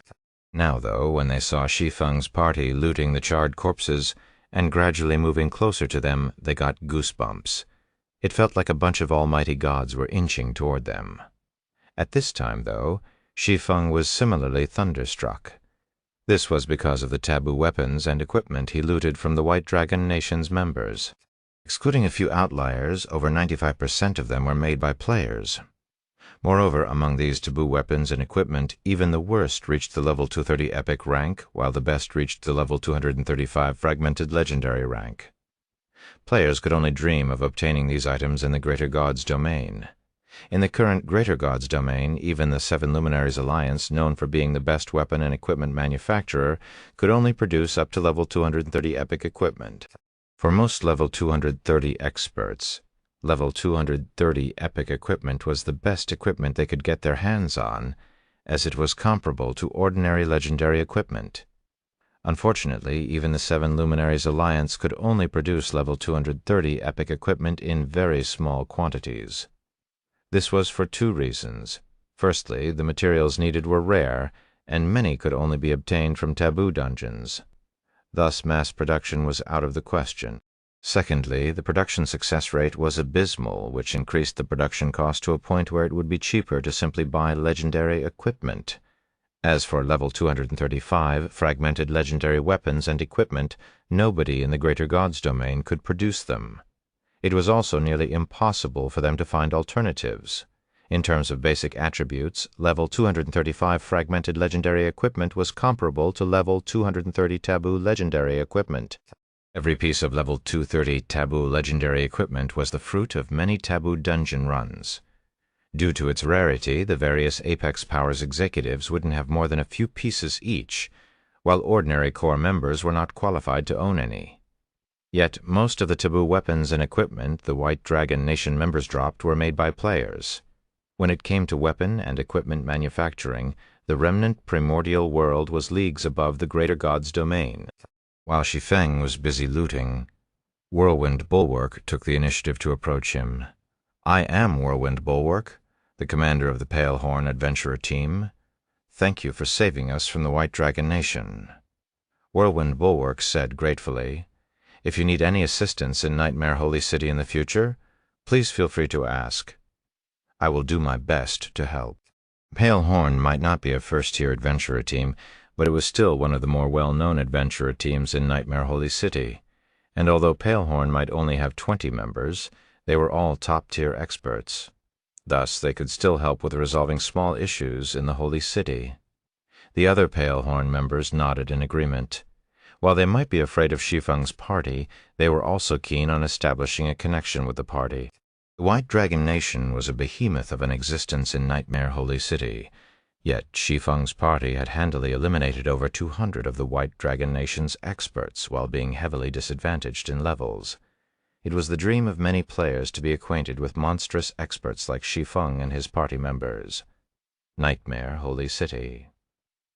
After pondering for a moment, Shi Feng asked, "Brother Bulwark, could you give us a detailed introduction to Nightmare Holy City?"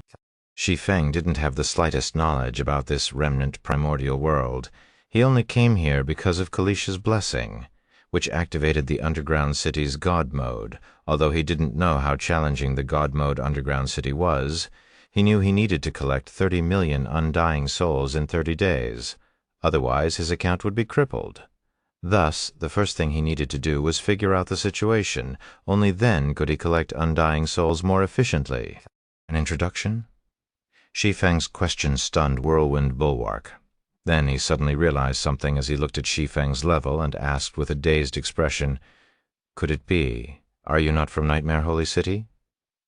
Besides Whirlwind Bulwark, the other Pale Horn members were also filled with disbelief as they looked at Shi Feng and his party.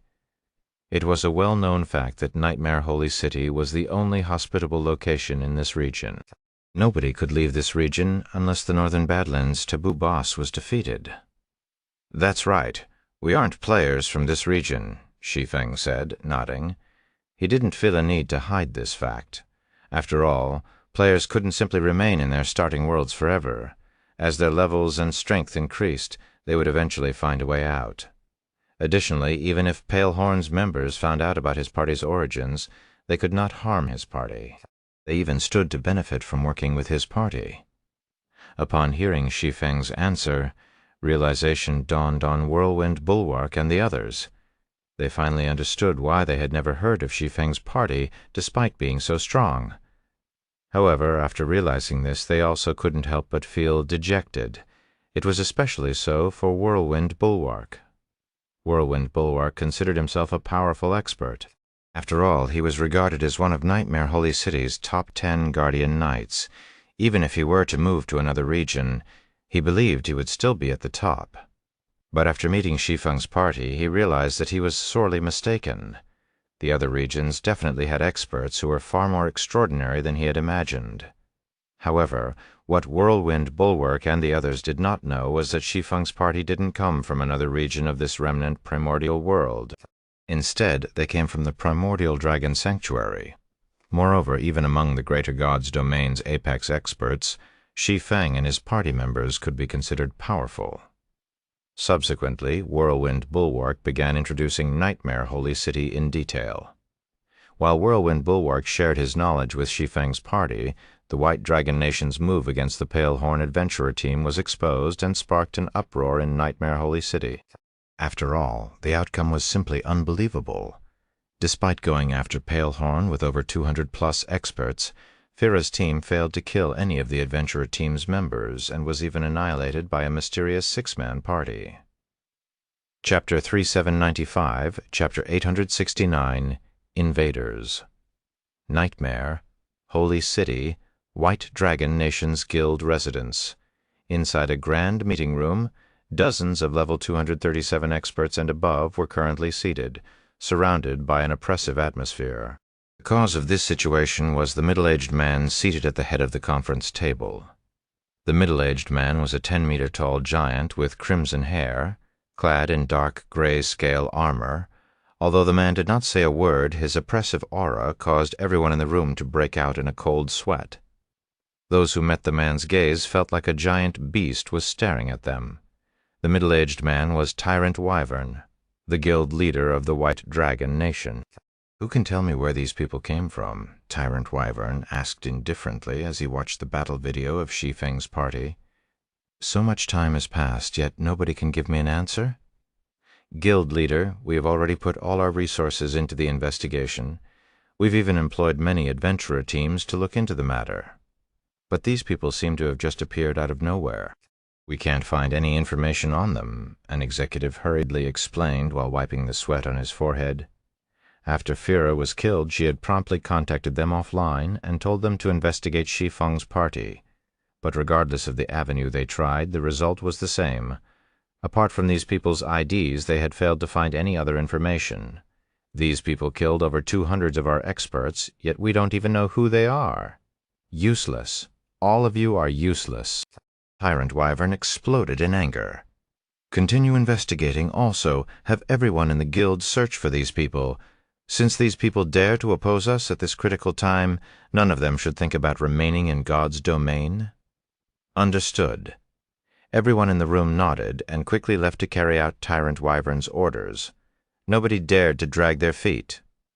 No information at all. Appeared out of nowhere. After watching the guild executives leave, Tyrant Wyvern suddenly frowned as he recalled a distant memory. Could they also be invaders like Kowloon Demon?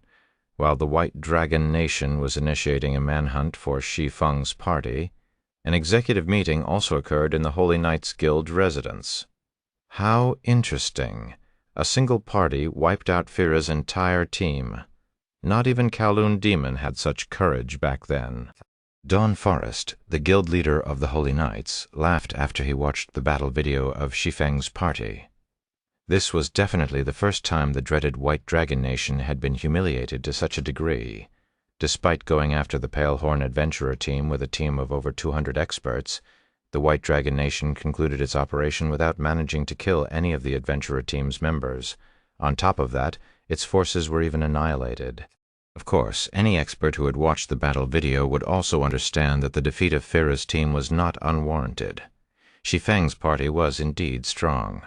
The only problem was that only a small fraction of players in Nightmare Holy City had access to the battle video. The majority only knew that over 200 experts from the White Dragon Nation had lost to a party of unknown individuals. This dealt a huge blow to the White Dragon Nation's prestige. Guild leader, how should we proceed? Nocturne, a level 238 female ranger fully equipped with fragmented legendary equipment, asked. The enemy of our enemy is our friend, Dawn Forest said, grinning. Then he turned to Nocturne and added, Try to find these people and invite them to join us. What if they refuse? Nocturne asked. Refuse, Dawn Forest scoffed. Even if those people are strong, they're still nothing in front of the White Dragon Nation. Their only choice if they want to survive is to join us. They will know what to do if they're not stupid. I understand. Nocturne bowed and left the meeting room. While Nightmare Holy City's top 2 guilds were searching for Shi Feng's party, the players in the city excitedly discussed the party. What's the situation? Are these people crazy? How dare they kill the White Dragon Nation's members? I know, right? The White Dragon Nation and the Holy Knights are now offering astronomical prices for these people's whereabouts. Several of the city's top-ranking adventurer teams have already been tempted to join the search. Not even Kowloon Demon was as crazy as these people back then. Indeed. Kowloon Demon only killed a couple of White Dragon Nation experts at the time. On the other hand, these people killed Fira, a vice-guild leader of the White Dragon Nation. She's one of the top figures in the guild. The White Dragon Nation is offering 1 level 230 fragmented legendary item for the life of each member of this party. It would be great if I could kill one. I had to save up for 2 years to afford my current level 230 epic leg guards. When the resting players talked about Shi Feng's party, their voices were filled with awe. They hadn't expected such brave individuals to exist. Besides the Holy Knights, nobody in Nightmare Holy City dared provoke the White Dragon Nation. It wouldn't be an exaggeration to say that the 2 guilds ruled over the city with an iron fist. Although many experts had tried to oppose the 2 guilds in the past, only Kowloon Demon, the Holy City's #1 expert, managed to survive. Everyone else was forced to retire from God's domain permanently, Now that Shi Feng's party had killed over 200 experts and a vice guild leader from the White Dragon Nation, it went without saying the guild would not spare the party. Amidst the discussions in Nightmare Holy City, Whirlwind Bulwark and his team led Shi Feng's party into the city, their appearance instantly garnering exclamations from the players near the city's entrance. Crap. Aren't those the people who killed the White Dragon Nation's experts? It can't be right. Don't they know the two guilds are currently searching for them? These people must be out of their minds. How dare they show up in the city? Do they think the White Dragon Nation won't dare touch them in the city? Or do they think the city's low-level NPCs can protect them? Are these people delusional? Have they not heard about the upstart guild that provoked the White Dragon Nation a few years ago? When the White Dragon Nation obliterated that guild in the city, none of the NPC guards could do anything about it. Quick, notify the White Dragon Nation. When the players at the entrance saw Shi Feng's party leisurely strolling down the street and browsing shops, they were amazed and flabbergasted. Even though Shi Feng and his party members had just thoroughly offended the White Dragon Nation, they dared to appear in the city. Their behavior could only be described as suicidal. Shortly after Shi Feng's party appeared in Nightmare Holy City, the news reached the White Dragon Nation and the Holy Knights. What? They're strolling in the city now? Are you sure you didn't mishear? Dawn Forest was stunned. I've already had people verify it. It is them without a doubt, Nocturne said very seriously. Good, I'll head over immediately. Notify the others in the guild and have them gather as quickly as possible, Dawn Forest commanded. Meanwhile, inside the White Dragon Nation's residence, Tyrant Wyvern's expression darkened when he received the news. Good, very good. You still dare to swagger in the city after killing my people? Tyrant Wyvern fumed after hearing his subordinate's report. Have everyone in the guild drop what they are doing and go after these people with me. Chapter 3796, Chapter 8070, Primordial Era's Wealth, Chapter 8070, Primordial Era's Wealth, Nightmare, Holy City, Main Street, Commander, more and more people are tailing us now. The White Dragon Nation's experts are most likely on their way here. Should we inform guild leader Black Flame? Star Butterfly said worriedly after glancing at the players monitoring them from all corners of the street. By now, everyone in the city should have already learned about Shi Feng's party killing the White Dragon Nation's experts. Thus, the party's casual strolling in Nightmare Holy City was a huge affront to the guild. It should be known that the White Dragon Nation had millions of members inside Nightmare Holy City. The guild's Tier 6 experts exceeded 10,000. Killing several players inside the city was child's play for the guild. Whirlwind Bulwark nodded in agreement. The White Dragon Nation was a vengeful guild. It would never let any slights against it slip by. Although Whirlwind Bulwark acknowledged the strength of Shi Feng's party, he did not believe the party could resist the White Dragon Nation on the guild's home ground. Guild leader Black Flame, the White Dragon Nation's experts will be here soon. We must hurry if you want to look up information on the Northern Badlands taboo. Okay, let's head over to the library now, Shi Feng said, nodding. Through Whirlwind Bulwark's introduction, Shi Feng already had a general understanding of players' standards and development status in this remnant primordial world. Virtually every level 200-plus player in this world was currently based in Nightmare Holy City. Because of this, the city's player population exceeded 300 million. Additionally, the combat standards of the players here were incredibly high. Only players who had mastered a gold combat technique could be considered elite-level experts.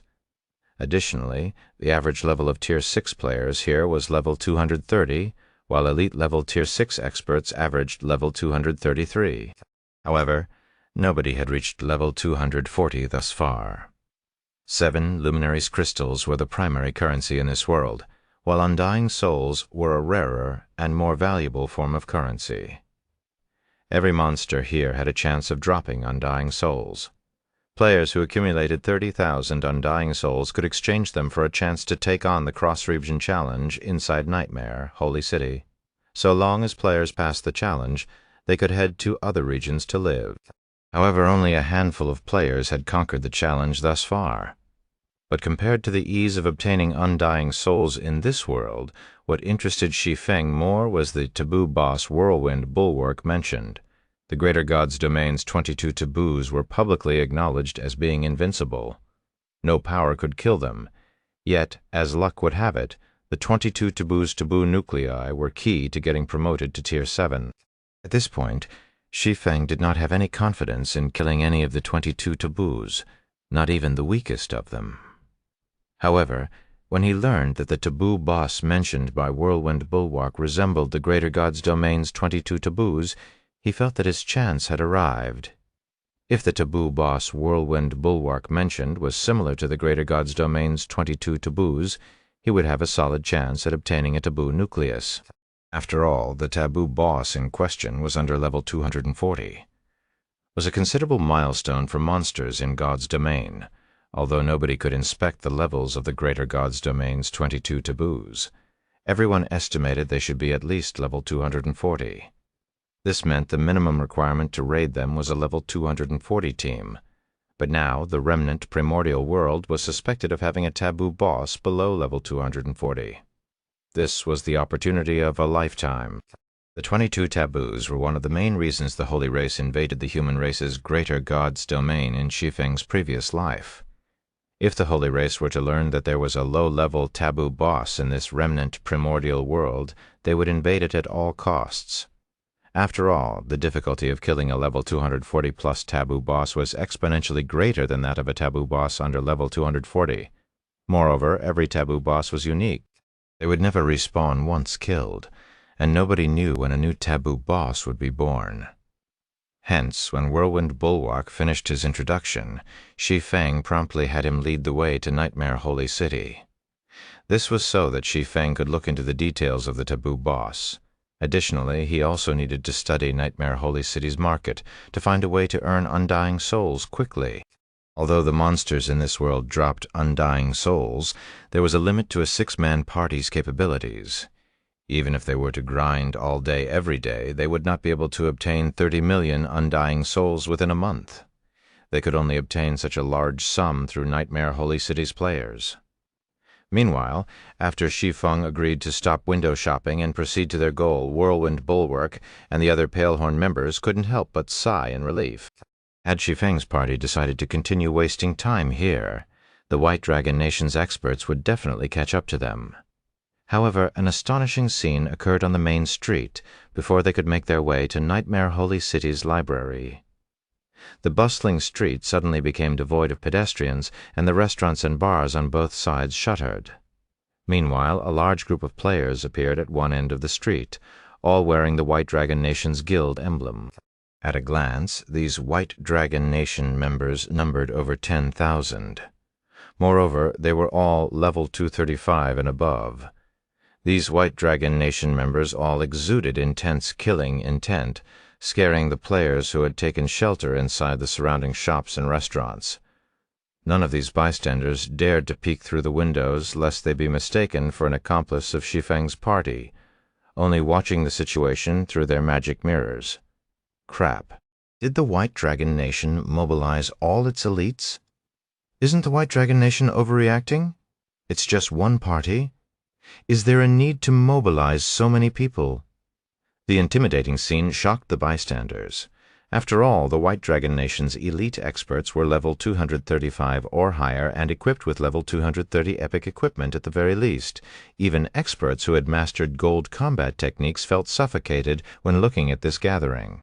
Moreover, this was when the White Dragon Nation's members weren't targeting them specifically.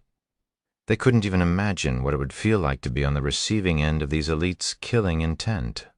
This is the White Dragon Nation crazy. Whirlwind Bulwark also experienced intense pressure when facing this scene. Originally, Whirlwind Bulwark thought that the White Dragon Nation would just mobilize 1,000 or 2,000 experts. After all, Shi Feng's party only had 6 members. They weren't mortal enemies either. Thus, he had never expected Tyrant Wyvern to come after Shi Feng's party with an army. Not even Kowloon Dragon, Nightmare Holy City's #1 expert, had received such treatment when he provoked the White Dragon Nation in the past. In fact, the White Dragon Nation's current response was over 10 times greater. However, just as the White Dragon Nation's elite experts were closing in on Shi Feng, Whirlwind Bulwark, and the others, another army of players appeared at the other end of the street. Although smaller than the White Dragon Nation's army, this other army still had over 10,000 players, and they all wore the Holy Knights Guild emblem. Over 20,000 elite experts from 2 of Nightmare Holy City's strongest guilds had gathered on the main street. This was definitely a first in the Holy City. Subsequently, the guild leaders of the 2 guilds stepped forward and looked at Shi Feng's party of 6. "Are you the experts who killed Fira?" Tyrant Wyvern and Dawn Forest spoke in unison, the scene stunning the eavesdropping bystanders. They had never imagined that the 2 guilds' highest authority would be interested in 6 players who didn't even average level 230. TL notes: on elite-level experts, Fui elite-level experts or elites is officially a thing starting from this chapter. Thus far, the author has been rather vague with the term only using Jing-rate, which translates to elite in this chapter, though the author used Jing-rate Zigosho, which translates to elite-level rank expert. I considered using first class, but opted against it since it'd get wordy very quickly. Chapter 3797, Chapter 871, One Woman, One Spear. Chapter 871, One Woman, One Spear, incredible. They got the guild leaders of the city's top 2 guilds to come to them. Who are these people? The bystanders were shocked and confused by the situation unfolding before them. Even Whirlwind Bulwark found it baffling. Tyrant Wyvern and Dawn Forest were big shots who could shake the entire Nightmare Holy City with so much as a sneeze. Under normal circumstances, meeting either of them would be as difficult as winning the lottery, yet both had now come together because of a single party. Yes, that would be us. Shi Feng calmly responded to Tyrant Wyvern and Dawn Forest's question. "What can I do for you 2? Red Frost and the others also curiously walked over to look at the 2 guild leaders. They behaved like the 20,000-plus elite experts surrounding them did not exist. To ordinary experts, a standoff involving tens of thousands of elite experts was indeed intimidating, especially when over half of these elite experts blatantly exuded killing intent. The average expert would probably collapse mentally when subjected to such heavy menace. However, Shi Feng's party remained unfazed. After all, major conflicts between pseudo-apex powers typically involved upwards of several million experts. Sometimes, hundreds of millions of experts could even be involved. Thus, a conflict involving 20,000-plus experts was nothing. Not to mention, there was not even a single fragmented divine artifact among these players. Very good. I hadn't expected you to have the courage to admit it. Tyrant Wyvern couldn't help but raise his eyebrows slightly when he saw how calmly Shi Feng behaved. I am Tyrant Wyvern, the White Dragon Nation's guild leader. Since you have admitted your sins, that makes things simple. Hand over all your weapons and equipment. Then publicly kneel and apologize to Fira's team. Do that, and I will let this matter slide. Otherwise, you will pay the consequences. Guild leader, aren't we letting them off too easily? Tyrant Wyvern's words surprised the guild executives behind him. Tyrant Wyvern was known for his ruthlessness in Nightmare Holy City. Normally, even when only a few normal guild members were killed after a failed kill-stealing attempt, he would regard it as a provocation by the other party and wouldn't rest until the other party had been annihilated a few dozen times. Now that Fira and her team of over 200 elite experts had been wiped out, it wouldn't be surprising if Tyrant Wyvern called for the permanent erasure of Shi Feng's party from God's domain. Yet he was willing to settle with just an apology. Enough. I have my own considerations. Tyrant Wyvern glared at his subordinates, silencing them compared to avenging Fira. Tyrant Wyvern was much more interested in the weapons and equipment of Shi Feng's party. He was also somewhat wary of the identities of Shi Feng and his party members. Through the battle video, Tyrant Wyvern could tell that Shi Feng and his party members possessed extraordinary basic attributes. Under normal circumstances, even he could not one-shot Fira. Yet the level 227 Heiser had done it. Logically, even if Heiser had used a combat technique above the gold standard, she still shouldn't be able to one-shot Phyra. Thus, Tyrant Wyvern concluded that the weapons and equipment used by Heiser and the rest of Shi Feng's party were far above the fragmented legendary rank. If he could get his hands on these powerful weapons and equipment, it would propel his overall strength to a whole new level and greatly increase his chances of clearing the cross-region challenge. He might even be able to let other members of the guild clear it. At that time, the White Dragon Nation would officially become the #1 guild in Nightmare Holy City. The only problem was obtaining these items. Even if he applied the Divine Soul Curse to Shi Feng's party, they wouldn't drop all their equipped items on death, much less the items in their bags. If they moved their weapons and equipment into their bags when they neared death, it would be a huge loss to the White Dragon Nation. Friend, you don't have to listen to Tyrant Wyvern. So long as you join the Holy Knights, I can guarantee nothing will happen to you in Nightmare Holy City, Dawnforest said, smiling at Shi Feng. Additionally, once you and your party members join the Holy Knights, so long as you perform well, you will be assigned an elder position at the very least. Madness. This is madness. Am I hearing things that Dawnforest is making such a promise to a group of unknown experts? Not even Kowloon Demon received such an offer back then?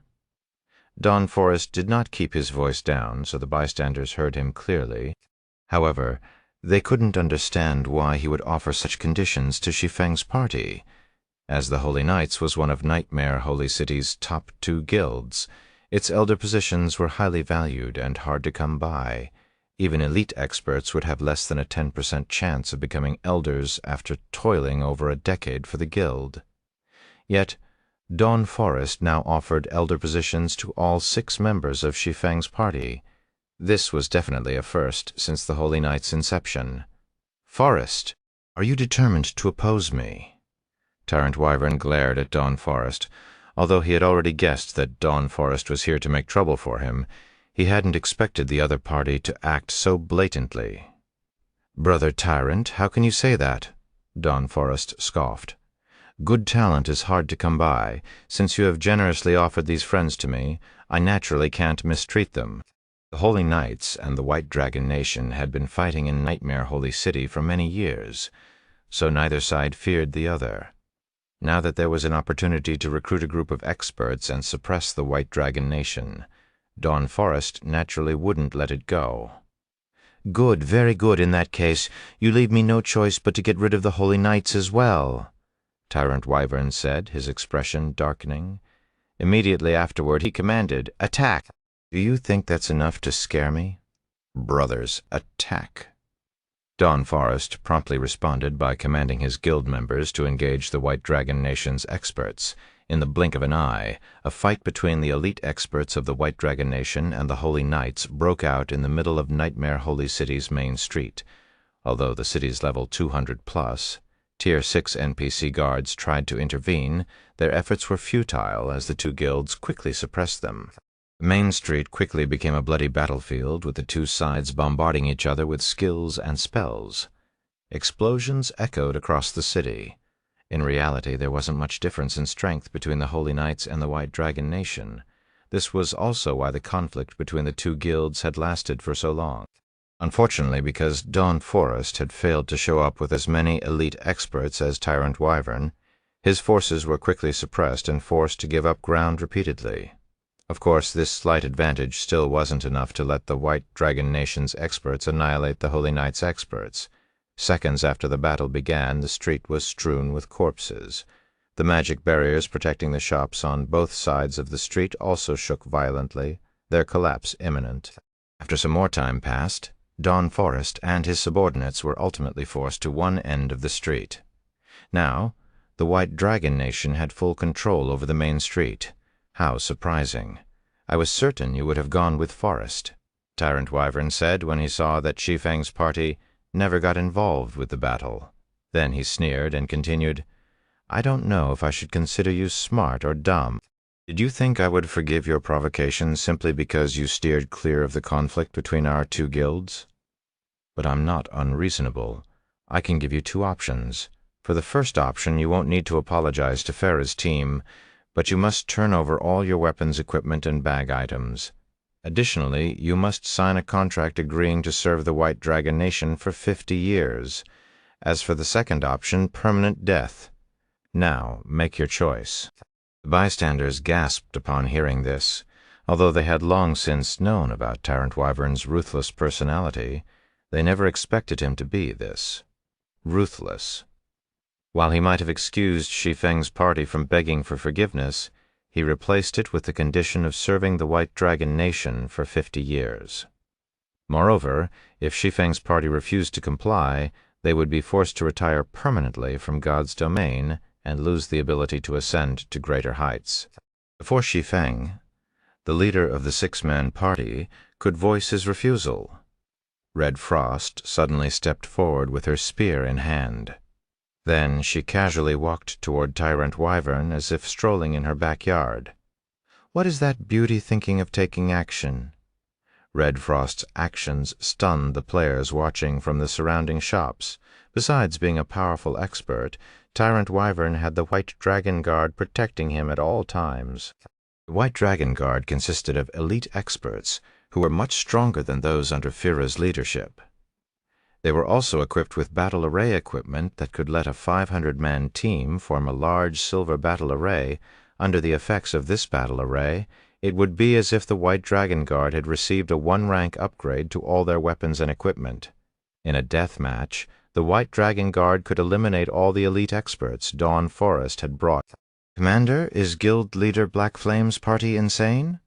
Why would they have only one person fight?" Star Butterfly was bewildered when she saw the rest of Shi Feng's party remaining motionless. "That's the White Dragon Guard we're talking about. They're completely different from Fira's team."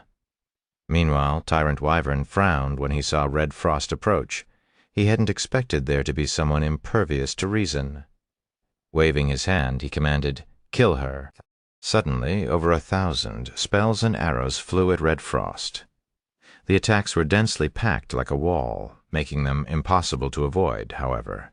Shortly after these attacks were launched, Red Frost raised her crimson spear and thrust it forward. Then, a pillar of scorching flames shot into the sky, incinerating the oncoming spells and arrows, scorching blood. This was the profound skill of Red Frost's divine spear. Moreover, she could exert 100% of the skill's potential because she was now a sixth-floor expert. Chapter 3798, Chapter 872, Terror of a Sixth-Floor Expert. Chapter 872, Terror of a Sixth-Floor Expert. Boom. Shortly after the towering flame pillar appeared, a loud explosion rocked Nightmare Holy City, followed by an eerie silence. At this moment, time seemed to pause, as the members of the White Dragon Nation and the Holy Knights had stopped fighting.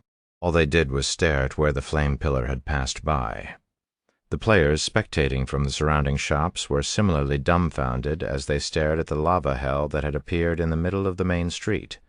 They also couldn't help but gape at the large hole in Tyrant Wyvern's chest.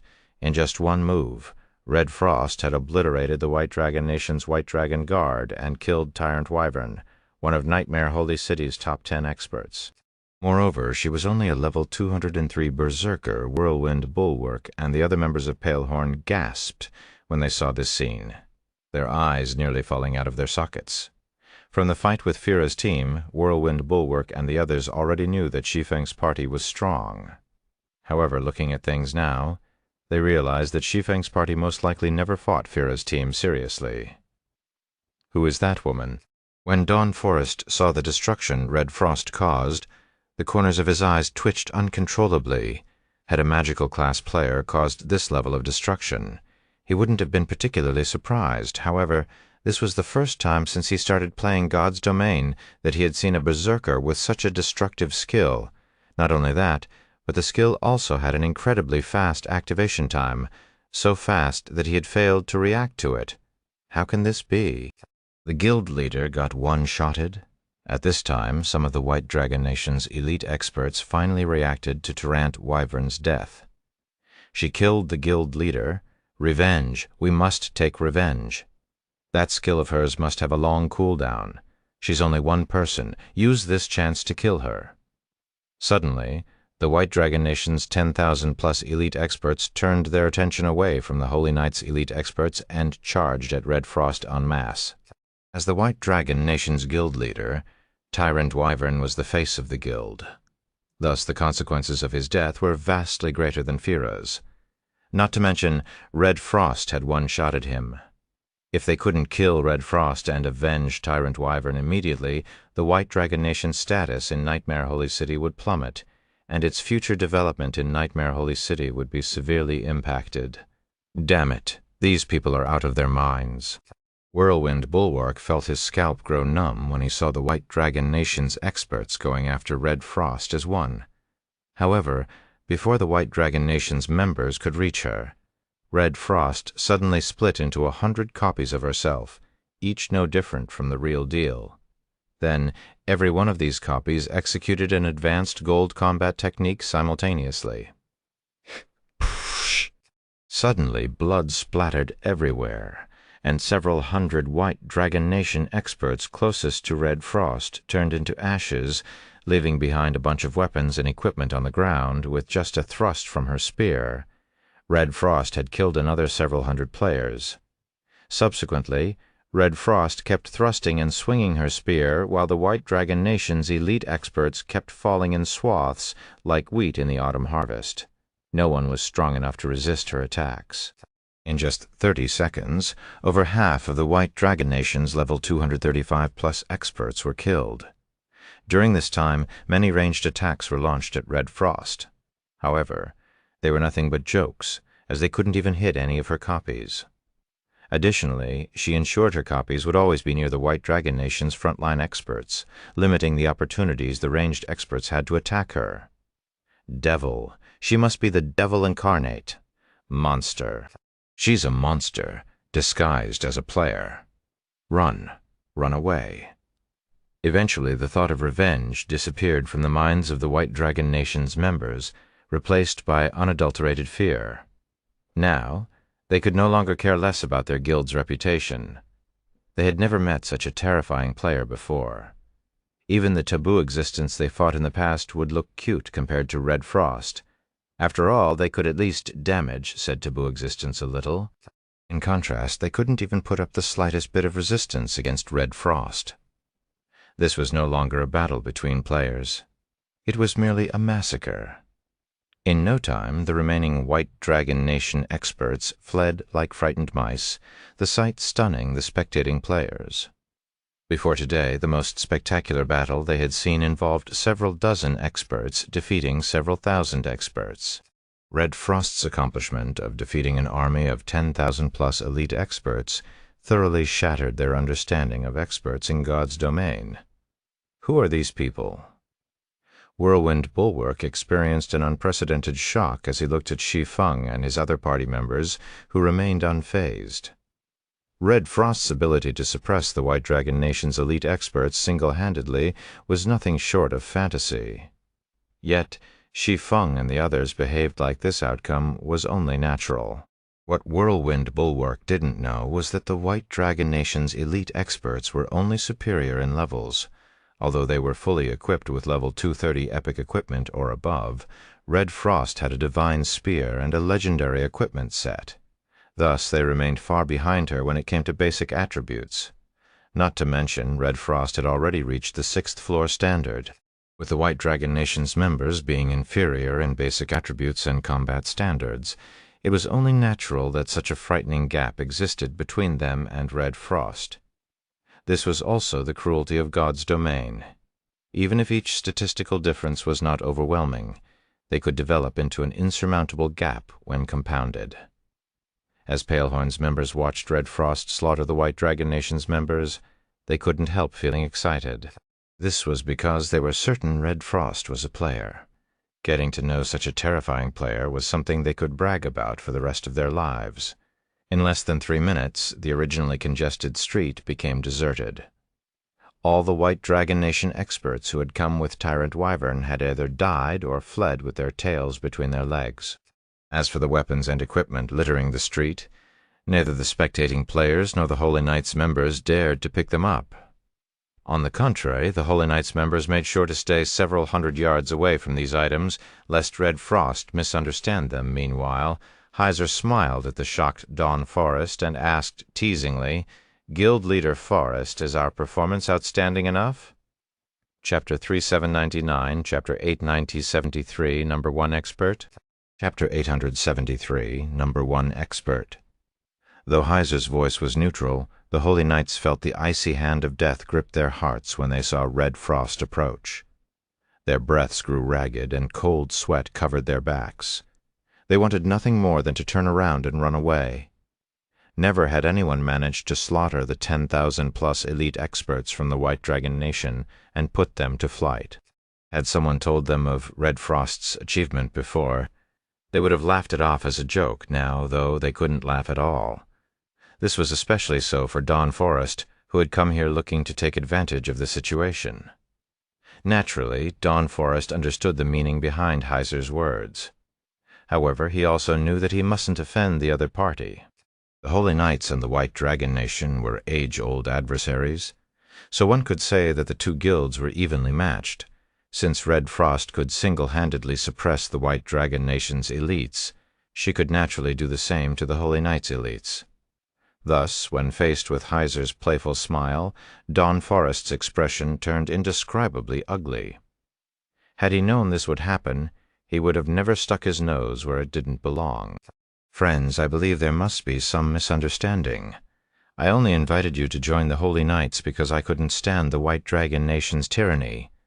Had I known you were so strong, I wouldn't have been such a busybody.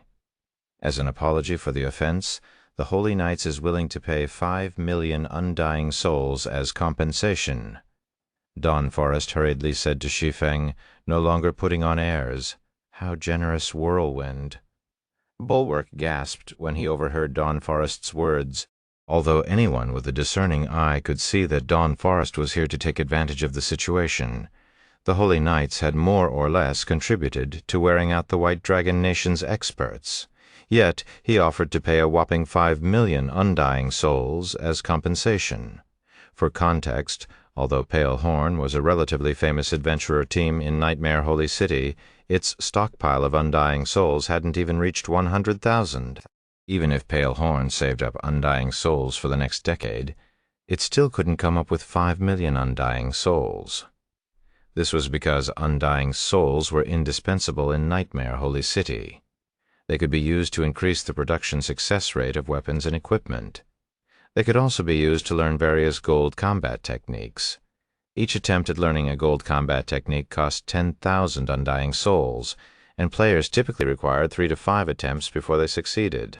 Thus, expert players' consumption of undying souls in Nightmare Holy City was incredibly high. While the drop rate of undying souls in the Nightmare Holy City region was quite high, a sum of 5 million undying souls was by no means a small amount, even for the Holy Knights. Such a loss would significantly affect the guild's development, however. As Whirlwind Bulwark wasn't the leader of a large guild, he didn't know about Dawn Forest's considerations. For guilds like the Holy Knights, it was their worst nightmare to make an enemy out of experts like Shi Feng's party. If Shi Feng's party decided to ambush the Holy Knights' elite experts out in the fields, a few bouts would be more than enough to make the guild suffer. Moreover, the Holy Knights could do nothing about Shi Feng's party. Should such a situation persist over a long period, the damage to the guild would be tremendous. Not to mention, besides apologizing for his mistake, Dawn Forest intended to use the 5 million undying souls to establish a connection with Shi Feng's party. 5 million undying souls? Shi Feng was a little surprised. Nightmare Holy City was far wealthier than he imagined. He never expected a guild to be able to take out 5 million undying souls. This was already equivalent to a world's scar. When Dawn Forest saw Shi Feng frowning slightly, he mistook it for dissatisfaction with his compensation. After hesitating briefly, he gritted his teeth and said, "If that's not enough, what if I add this ancient magic tome?" After saying so, Dawn Forest retrieved an ancient tome made from dragon skin from his bag.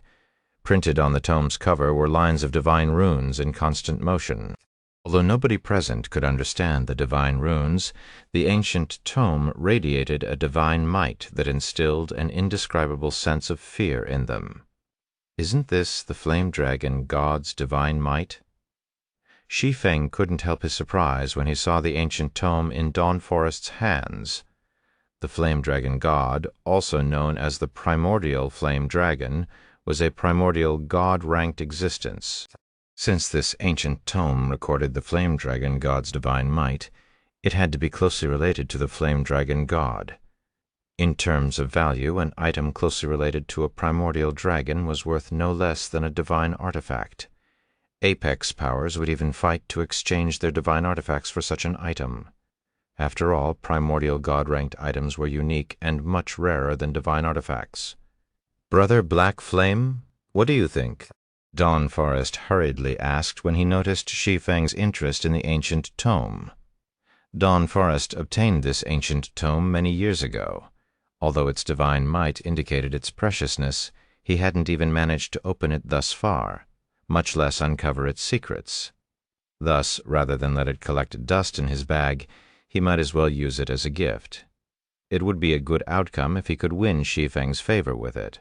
After all, the status of Shi Feng's party in Nightmare Holy City would definitely surpass that of the White Dragon Nation and the Holy Knights after today. In that case, I won't hold back, Shi Feng said as he accepted the ancient tome with a smile. His main goal in this remnant primordial world was to collect undying souls.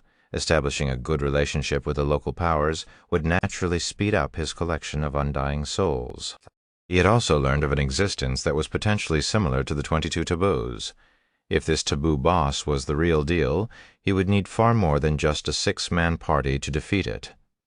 Dawn Forest sighed in relief when Shi Feng accepted the ancient tome. Then, he promptly transferred 5 million undying souls to Shi Feng. As for the various taboo epic and taboo fragmented legendary items scattered on the street, Shi Feng decided to sell them to Dawn Forest at a bargain. The White Dragon Nation had left over 6,000 taboo epic equipment and 400 taboo fragmented legendary items behind. Although Dawn Forest had to fork out an additional 4.5 million undying souls for them, he was more than happy to do so. All level 230-plus taboo epic and taboo fragmented legendary items were made by players. Due to the low production success rate, it was very difficult to produce many in a short time. Likewise, it was also difficult to buy them in bulk, even if one had the money to do so. Hence, it was a windfall for the Holy Knights to purchase over 6,400 of these items at once. After Shi Feng made a large sum of undying souls, he happily went to Nightmare Holy City's library to verify whether the Northern Badlands taboo existence was similar to the 22 taboos. Meanwhile, news of Shi Feng's party thrashing the White Dragon Nation quickly spread throughout Nightmare Holy City, shocking everyone. Incredible, this person single-handedly suppressed the White Dragon Nation's elite experts and intimidated the Holy Knights. I'd be set for life if I had half her strength. I'm guessing Nightmare Holy City will have a new #1 expert. I doubt Kowloon Demon can match this female berserker. Goddess. She's my goddess from now on. For a time, everyone in Nightmare Holy City discussed Shi Feng's party, particularly Red Frost's terrifying display of strength. The appearance of the party relegated the city's 2 former overlords to second place. In the Nightmare Holy City region's Northern Badlands, a young man in platinum armor was contending with the Putrid Dragon, a level 237 divine regional boss. The young man stood 6 meters tall, with 4 horns growing out of his head and 2 sets of arms. On the other hand, the Putrid Dragon had a frame exceeding 1,000 meters in height and a fearsome corrosive power. Usually, it could easily wipe out a Tier 6 team of the same level, but at this time it could do nothing against the young man with the glacial expression. The two were evenly matched, which allowed the 19 players behind the young man to chip away at the Putrid Dragon's HP. After nearly 2 hours into the battle, the Putrid Dragon's HP fell to 0, and several players behind the young man leveled up, reaching level 237. While the team rested, a blonde female elf appeared before the 20-man team. The elf was a level 239 swordsman, a top-tier existence even in Nightmare Holy City. Yet when she faced the young man in platinum armor, she had a respectful expression. Kowloon, a new expert, has appeared in Nightmare Holy City.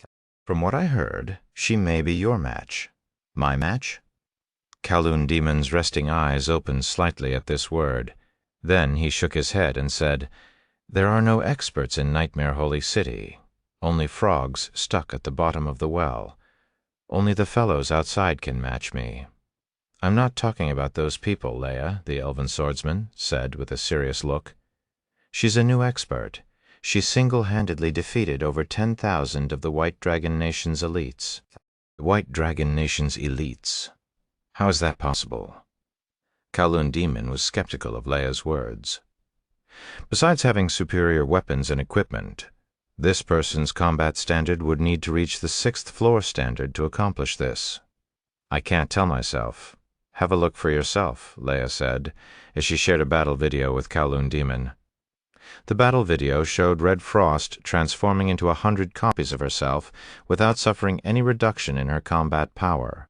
It also showed her mowing down the White Dragon Nation's army with an unstoppable force. In only 3 minutes, she had traumatized the White Dragon Nation's elite experts into fleeing in a panic. Impossible! Kowloon Demon's eyes widened as he watched the battle video. How could there be a 6th floor expert here? So she's really at the 6th floor standard? When Leia got her answer from Kowloon Demon's shock, she was stunned despite herself. After all, this was the legendary standard she had been pursuing until now. Incredible! Incredible! Kowloon Demon's eyes lit up as he stared at Red Frost's figure in the battle video. I never expected to find a qualified opponent in this backwater place. Before Leia could say anything more, Kowloon Demon stood up and took out a magic scroll from his bag. "What are you doing?" Leia exclaimed when she saw the magic scroll in Kowloon Demon's hands. The Tier 6 Divine Runic Teleportation Scroll. Only a few such scrolls existed in the entire Nightmare Holy City, each a life-saving treasure that could be used to escape even ancient gods. "What do you think? Of course, I'm going to meet her," Kowloon Demon said excitedly. "She might have the qualifications to join us." After saying so, Kowloon Demon disappeared from the Northern Badlands, leaving Leia behind, kicking the ground in exasperation. Chapter 388 Chapter 874 Badlands Taboo. Chapter 874 Badlands Taboo. Nightmare Holy City Library. The libraries in God's Domain weren't just places for players to learn about God's Domain's history and various knowledge. They also served as a marketplace for players to sell information. So long as players had battle videos or information they believed was important in God's Domain, they could pay a fee to sell it in a library for in-game currencies. Although this could be regarded as an alternative to selling information on the official forums, the two were different. This was because the magic crystal balls in libraries could perfectly reproduce a player's experience as if they were reading the player's memories. They could collect information that was far more detailed than what players could collect. Because of this, even though players typically had to pay exorbitant amounts of in-game currency for information at libraries, many were still willing to do so. A taboo boss. The Northern Badlands do have a taboo boss. Shi Feng grew excited when he saw the information recorded on the magic crystal ball in his hand. According to the library's records, as many as 119 teams had challenged the Northern Badlands taboo boss, and over 100 players had specifically gone to investigate it. As a result, much information was available. If he were to compile all the information on the Greater God's Domain's 22 taboos, the result wouldn't compare to what was available on the Northern Badlands taboo boss. This was because almost every player who faced the 22 taboos suffered a permanent death.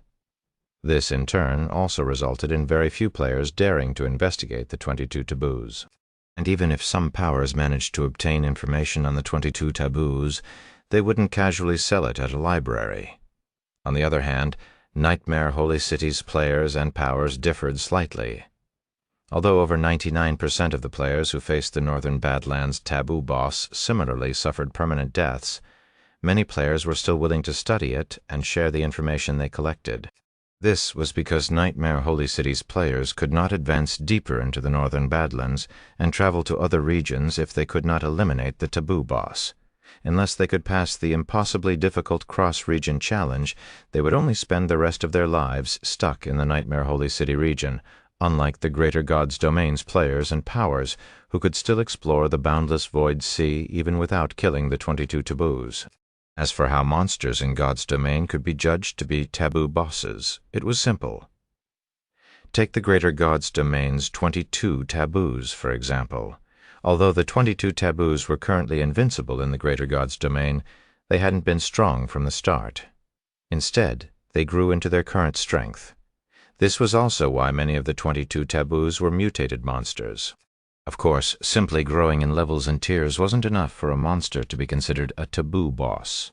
Only after a monster could cast a true world and gained a unique ability, such as the Undying Mother and its unique ability, Undying, would they be deemed as one. Shi Feng browsed the battle records of the 119 teams that had fought the Northern Badlands taboo boss. Although these teams never managed to see its true appearance, their experiences proved that it could cast a true world. When subjected to the world laws of a true world, players would be subjected to an all-encompassing suppression of 50% or more, regardless of their levels, equipment standards, or law projection standards. Even bona fide ancient gods were no exception. Moreover, this was only the effect of a true world's basic laws. A true world could have other effects depending on the taboo boss's level and the unique world laws they mastered. The Northern Badlands taboo boss had clearly displayed a true world, as every player who challenged it experienced an all-encompassing suppression of 50% or more. Even level 239, Tier 6 experts were no exception. It's a pity that none of these records show the taboo boss's unique ability. Otherwise I could make better preparations. Shi Feng sighed when he finished reading all the available information. None of the players who shared their findings in the library had seen the taboo boss's unique ability. The only good news was that the taboo boss was under level 240. Had it been a level 240 taboo boss, a normal attack would be enough to one-shot a level 239 tank equipped with 5 divine artifacts. However, based on the library's records, a level 239 tank fully equipped with level 235 fragmented legendary equipment, after activating his life-saving measures, only lost 80% of his HP when struck by a giant arm from the Northern Badlands taboo boss. Based on this information alone, Shi Feng knew that the Northern Badlands taboo boss had not reached level 240. It was likely only at level 238 or level 239. It seems I'll have to increase the party's level quickly. Shi Feng got a headache when he saw the levels of Red Frost and the others through the party window. Although leveling up in the Nightmare Holy City region should be quite easy, it'd be wishful thinking if he thought he could kill a taboo boss with a 6-man party. He'd need at least a 100-man team. Moreover, he had to kill the Northern Badlands taboo boss in 20 days. This was because he still had Kalish's quest to collect 30 million undying souls in 30 days, and Enos's quest to kill the Undying Mother. After researching the taboo boss, Shi Feng went to a VIP reading room to study the ancient tome he received from Dawn Forest. When Shi Feng initially obtained the ancient tome, he didn't dare to study it in detail. This was because he quickly recognized the flowing divine runes on the ancient tome formed divine patterns. Others might not recognize what these divine patterns represented, but as a divine engraver, Shi Feng was certain it was a sealing engraving. The sealing engraving was a commonly used sealing method before the mythical era. It was impossible to undo without sufficient knowledge of divine engravings. Among the reasons the Greater God's Domain's various powers were heavily invested in divine engraving research were the items sealed by sealing engravings that they obtained from ruins. The sealing engraving placed on the ancient tome wasn't particularly powerful. Any basic divine engraver could undo it. They merely needed to make a copy of the sealing engraving to undo it. Immediately, Shi Feng analyzed the sealing engraving and copied it using the pure mana of 7 luminaries crystals. 1 minute, 10 minutes, 30 minutes after going at it for 2 hours, Shi Feng finally completed a copy of the ancient tome's sealing engraving. The instant he undid the sealing engraving, All the information in the ancient tome became available to him. A dragon's roar also shook the room. Chapter 3801, Chapter 875, Dragon Slayer, Chapter 875, Dragon Slayer. As the ancient tome released one dragon roar after another, the VIP reading room's magic barrier ramped up to maximum defense. In this state, the magic barrier could easily withstand Tier 6 attacks. Yet the dragon roars still pushed it to the brink of failure before they subsided. How close! Shi Feng's heart pounded as he looked at the cracked barrier. Had the ancient tome released a few more dragon roars, the barrier would have shattered, and the dragon roars would have spread across the entire nightmare holy city, alerting everyone of the birth of a priceless treasure. Although Red Frost had just repelled the White Dragon Nation and intimidated the city's many powers and players, that didn't mean she could take on the entire city. Whether it was Red Frost or their party, they would quickly be drowned to death if the whole city decided to attack them. Nonetheless, following the removal of the ceiling engraving, the identity of the ancient tome also came to light, a mythical era creation. Specifically, it was the dragon-hunting artillery construction design. The dragon-hunting artillery, also known as the Dragon Slayer, was a terrifying weapon that could hunt even dragon gods. While the average player might not have much use for it, it was a priceless treasure for teams and powers. If a town had a few dragon-hunting artilleries constructed, nobody would dare to attack it recklessly.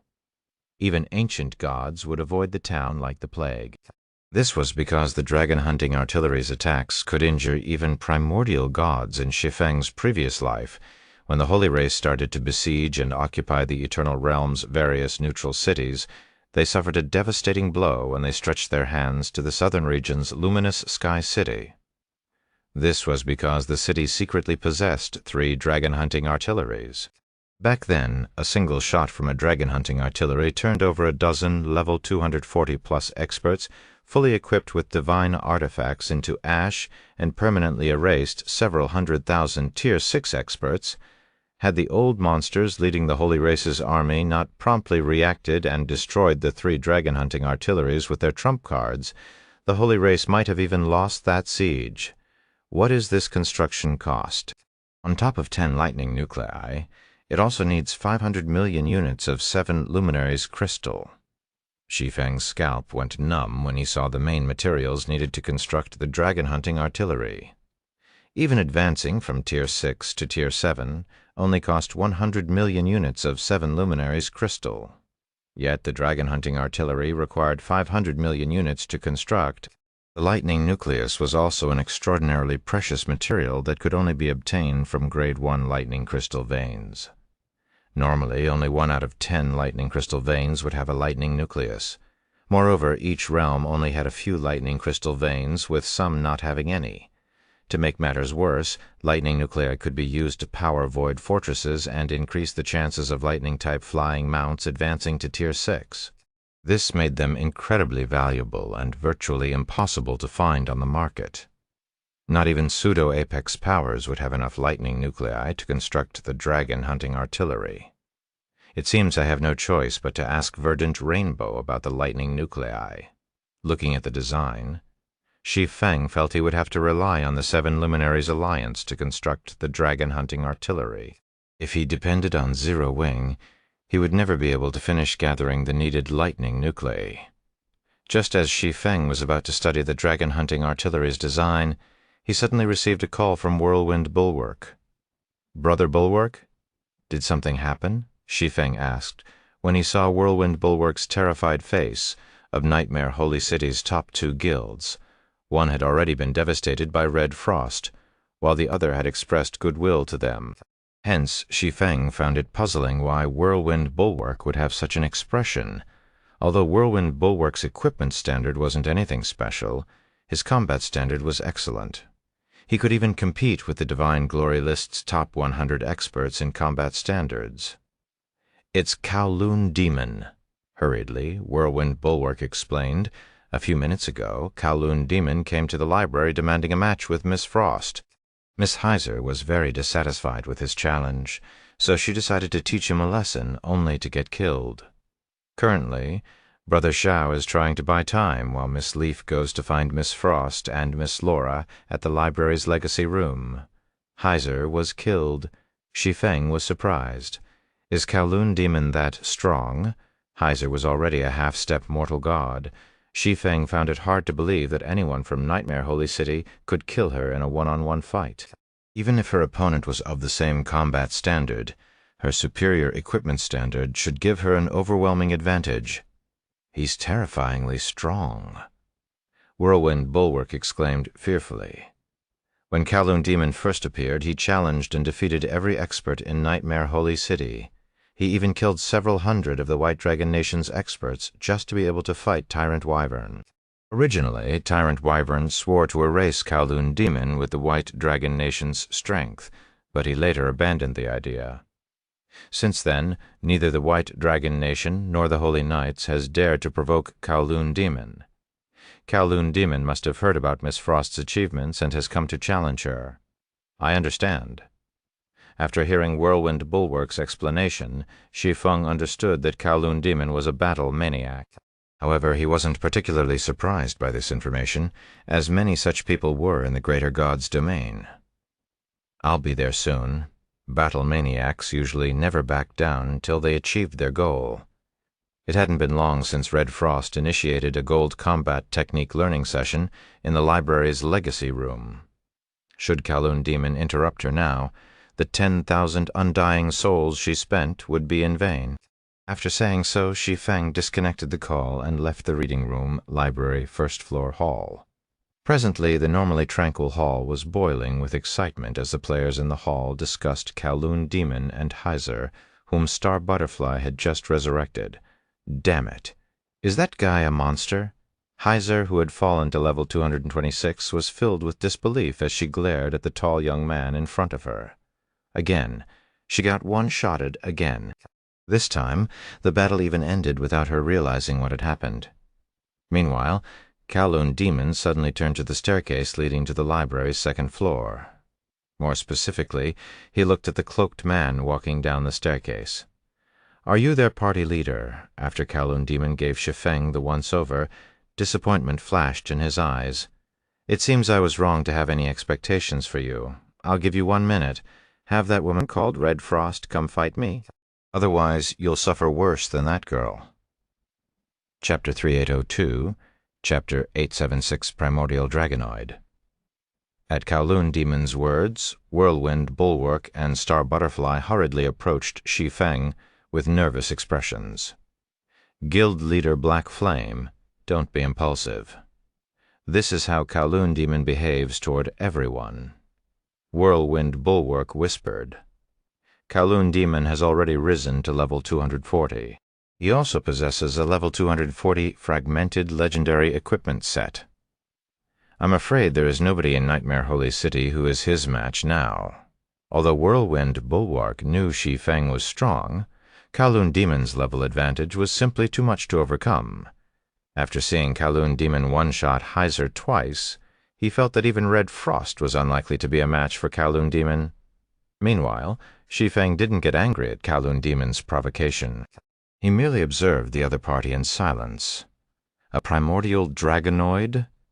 When Shi Feng looked at Kowloon Demon's 4 horns and 4 arms, he suddenly thought of a mythical era race from the Greater God's domain. Primordial dragonoid.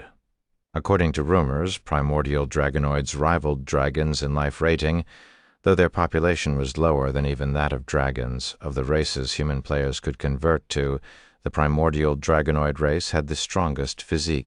However, throughout Shi Feng's previous life, nobody from the human race's Greater God's domain had managed to become a primordial dragonoid. More specifically, the method to convert to this mythical era race had never been found. In addition to being a primordial dragonoid, Kowloon Demon also wielded 4 extraordinary sabers. All 4 were level 240 taboo legendary weapons. Such weapons were incredibly rare in the Greater God's domain.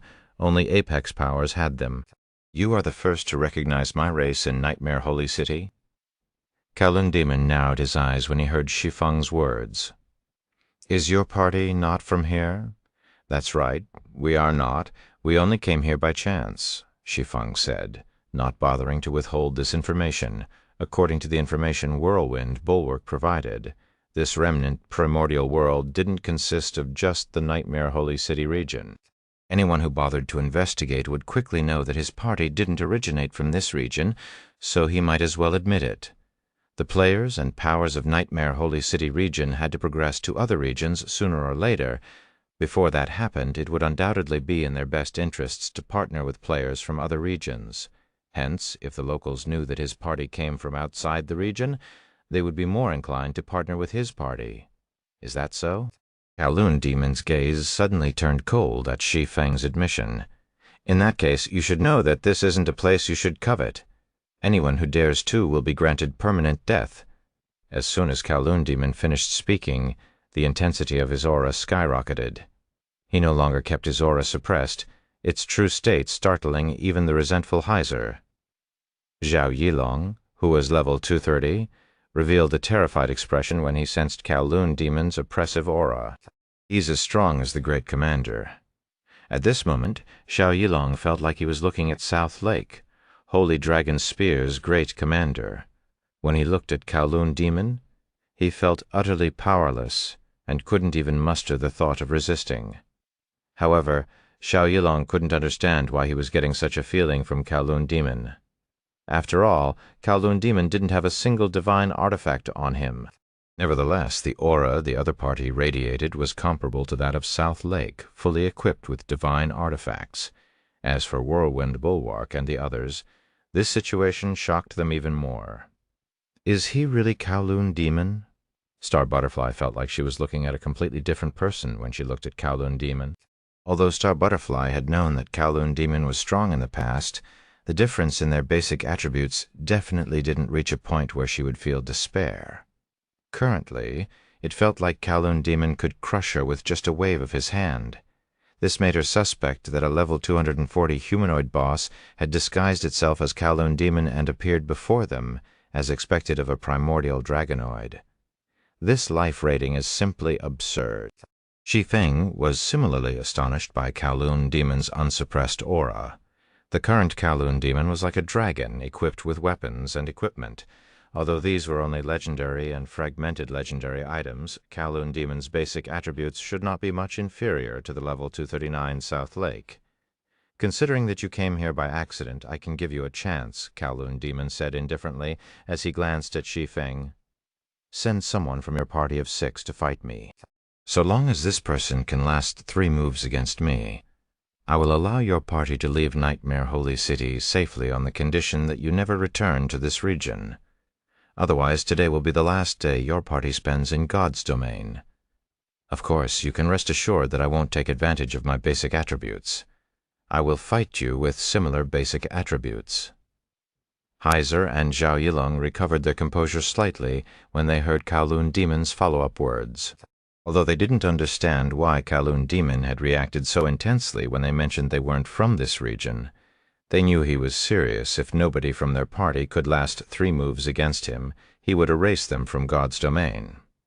Fortunately, Kowloon Demon didn't intend to capitalize on his basic attribute advantage. In a competition of combat standards, Red Frost absolutely stood a chance against Kowloon Demon.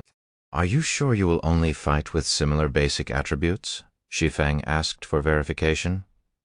Naturally, I always keep my word, Kowloon Demon said with certainty. Then he glanced at Shi Feng and added, You're not worth breaking my promise. All right, hurry up and call that Red Frost woman over. My patience is limited, so you had best not waste time. When Kowloon Demon finished speaking, Zhao Yilong promptly tried to contact Red Frost, not daring to waste any time.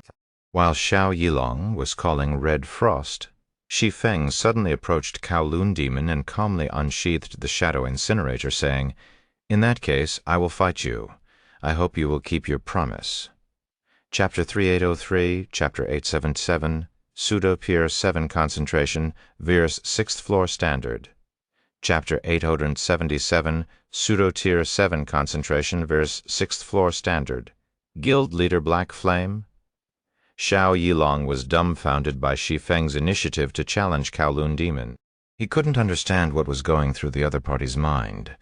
Kowloon Demon's combat standard was the best Xiao Yilong had ever seen. Even Heiser, a half-step mortal god, had failed to survive one move against Kowloon Demon. Moreover, Kowloon Demon likely hadn't relied on his basic attribute advantage in the 2 times he one-shotted Heiser.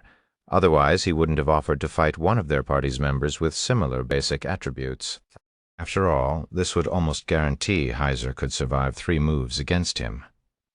Thus, Red Frost, who could similarly one-shot Heiser, should be the best candidate to trade blows with Kowloon Demon. Although having Red Frost fight Kowloon Demon right now would mean wasting 10,000 undying souls, it was much better than jeopardizing the whole party's safety. So why was Shi Feng stepping forward right now? Guild leader Black Flame, we should let Big Sis Frost handle this, Heiser said anxiously. Kowloon Demon's combat standard has likely reached the 6th floor standard already. Aside from Big Sis Frost, the rest of us will have difficulty surviving 3 moves against him. Shi Feng clearly hadn't reached the 6th floor standard yet. If he tried to fight a 6th floor expert with similar basic attributes, it was unlikely he could last 3 moves. You want to fight me? Kowloon Demon looked at Shi Feng in surprise. It seems that you are quite confident. But do you really think you can last 3 moves against me despite not being a 6th floor expert? When Shi Feng appeared, Kowloon Demon could immediately tell that the other party was not a 6th floor expert. This was why he had reacted in disappointment. At this point, Kowloon Demon was refraining from eliminating Shi Feng's party out of respect for Red Frost, a 6th floor expert like himself. Otherwise, he would have permanently erased the party from God's domain, regardless of how they ended up in the Nightmare Holy City region. As for why Kowloon Demon had offered this 3-move agreement, it was only to determine Red Frost's exact combat standard. He had never expected Shi Feng, who wasn't even at the 6th floor standard, to challenge him. This made him wonder if he had misjudged Shi Feng. I have a few tricks up my sleeve, Shi Feng said calmly as he looked at Kowloon Demon. While you might be a 6th floor expert, I am confident I can last 3 moves against you under the same basic attributes. Under normal circumstances, Shi Feng could only rely on the Feather of Oath if he had to fight a 6th floor expert who matched South Lake in basic attributes. However, he would prefer to avoid such a scenario if possible. The Feather of Oath's war goddesses might be able to defeat Kowloon Demon, but they were unlikely to kill him. After all, players were not monsters.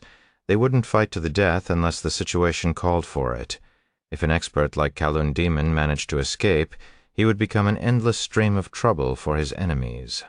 This was why the various apex powers in Shi Feng's previous life generally chose to avoid confrontation with the 3 absolutes. An apex power might have the means to defeat the 3 absolutes, but it lacked the ability to kill them. If it made an enemy of the 3 absolutes, its members would suffer. Likewise, unless Shi Feng's party had the means to kill Kowloon Demon, they would have no choice but to play by his rules. Otherwise, they would only suffer a bigger headache. Good. Let's see if you can survive 3 moves against me.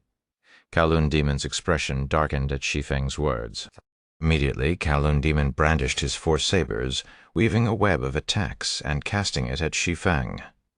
The speed of his execution was so quick that few experts present managed to react to it. Is this the move he used against me? Heiser looked at the saber web solemnly. She finally understood how Kowloon Demon had managed to kill her before she could process what had happened. Fast. His attacks were too fast. Both times she challenged Kowloon Demon, she started the fight with less than 10 yards between them. As a result, his saber web hit her before she could react. Now, not only was she spectating the fight from a distance, but there were also 30 yards between Kowloon Demon and Shi Feng. This gave her just enough time to react to Kowloon Demon's saber web, or more specifically, track his saber's movements, and this outcome shocked her. After all, Kowloon Demon was currently fighting with his basic attributes suppressed. She doubted she could keep track of his attacks if he fought at full strength, even if they had been 300 yards apart. What speed! Meanwhile, Shi Feng was also astonished by the speed of Kowloon Demon's attacks. If not for his pseudo-Tier 7 concentration, which enabled him to perceive time flow at a slower rate, he would have had difficulty keeping up with the other party's speed. Without hesitation, Shi Feng executed Sword's Orbit with the Shadow Incinerator and the Winter of Eternal Night. Clang, clang, clang, a series of metal collisions sounded in the hall in quick succession. The frequency of the collisions was so high that it felt like hundreds of weapons were clashing simultaneously. The collision of the sabers and swords also produced numerous sparks that illuminated the entire hall and shockwaves that forced many level 230, Tier 6 players back a step. Are they human? Heavens, I'm level 235, yet I can't even stand steadily right now. How strong are their attacks? The spectators in the hall were stunned by the repercussions of the clash. Shi Feng and Kowloon Demon had traded only one move, yet that was enough to turn the library's first-floor hall into a void battlefield. The power of their attacks was so great that it wouldn't be an exaggeration to consider them humanoid bosses. "You are good. I hadn't expected you to keep up with my speed," Kowloon Demon said as he looked at Shi Feng in surprise. He hadn't thought a non-sixth-floor expert like Shi Feng could keep up with his reaction speed. Moreover, Shi Feng had accurately blocked every one of his attacks. "But how will you fare against my next move?" After saying so, Kowloon Demon swung his 4 sabers in unison, creating over 24 saber lights that merged into one and split the hall in half. When Shi Feng saw the oncoming saber light, he dared not hold back anymore. Immediately, he activated the miniature abyssal world and swung the Shadow Incinerator, creating a full moon goddess-ranked mana technique, Dark Moon, Chapter 3804, Chapter 878, Royal Power, Chapter 878, Royal Power, boom! A deafening explosion resounded throughout the library. For a moment, the light in the hall disappeared. Then a full moon rose, returning peace to the world. In the blink of an eye, the first-floor hall became a dark void, and standing in the middle of this void were Shi Feng and Kowloon Demon, although there was a huge level gap between the two, with Shi Feng being level 212 and Kowloon Demon being level 240. Kowloon Demon was the only one to sustain damage in the second exchange. His HP falling by 5%, Guild Leader Black Flame 1 Heiser couldn't believe her eyes. It was obvious that Shi Feng had yet to reach the 6th-floor standard. Yet, in a clash with Kowloon Demon, a bona fide 6th-floor expert, he had emerged superior. We won. Xiao Yilong was dumbfounded when he saw that only Kowloon Demon received damage. He couldn't help but grow excited. Although this was only the second exchange, it should be virtually impossible for Kowloon Demon to kill Shi Feng in the third exchange, unless he shamelessly fought using his full basic attributes. Thus, their party had effectively won the agreement. Meanwhile, Whirlwind Bulwark and the other Pale Horn members gaped at this situation. "Aren't we in the library? Is Guild Leader Black Flame really only level 212? Rather than the clash between a 6th-floor expert and a non-6th-floor expert, Pale Horn's members were more surprised by the destruction Shi Feng caused. Nightmare Holy City's library was the sturdiest structure in the city.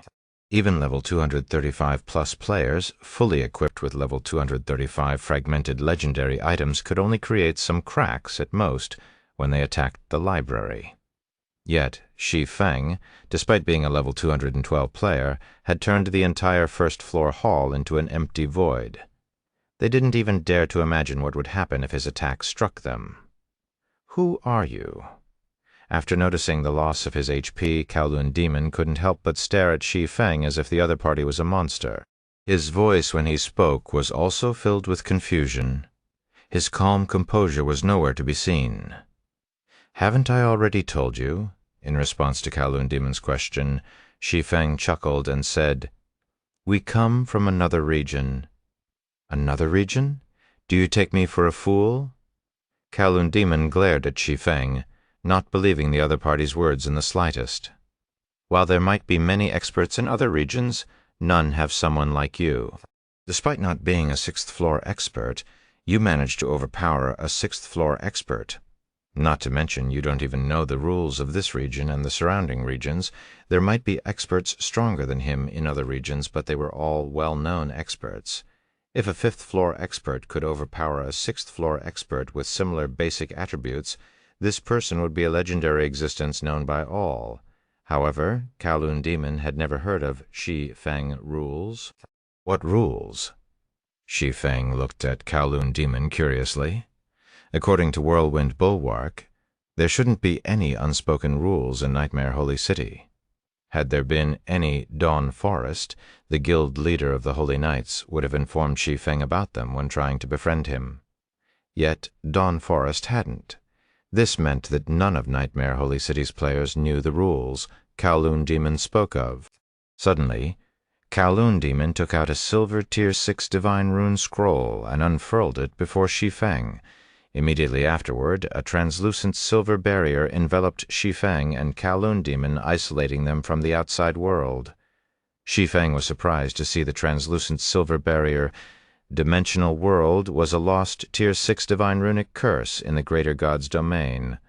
Only primordial God-ranked existences could destroy the barrier it created within a short time frame. Even if South Lake, Holy Dragon Spear's great commander, were here, he would need at least a day of non-stop attacking to break it. As for magic scrolls that held the Dimensional World spell, they were extinct in the Greater God's domain. "Nobody outside can hear us now, so let's be frank," Kowloon Demon said sternly. "Before you make up any stories, I will have you know that Dragon's Crown, the royal power I come from, controls the Nightmare Holy City region and the several hundred regions around it. No player outside of the Nightmare Holy City region doesn't know Dragon's Crown? A royal power?" Kowloon Demon's words momentarily stunned Shi Feng. As far as Shi Feng could recall, there were no royal powers in the human race's Greater God's domain. Not even the mysterious Seven Luminaries Alliance had reached the standard of royal powers. It was barely strong enough to contend with the holy race's royal powers. However, Kowloon Demon claimed that this remnant primordial world concealed a human royal power. Moreover, the information Kowloon Demon revealed about the remnant primordial world was frightening. It should be known that Nightmare Holy City's players were already shockingly strong. Yet, there were actually hundreds of regions like it in the remnant primordial world. Although Nightmare Holy City wasn't filled with fifth-floor experts, many of its inhabitants were experts who had mastered gold combat techniques. There were over 10,000 such experts in the White Dragon Nation alone. Yet Dragon's Crown controlled hundreds of other city regions like the Nightmare Holy City region. It definitely wasn't an exaggeration to consider Dragon's Crown a royal power. It could absolutely compete with the Holy Race's royal powers. That's right, Dragon's Crown is one of the only two royal powers in God's domain. This is something all players outside know. When Kowloon Demon saw the surprise on Shi Feng, he couldn't help asking in confusion. Only native players of the Nightmare Holy City region would be ignorant of this information. "But you're not from Nightmare Holy City? So who are you people?" Shi Feng didn't know how he should answer Kowloon Demon's question. After pondering for a moment, Shi Feng ventured awkwardly, "Would you believe me if I said I come from another world?" Chapter 3805, Chapter 879, Chapter of Space. Heiser and Xiao Yilong grew worried when they saw Kowloon Demon isolating the space around him, and Shi Feng with the Tier 6 Divine Runic Curse Dimensional World. What is Kowloon Demon trying to do? Does he plan to go back on his word and fight with his full strength? Xiao Yilong muttered anxiously as he stared at the translucent silver barrier. Originally, Xiao Yilong thought their trip to this remnant primordial world would be filled with opportunities, especially after seeing the states of Nightmare Holy City and its top two guilds. He was certain they would be able to earn a lot of undying souls. However, the dangers here far exceeded his expectations. Never had he expected to encounter a level 240 expert here, let alone one with such a terrifying combat standard. If Kowloon Demon disregarded his reputation and fought with his full strength, their party might not leave this remnant primordial world, let alone earn undying souls from it. "I don't think so," Heiser said, shaking her head. Then, while recalling her fight with Kowloon Demon, she added, "He's a battle maniac through and through. He's fixated on improving his strength. At his standard, finding worthy opponents is nigh impossible." Though not a sixth-floor expert himself, guild leader Black Flame can fight sixth-floor experts on even basic attributes. In a sense, experts like guild leader Black Flame are much rarer. If Kowloon Demon acts rashly, he might never come across another opponent like Guild Leader Black Flame. I guess you're right, Xiao Yilong agreed with Heiser's opinion. For those seeking ultimate strength, the higher they climbed, the lonelier they became. Then he looked at Kowloon Demon and sighed. Still, this world really is scary. I thought Red Frost had become the strongest human player in terms of combat standards. I hadn't expected to meet other sixth-floor human experts in this god-mode underground city. Moreover, according to Kowloon Demon, there should be quite a few sixth-floor experts in this world. If the Greater God's Domain's old monsters learn of this, their jaws will probably drop, mortal gods to his knowledge. Red Frost was the only player in the human race's Greater God's Domain to have reached this standard before Red Frost's resurgence. Everyone even thought it was impossible to achieve this legendary standard. Yet, it was now revealed that there was not just one, but multiple sixth-floor experts in this remnant primordial world. This was unbelievable news. Heiser stared at Kowloon Demon. Although she didn't make any comments, she strongly agreed with Xiao Yilong's sentiment. Meanwhile, silence descended momentarily in the interior of the dimensional world after Shi Feng revealed his origins. Kowloon Demon simply stared at Shi Feng, his expression changing from cold to confused. Another world?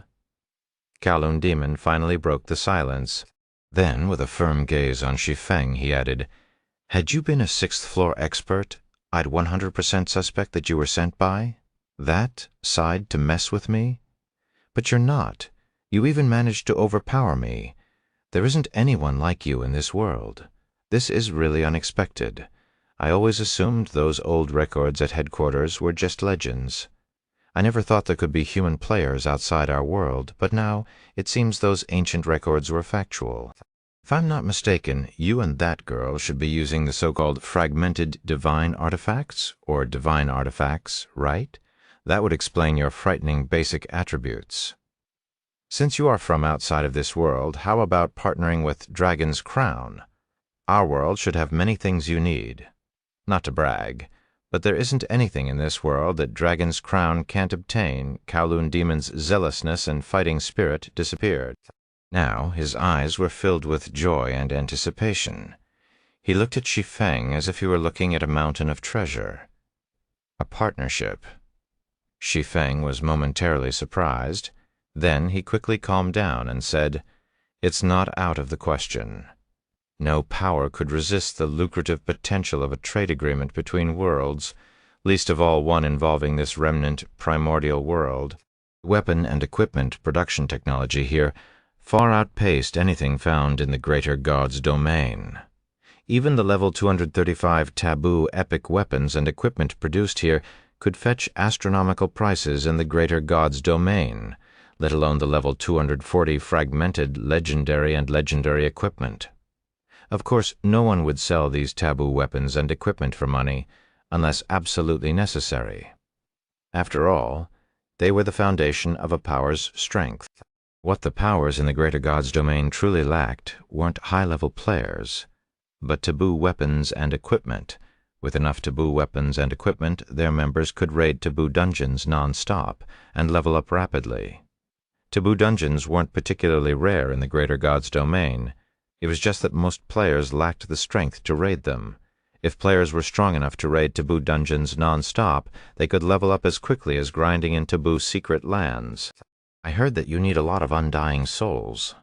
Kowloon Demon laughed when he saw Shi Feng feigning hesitance. "While precious, they're not particularly rare in this world. If you partner with Dragon's Crown, you only need to bring Dragon's Crown's members outside. In return, Dragon's Crown will pay you 10 million undying souls per trip. This should be a great deal for you. Bring you out?" Shi Feng frowned slightly.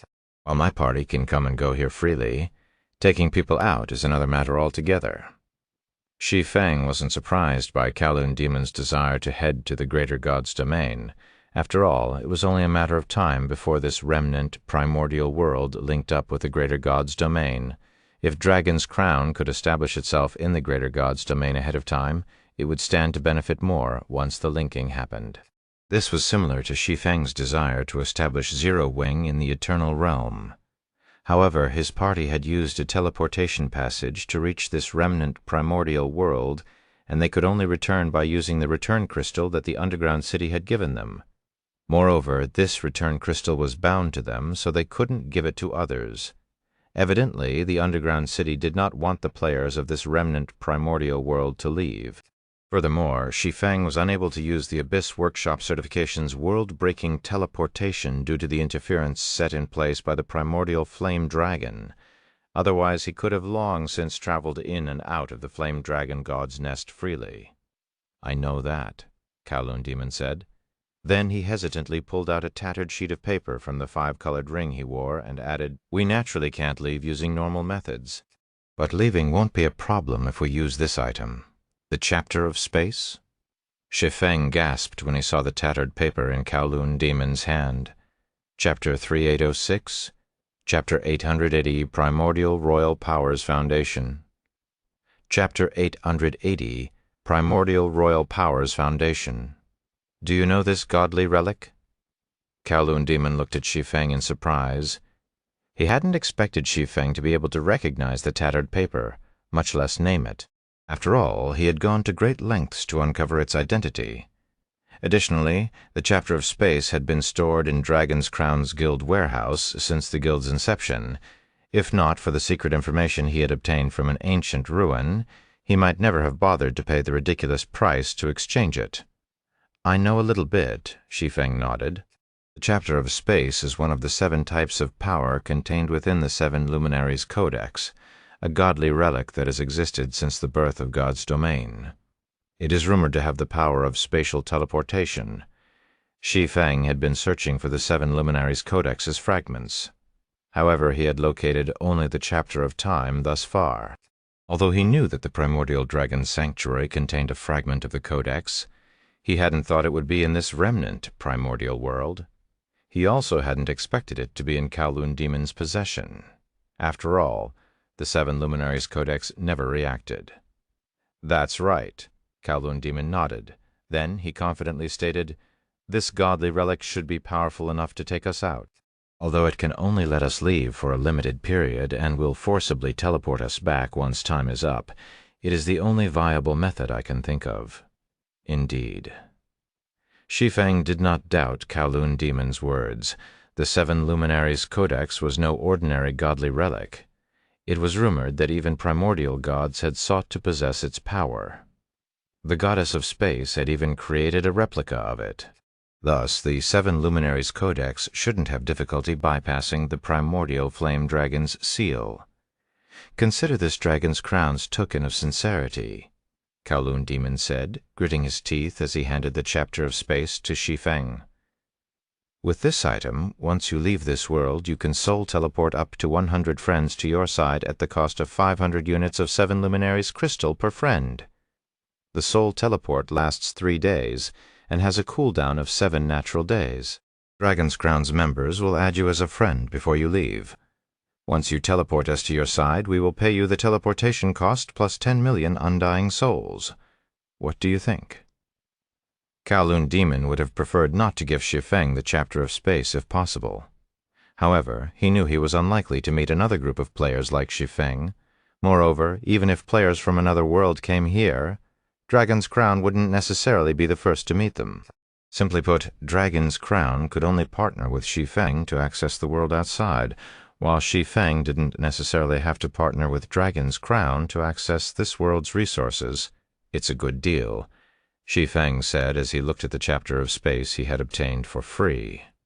"But before we proceed with this deal, I need you to agree to a few conditions. So long as you agree to them, I can sign a God's Domain contract with you immediately to seal the deal. If not, I can't accept this Chapter of Space." "What are your conditions?" Kowloon Demon asked without hesitation. "Firstly, I can bear all of the teleportation expenses, but you must trade at least 10,000 level 235+ epic weapons and equipment with me each time you go out. Of course, I will buy them at market price. Additionally, you are not allowed to sell taboo weapons and equipment to other powers," Shi Feng stated. "No problem. Since you are Dragon's Crown's partner, we naturally won't cooperate with other powers outside," Kowloon Demon said, nodding. Secondly, I hope you can help me when needed. I will compensate you appropriately for your assistance, Shi Feng stated in a non-negotiable tone. Dragon's Crown was a royal power operating in this remnant primordial world. It would be a huge waste to only trade with the Guild, especially with Zero Wing's current precarious situation in God's domain. Zero Wing needed more strength to contend with apex powers and royal powers.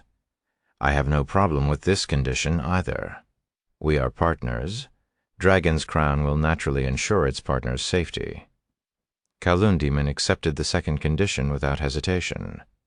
Lastly, I require manpower to raid the Northern Badlands taboo, Shi Feng said. Then, after pausing to think for a moment, he continued, If we successfully kill the taboo, I want only half of its loot and priority in choosing the first item. If you agree to help, I will sign a contract promising 10 consecutive teleport sessions. The Northern Badlands taboo boss was an important step in Shi Feng's preparation to slay the Undying Mother. When it came to sourcing experts, Dragon's Crown was naturally more reliable than the Pale Horn Adventurer team. You are aiming for that, Taboo? Kowloon Demon was surprised. He hadn't expected Shi Feng's objective to be the Northern Badlands taboo boss, after all. The Northern Badlands taboo boss was a significant challenge, even for Dragon's Crown. Moreover, it sounded like Shi Feng was confident in taking down the taboo boss with or without Dragon's Crown. Give me 3 days. I will bring you a team of players as strong as myself in 3 days. Moreover, they are all experts at level 240 or above, Kowloon Demon said after pondering for a moment. Of course, if you are in a hurry, I can also get you a 100-man team that's much stronger than any team you can find in Nightmare Holy City. 100 experts as strong as you. Shi Feng couldn't help but be astonished by Kowloon Demon's nonchalant attitude. Although Shi Feng had long since known that a royal power in this remnant primordial world would not be weak, he didn't expect Dragon's Crown to be this terrifying. Even if the 100 experts Kowloon Demon promised weren't all at the 6th floor standard, as long as they could match him in basic attributes, it would still be a frightening team. It would be like having a team of 100 South Lakes. Not even the greater God's domain's apex powers could necessarily come up with such a lineup. Subsequently, Kowloon Demon signed a God's Domain contract with Shi Feng on behalf of Dragon's Crown. According to the contract, so long as Shi Feng left the remnant primordial world, he had to initiate the first teleport session within 10 days. He also had to conduct 10 teleport sessions back-to-back. As for the compensation of 100 million undying souls for the 10 teleport sessions, Dragon's Crown would pay 50% of it as a deposit on the first teleport session. This could be considered Shi Feng's 4th condition. After signing the contract, Kowloon Demon dismissed the dimensional world and left the library immediately, leaving the spectators shocked and excited. They had never thought that Nightmare Holy City's #1 expert would lose. After today, the status quo in Nightmare Holy City would most likely undergo drastic changes. Nightmare Holy City. Nightmare Hotel. Kowloon, do you have any idea what you're saying? Currently, Kowloon Demon stood facing a crystal ball with a graceful female knight inside. Although the female knight spoke in a neutral tone, he couldn't help but tense up in fear. Not only are you asking for the chosen ones I've trained, but you also want them to raid a taboo boss for a bunch of outsiders. Are you tired of being the guild's #1 chosen one? Do you want to get replaced? Or do you think the kids I nurtured are disposable assets you can squander? Big Sis Jade, listen to me. Wiping the sweat on his forehead, Kowloon Demon explained, I am doing this to help you. This person I met in Nightmare Holy City is extraordinary. I've already established a partnership with him. If this deal works out, I promise those chosen ones under you will achieve excellent results in the next battle of the 2 royals. They will surpass the chosen ones training under the other Vice Guild leaders. At that time, you will also be promoted to first Vice Guild leader. Chapter 3807, Chapter 801, Difference Between the 2 Worlds. Nightmare Holy City. 3 days after signing the agreement with Kowloon Demon, Shi Feng arrived at Nightmare Holy City's airport with his party. Joining them were the Pale Horn Adventurer Team's commander, Whirlwind Bulwark, and Vice Commander Star Butterfly. At this time, Kowloon Demon was already waiting outside the crowded airport with a 100-man team. The presence of Kowloon Demon's team caused a commotion among the players in the airport. This was because every member of the team was level 240 or above. Additionally, they all had incredible equipment standards. Nobody in the current Nightmare Holy City owned a level 240 taboo fragmented legendary equipment set. At minimum, the woman standing at the head of this team was especially eye-catching. She had a divine pattern between her eyebrows, and her graceful body stood over 2 meters. Most importantly, she was a level 243 Guardian Knight equipped with a level 240 taboo legendary equipment set. Crap! Who are these people? Even the Holy Knights and the White Dragon Nation combined can't come up with such a lineup. Shush! Keep it down. Don't you see they're with Kowloon Demon? It seems the rumors of Kowloon Demon having extraordinary origins are true after all. Don't you guys recognize that Guardian Knight? She's been hosting the city's cross-region trial for the past few years. When the guild leaders of the Holy Knights and the White Dragon Nation first met her, they nearly fell to their knees. Could these people be the successful challengers of other regions? The players in the airport quietly discussed Kowloon Demon's team. The players who had challenged the cross-region trial in particular couldn't help their awe and envy of the youths led by the female Guardian Knight. It was the dream of all players in Nightmare Holy City to pass the cross-region trial. However, only a handful of players had ever succeeded, and they were all legends in Nightmare Holy City. Furthermore, according to rumors, only a small fraction of the players who passed the cross-region trial had been eligible to join the power the female Guardian Knight belonged to. Thus, it was only natural that the youths on the same team as the female Guardian Knight were objects of envy. When Dragon's Crown's chosen ones overheard the discussions around them, they couldn't help feeling proud and delighted. Dragon's Crown was a guild that all players in this world sought to join. Meanwhile, not only were they members of Dragon's Crown, but they were also the guild's carefully selected chosen ones. After constant training, their strength had skyrocketed, and each of them was now strong enough to overshadow an entire city region's powers. Meanwhile, Kowloon Demon noticed the arrival of Shi Feng's team and said to the female Guardian Knight beside him, "Big Sis Jade, they're here." Following Kowloon Demon's words, the Dragon's Crown members immediately turned their attention to Shi Feng's team, their gazes filled with displeasure and mild hostility. As chosen ones training under Purgatory Jade, Dragon's Crown's second vice-guild leader, not even the guild's elders were qualified to demand their help with raiding bosses, let alone a bunch of outsiders. Yet, Purgatory Jade had agreed to let them help these outsiders. Kowloon Demon, Dragon's Crown's strongest chosen one, even expressed worship toward Shi Feng. Moreover, even though they were contributing most of the manpower for the upcoming raid, they would receive only half of the taboo boss's loot. This situation displeased them greatly. They couldn't understand why Shi Feng's party warranted such treatment. Meanwhile, under the resentful gazes of Dragon's Crown's chosen ones, Shi Feng calmly approached Kowloon Demon. As for Whirlwind Bulwark and Star Butterfly, they had become so anxious that they didn't even dare to raise their heads in front of Dragon's Crown's team. Initially, they were already very surprised when Shi Feng invited them to raid the Northern Badlands taboo boss together. They hadn't expected to be on the same team with individuals whom even Nightmare Holy City's top 2 guilds had to kowtow to guild leader, Black Flame. Let me introduce you. This person here is Purgatory Jade, the commander of the trump card team behind me. She has trained every member of this team, Kowloon Demon said. Additionally, Commander Jade is very experienced in raiding taboo bosses. Her team nearly killed a level 240 taboo boss in the past. It's a pity that the taboo boss escaped at the last moment. She nearly killed a level 240 taboo? Shi Feng looked at the Guardian Knight named Purgatory Jade in surprise. Simply surviving against a taboo boss was a challenge. In the current Greater Gods domain, no team could push a level 240 taboo boss to the brink of death. Rest assured, I won't steal command over the raid from you. I am only here to see if you are as strong as Kowloon Demon says, Purgatory Jade said as she scrutinized Shi Feng. Although she didn't show it on her face, she felt slightly disappointed when she saw that Shi Feng was only level 216. But let me be up front. If I feel your instructions might cause my team to suffer a true death, I will have them retreat without hesitation. Don't blame us when that happens. According to Kowloon Demon, Shi Feng and his party came from a foreign world with exceptional weapons and equipment. Even the legendary fragmented divine artifacts and divine artifacts existed in this world.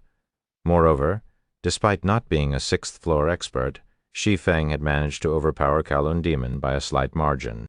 Furthermore, Shi Feng intended to form a team to raid a taboo boss. Even if said taboo boss was under level 240, killing it would still be a significant challenge. This was also why Purgatory Jade had gone out of her way to come here. However, the low levels of Shi Feng's team disappointed her. Even Whirlwind Bulwark, the highest-level member of the team, was only level 239. As for Red Frost, Laura, Twilight Leaf, and Heiser, they were only level 230. Purgatory Jade felt there was nothing special about the foreign world. Kowloon Demon spoke of, aside from its extraordinary weapons and equipment. "Okay, let's set out immediately then," Shi Feng said, nodding. Then he took out the ancient oath and summoned the Frostflame Sacred Dragon. Suddenly, a giant magic array appeared in the sky, covering the entire airport. Immediately afterward, a 1,000-meter-long, level 226 dragon slowly descended from the sky like a sovereign, radiating a powerful dragon might that struck fear into the hearts of the Tier 6 players in the airport. Even an expert as strong as Kowloon Demon felt greatly pressured. A Sacred Dragon. Chapter 3808, Chapter 8082, Tier 7 Skill. Heavens, what rank of a flying mount is that? Could it be a legendary flying mount? Crap. That's a Sacred Dragon. That flying mount is a Tier 6 Sacred Dragon. The sudden appearance of the Frostflame Sacred Dragon sent the players in the airport into a frenzy. Although Nightmare Holy City's players primarily relied on flying mounts to get around, flying mounts were extremely rare in the city. Most first-rate teams only had Tier 4 basic extraordinary flying mounts. Even the Holy Knights and the White Dragon Nation only had Tier 5 advanced extraordinary flying mounts. Nobody dared to dream of owning a Tier 6 flying mount, much less one that was a sacred dragon. It should be known that the average Tier 6 dragon was already considered invincible among opponents of the same level. Sacred dragons possessed bloodlines superior to those of ordinary dragons. They were akin to bosses among dragons. A single level 226 Tier 6 Sacred Dragon could likely defeat the Holy Knights and the White Dragon Nation combined. Nonetheless, such a frightening existence was someone's flying mount. This was simply unbelievable. The chosen ones of Dragon's Crown were even more dumbfounded by this situation. Unlike the ignorant players of Nightmare Holy City, they had a much better understanding of the world they resided in. Thus, they knew the Tier 6 Frostflame Sacred Dragon was an existence that trumped even legendary flying mounts. Although legendary flying mounts were rare in their world, they weren't rare to the point of non-existence.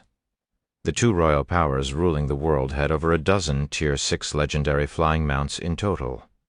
However, none of those legendary flying mounts could hold a candle to the Frostflame Sacred Dragon. A Tier 6 Sacred Dragon? Could this be one of the legendary divine flying mounts? As Purgatory Jade looked at the descending Frostflame Sacred Dragon, her curiosity about Shi Feng's world grew. Although Shi Feng's party's average level was pitiful, the party's ownership of the Frostflame Sacred Dragon alone made it worth Dragon's Crown befriending. It should be known that the Frostflame Sacred Dragon was only level 226. Yet Purgatory Jade already felt threatened by it once it reached level 240, who could be a match for Shi Feng in a one-on-one fight. Besides Nightmare, Holy City's players and Dragon's Crown's members, Red Frost, who was familiar with Zero Wing and Shi Feng, was equally surprised by the Frostflame Sacred Dragon. She had no idea when Shi Feng had gotten his hands on such a flying mount. At the same time, she finally understood why Shi Feng had been leveling up so slowly despite grinding with him for the past few days. He had most likely shared the majority of the EXP he received with the Frostflame Sacred Dragon. Otherwise, he would have long since reached level 220 or higher. Amidst the surrounding players' discussions, Shi Feng hopped onto the Frostflame Sacred Dragon's back. Get on. With the Frost Flame Sacred Dragon's speed, we should reach the taboo boss in about 5 hours, Shi Feng said to Dragon's Crown's members when he saw them getting ready to summon their respective flying mounts. At Shi Feng's invitation, many of Dragon's Crown's members excitedly hopped onto the Frost Flame Sacred Dragon. When they felt the mana-nourishing effect of the divine flying mount, their dissatisfaction with Shi Feng disappeared, and they now acknowledged him as their commander. After all, although the Frost Flame Sacred Dragon was only level 226, its resilience was greater than even that of a level 240 tank, and it was more than qualified to tank a taboo boss. With the Frost Flame Sacred Dragon distracting the Northern Badlands taboo boss, the chances of the raid succeeding would increase greatly. After a 5-hour flight, Shi Feng's team arrived at a mountain range in the Northern Badlands. A demonic mist enveloped the central area of the mountain range, the place where the Northern Badlands taboo boss resided. Although many players had entered the mist in the past, few ever made it out alive. Guild leader Black Flame, the taboo boss, is inside that mist, Kowloon Demon said, pointing at the demonic mist in the distance. The mist is a product of the Northern Badlands' unique environment. It devours the mana of any player within range. This mist is also why nobody has ever gotten a glimpse of the taboo boss's true appearance. But because this mist is caused by the environment, its density varies from time to time. If we want to raid the taboo boss, we will have to wait until the mist's density falls. Otherwise, we will have to raid it handicapped. As a native of Nightmare Holy City, Whirlwind Bulwark agreed with Kowloon Demon's statement. The Northern Badlands taboo boss might be terrifyingly strong, but its strength wasn't the only reason it was difficult to raid. The demonic mist that enveloped its sphere of activity also played a significant role. For this reason, all teams that challenged the taboo boss in the past had chosen to do so when the demonic mist was at its thinnest. If a team were to enter the demonic mist when it was dense, that team would have no chance of surviving. This demonic mist is indeed troublesome.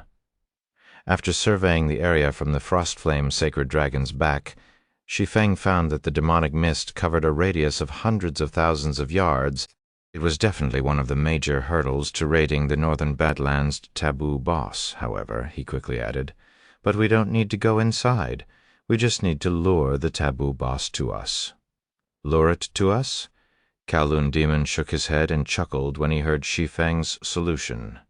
Then he explained, Guild leader Black Flame, you might not know this, but the Northern Badlands taboo boss loves this demonic mist. Many teams have tried to lure it out, but none have succeeded. This is also why the teams that tried to raid the taboo boss all had to fight it inside the demonic mist. It's a pity the suppression of this world is too powerful. Otherwise, I could slowly chip away at this mist with my Tier 6 large-scale destruction curses, Heiser said, sighing. The suppression that the remnant primordial world imposed on players was as powerful as that of the flame dragon god's treasury. This was also why players of Nightmare Holy City had to rely on low-tier flying mounts to fly, even after reaching Tier 6. In any other world, Tier 6 players could have easily flown at speeds nearing those of Tier 5 flying mounts. It's not up to the taboo boss to decide whether it wants to come out, Shi Feng suddenly said. Then he raised his hand and cast the Abyssal Eye's Dark Cluster skill, one of the 2 Tier 7 skills he possessed. Before anyone could react, the sky above the Northern Badlands turned pitch black. Then all the mana in the map began converging in the sky, causing the mana-devouring demonic mist to thin out rapidly. A moment later, Shi Feng brought his hand down toward the demonic mist. Tier 7 skill, Dark Cluster.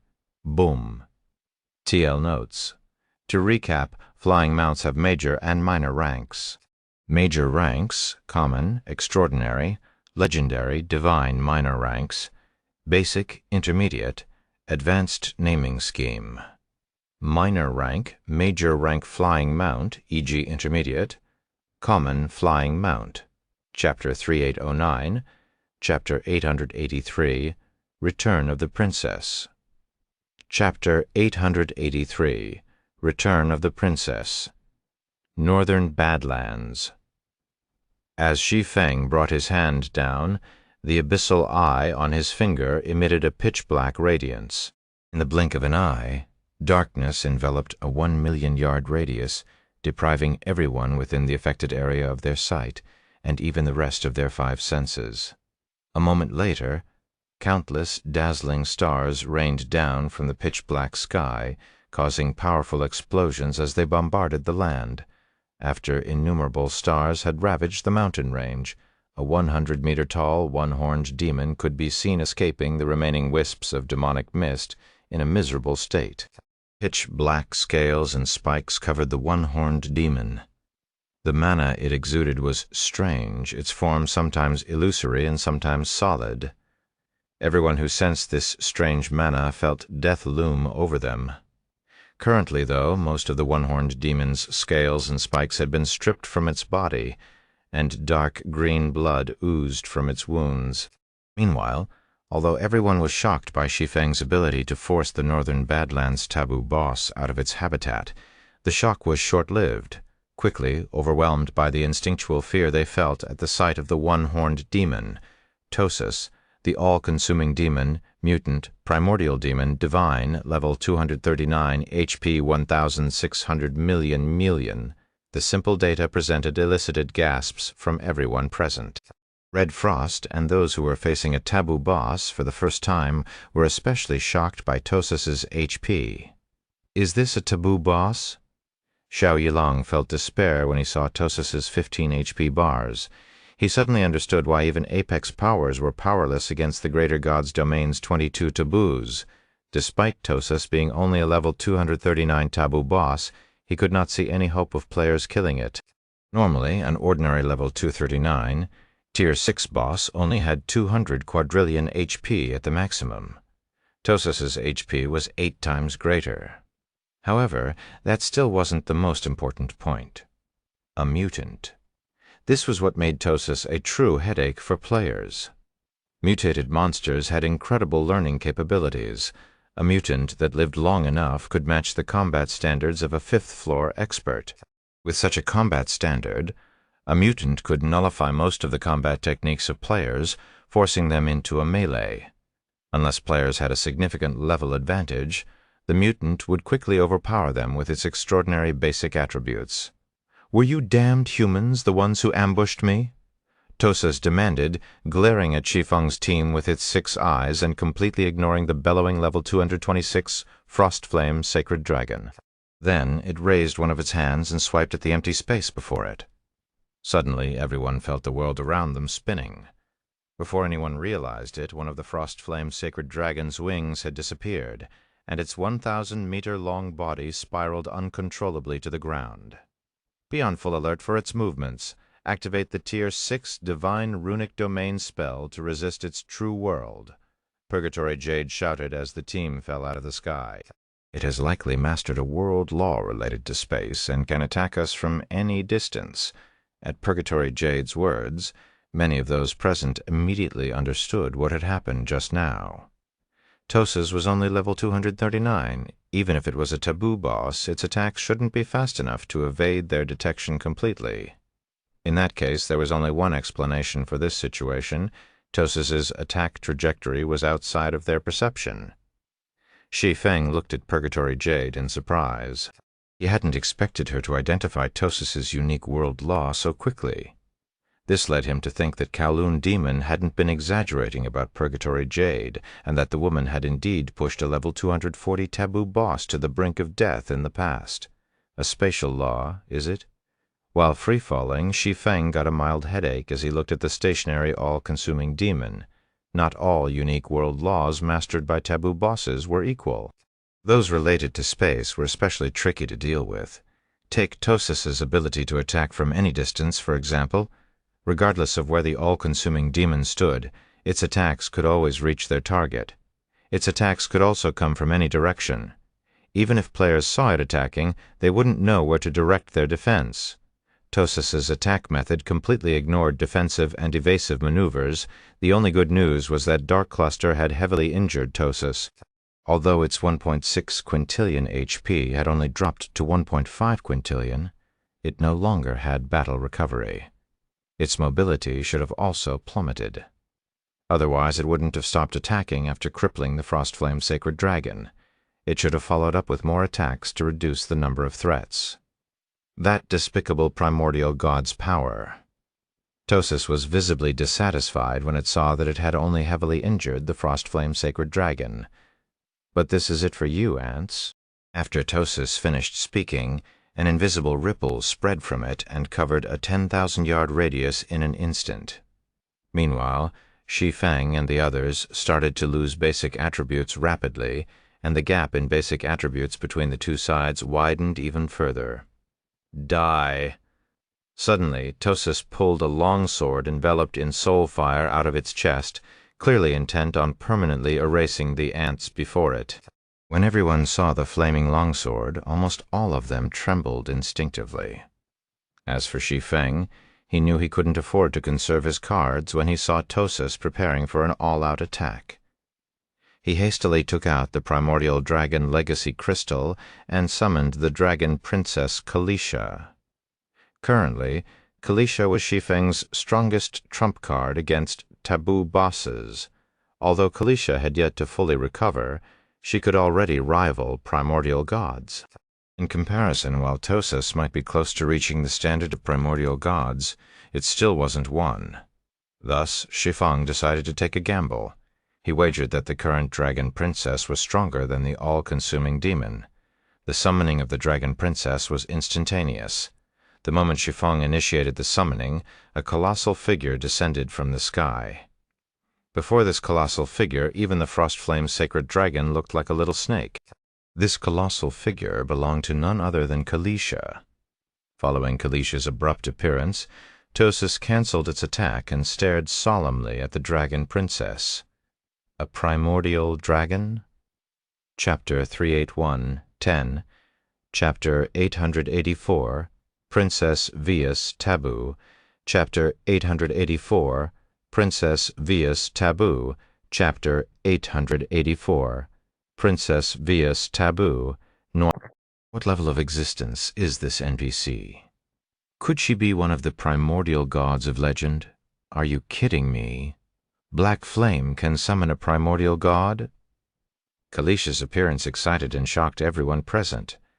They were excited because they now had a solution to Tosis, and they were shocked because of Kalisha's unbelievably strong divine might.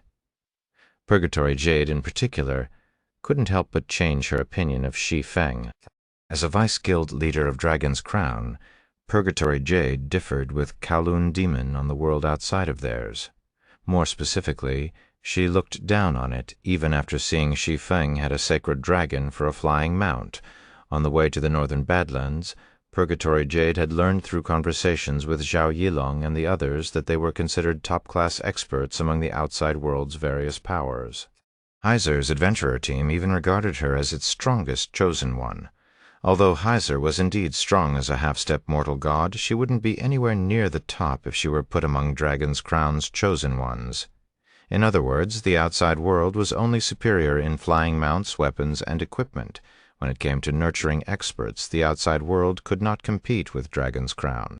If Dragon's Crown had access to similar weapons and equipment, it could trump all of the outside world's players and powers.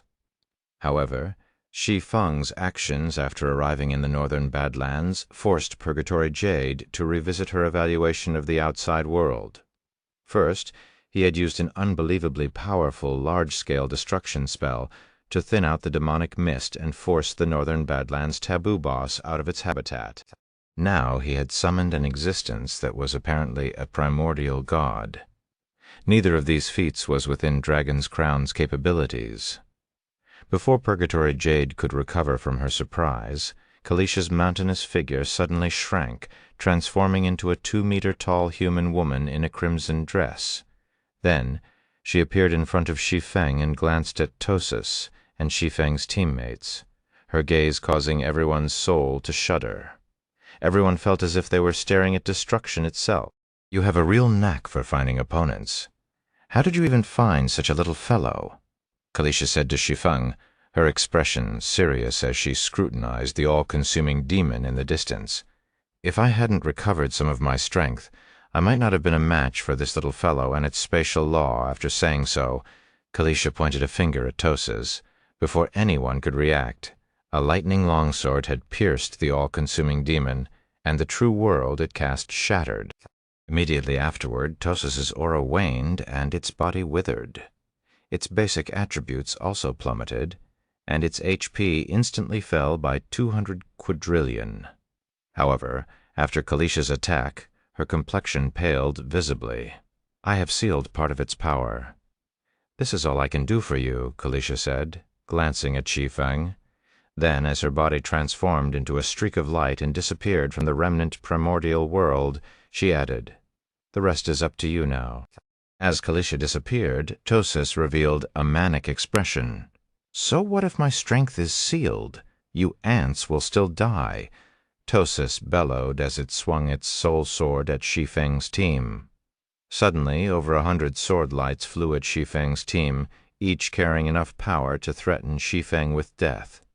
The formidable attacks showed no sign of coming from a heavily injured or suppressed monster. As the sword lights closed in on Shi Feng's team, Purgatory Jade stepped forward and stood in front of everyone. Then the two small round shields she wielded suddenly expanded and deflected all of the sword lights. "What an incredible defensive move!" Shi Feng exclaimed. Although Tosas had been weakened and could no longer cast its true world, its strength remained superior to that of level 240 players.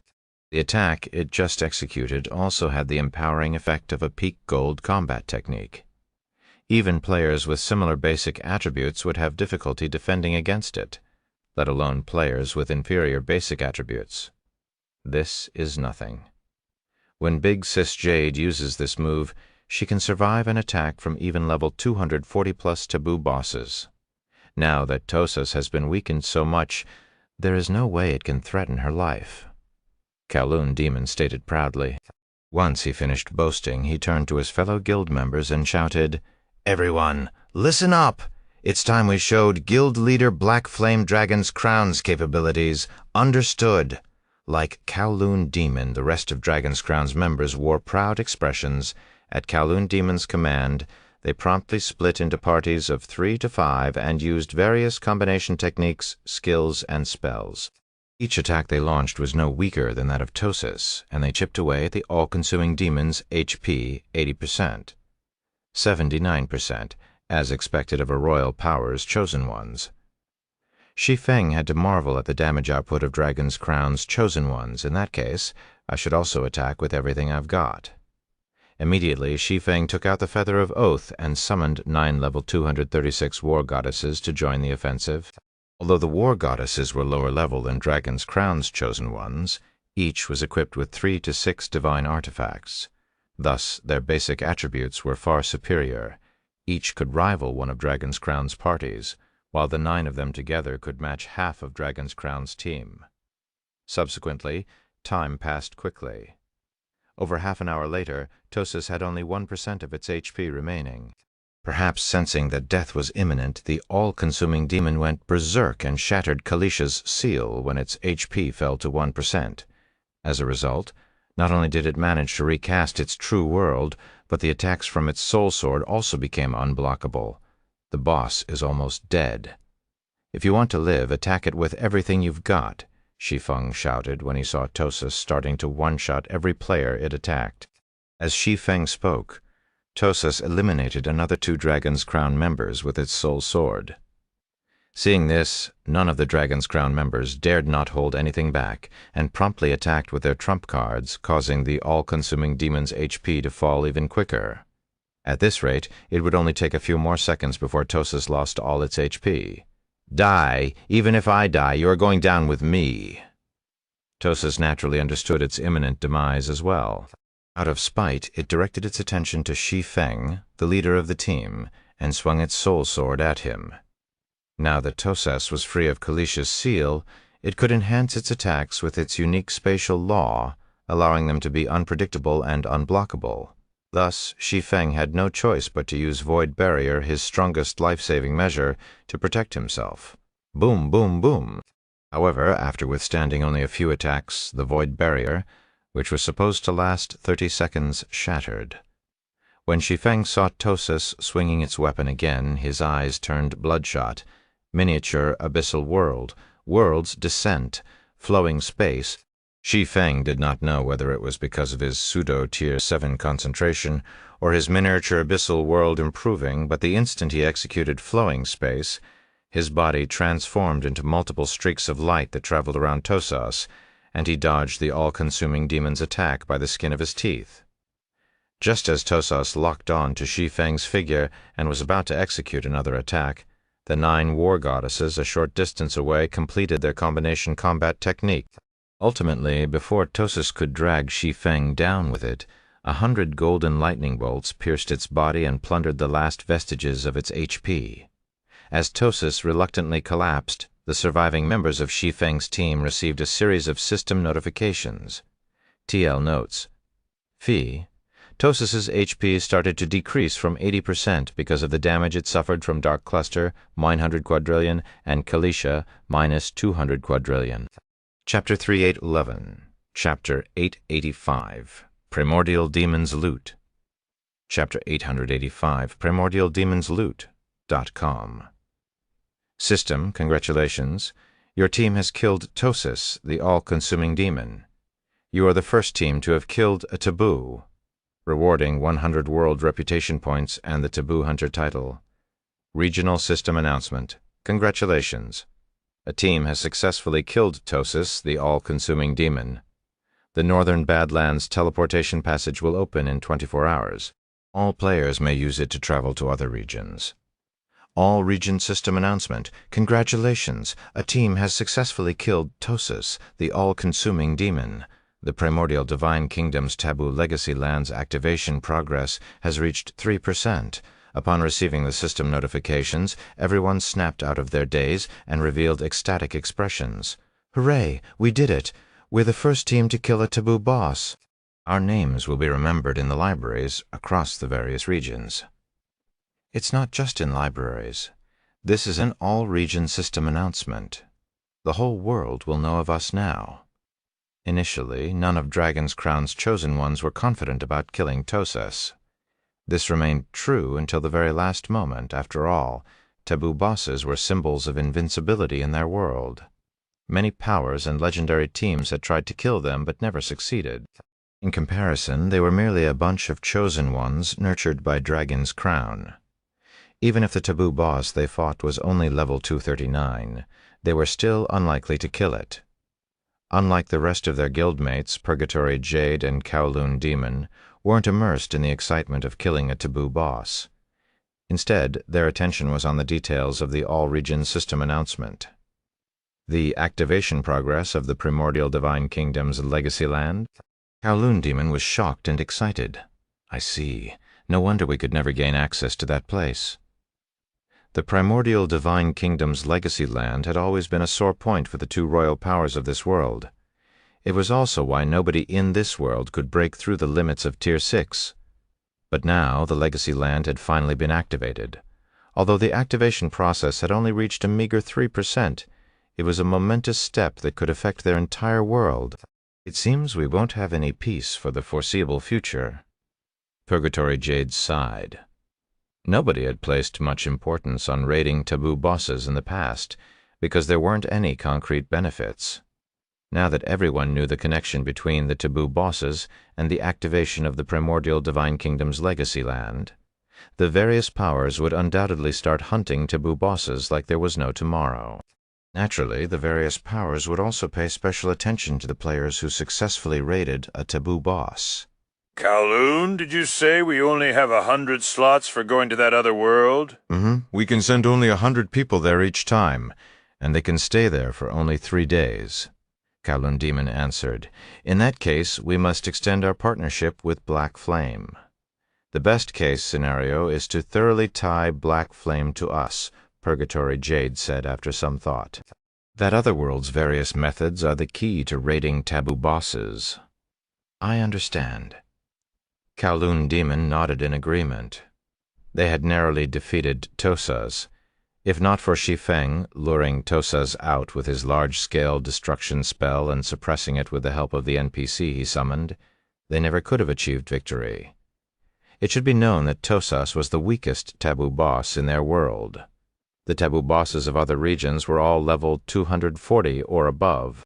If they wanted to raid those taboo bosses, they had to have the weapons, equipment, and tools of Shi Feng's world. While Purgatory Jade and Kowloon Demon conversed, Shi Feng leveled up twice and reached level 218 following Toses's death. Red Frost and the others also leveled once. This Taboo Hunter title is incredible. Just having it equipped increases my basic attributes by 15%. The bonus is even doubled against taboo bosses. Twilight Leaf exclaimed at her new title. It is indeed powerful. Even if we aren't facing taboo bosses, it'll be like gaining 5 extra levels on our weapons and equipment. Red Frost commented, I am currently at level 231, but my basic attributes are comparable to those of the old fellows at level 236. While his party members happily discussed the Taboo Hunter title, Shi Feng turned to Toses's corpse. When Toses died, it didn't just contribute abundant EXP, it also dropped 5 items. Although this was a pitiful amount, all 5 items dropped were extraordinary. Even the weakest one radiated divine might at the ancient god standard. The most eye-catching of the bunch, a blood-red crystal the size of a basketball, even caused the surrounding space to collapse with its mere presence. Is that the taboo nucleus? Shi Feng subconsciously licked his lips as he looked at the blood-red crystal, excitement coloring his eyes. The taboo nucleus was one of the key components for advancing to Tier 7, and only taboo bosses dropped it. Now that he had a taboo nucleus, 100 million units of 7 luminaries crystal, and the inferior divine Tier 7 promotion land scroll, he finally had all the prerequisites to challenge his Tier 7 promotion. If he wanted to, he could enter his Tier 7 promotion land this instant. However, Shi Feng quickly suppressed the impulse. Although he could indeed challenge his Tier 7 promotion right now, his current chances of success probably didn't reach 10%. If he wanted a better chance at getting promoted to Tier 7, he had to kill the Undying Mother and receive the Abyss Workshop's assistance. Otherwise, he would only waste his taboo nucleus and promotion land scroll. Guild Leader Black Flame. The boss has dropped 5 items, a taboo nucleus, 2 ancient tomes, and 2 pieces of equipment of unknown quality, Kowloon Demon said as he approached Shi Feng. Then he abruptly suggested, according to our original agreement, we will split the loot 50-50, and you will have priority to pick the first item. But we managed this great feat only thanks to your trump cards, so how about you pick 3 items while Dragon's Crown takes the remaining 2? Kowloon Demon would be lying if he said he wasn't interested in the taboo boss's loot. However, considering that Shi Feng was Dragon's Crown's only recourse to access the outside world's resources and the only reason they managed to complete the raid, he might as well use the loot to deepen Dragon's Crown's ties with Shi Feng. Since you said so, I will gladly take you up on your offer, Brother Kowloon, Shi Feng said without reservation. Shi Feng never even dared to think about raiding a taboo boss in his previous life, much less obtaining the loot of one. Every item dropped by Toses was extremely precious, so he was more than willing to accept Kowloon Demon's favor. He immediately walked up to Toses's corpse and picked up the taboo nucleus without hesitation. Only after doing so did he turn his attention to the 4 remaining items.